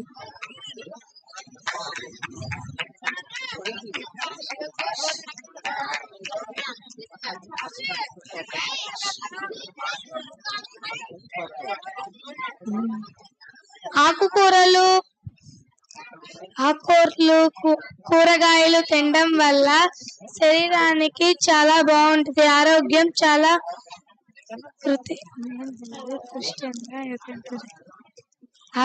చాలా బాగుంటుంది.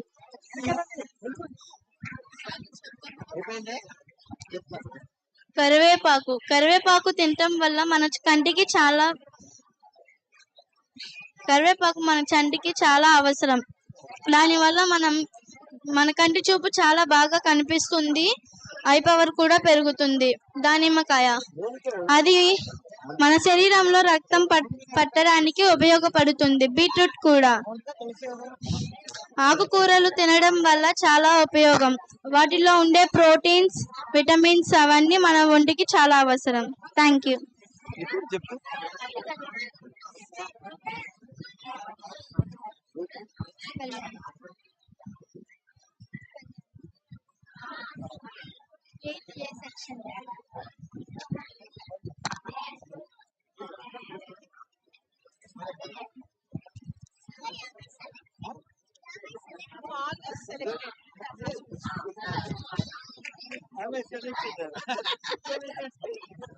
Okay.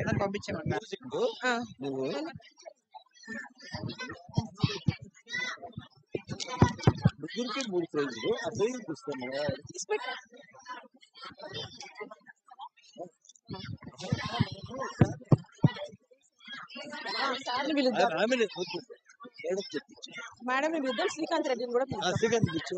Srikanth Reddy sir, I request Srikanth Reddy sir.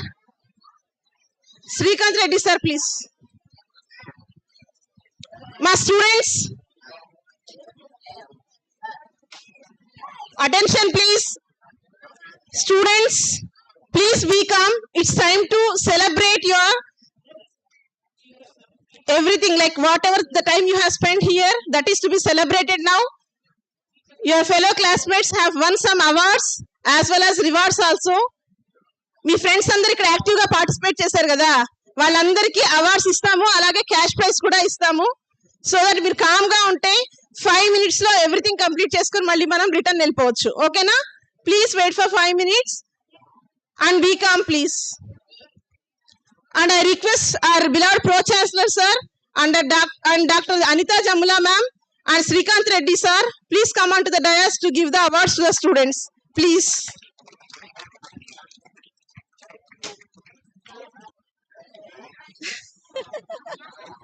Please.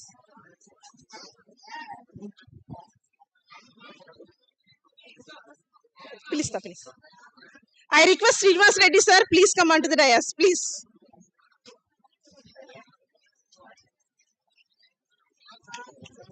And Srikanth sir.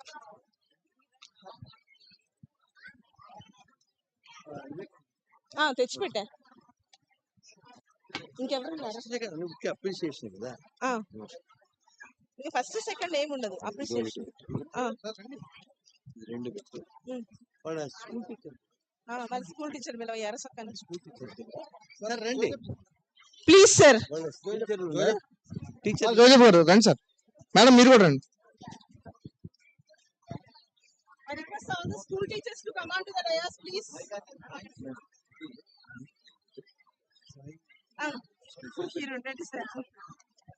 I request all the school teachers to come on to the dais, please. This is the celebration of your students. Please come.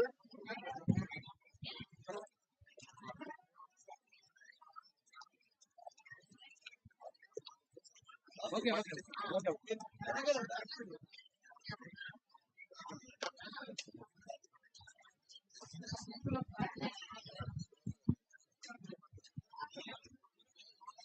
I request everyone to give a great round of applause here as your friends has won.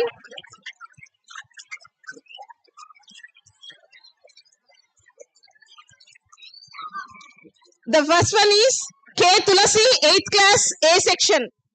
K. Tulasi. Everyone please clap. It is time to celebrate your friends' success.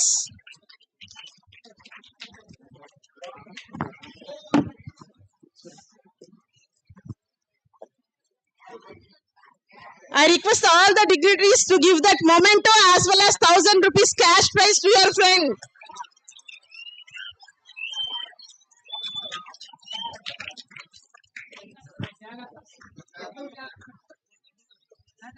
And the next one is D. Maunika, 8th class, A section.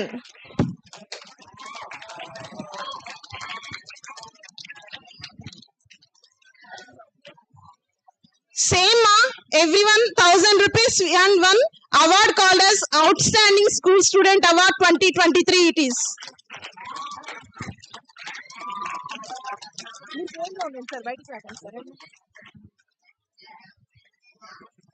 And next one is Rupa Kalyani.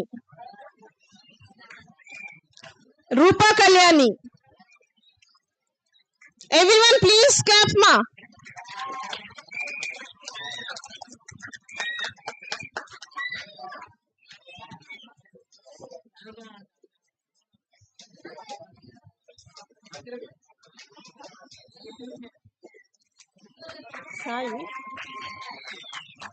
And a special prize to Sai Jastrita Bhavanam. Please come on to dais and take your reward.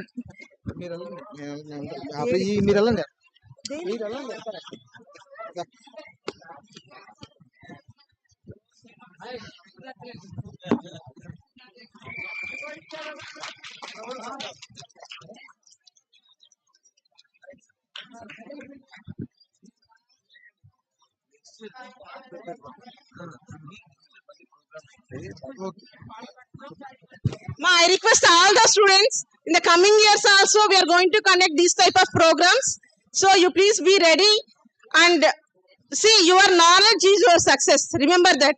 ఇక్కడ మేమేమి ranks అవేమి ఇవ్వట్లేదు. People who are actively participated and who are knowledgeable their knowledge is celebrated here. Yes or no? Yes. Then please be prepared. In the coming months we are also conducting one more program. That time you please be ready with your latest skills and all this knowledge. Thank you.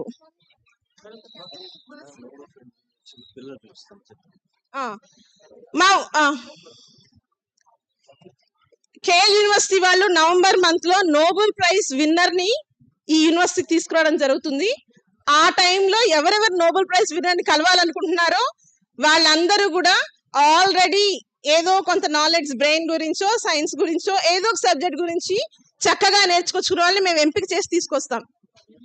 So that మీరందరూ ఎప్పుడు updated గా skills knowledge నేర్చుకొని ఉంటే మాత్రం తీసుకొచ్చి KL యూనివర్సిటీలో Nobel prize winner ని మీకు కల్పిస్తాం. అర్థమైందా?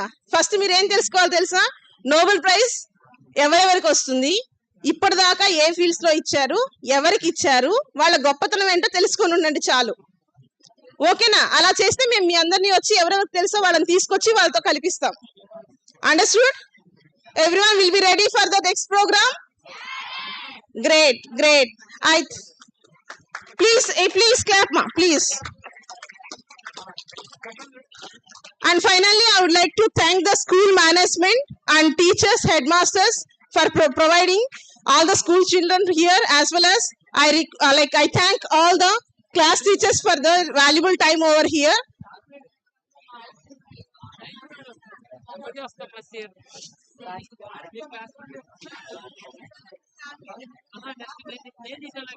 కావాలి మేడం, కంక్లూడ్ చేయమని ఎందుకు వచ్చి కూర్చుంది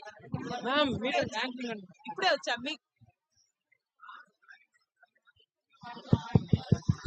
పాటలు పెడతాం. అరే ఇది మేడం బ్యాగ్ లో మేడం అప్లై చేయాలి.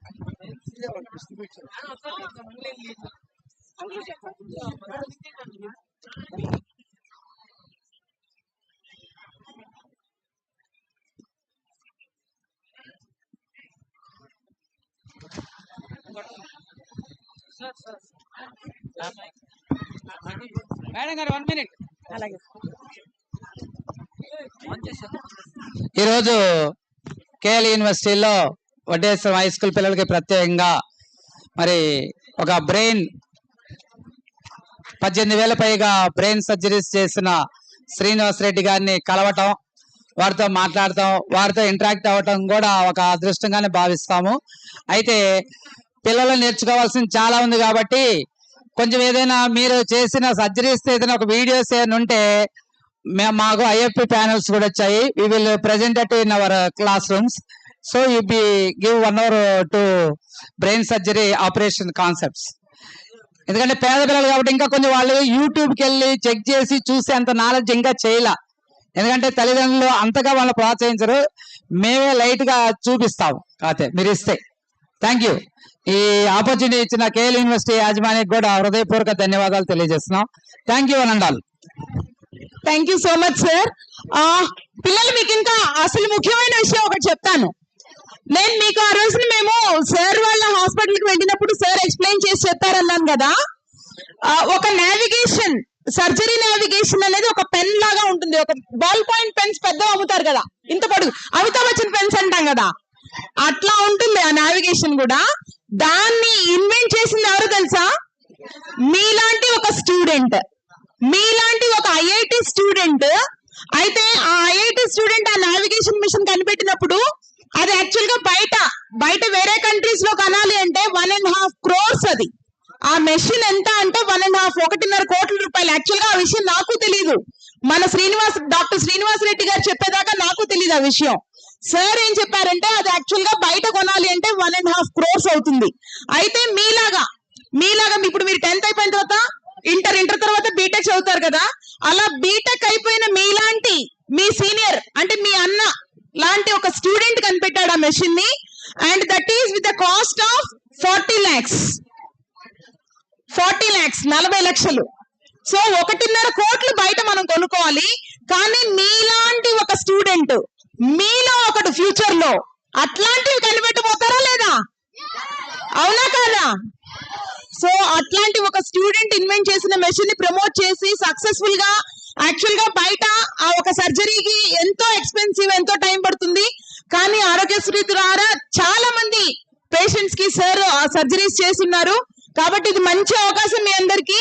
అలానే మీ సార్ అడిగినట్లుగా కొన్ని వీడియోస్ కూడా ప్రమోట్ చేసి మీకు అందిస్తారు. సో దట్ మీరు చూడొచ్చు, ఉపయోగించుకోవచ్చు. ఆ వీడియోస్ చూసి అంటే ఎలా చేయాలి అవేర్నెస్ తెచ్చుకోవచ్చు. ఇంకా కొంతమంది స్టూడెంట్స్ మెయింటైన్ చేస్తున్నారు సైలెన్స్. వాళ్ళకి ఇంకా మైండ్ లో ఉంది they are very wise students అన్నమాట. ఎందుకంటే సైలెన్స్ మెయింటైన్ చేస్తే గిఫ్ట్ ఉంటుంది అని. పాపం కొంతమంది ఆ విషయం తెలియక కొంచెం నాయిస్ చేస్తున్నారు. Very good. చాలా మందికి ఇప్పుడు మేము ఇవ్వాల్సి వస్తుంది సడన్ సర్ప్రైజ్ గిఫ్ట్లు, సర్ప్రైజ్ ప్రైజెస్. Very good. అదే మెయింటైన్ చేయండి, అదే silence.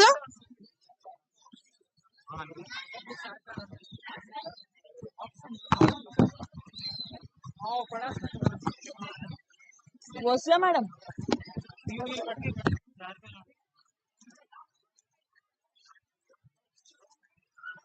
Yes, I would like to thank Bhavanam Hanuma Srinivas Reddy garu, Dr. Jamula Anita garu, and Surendra sir,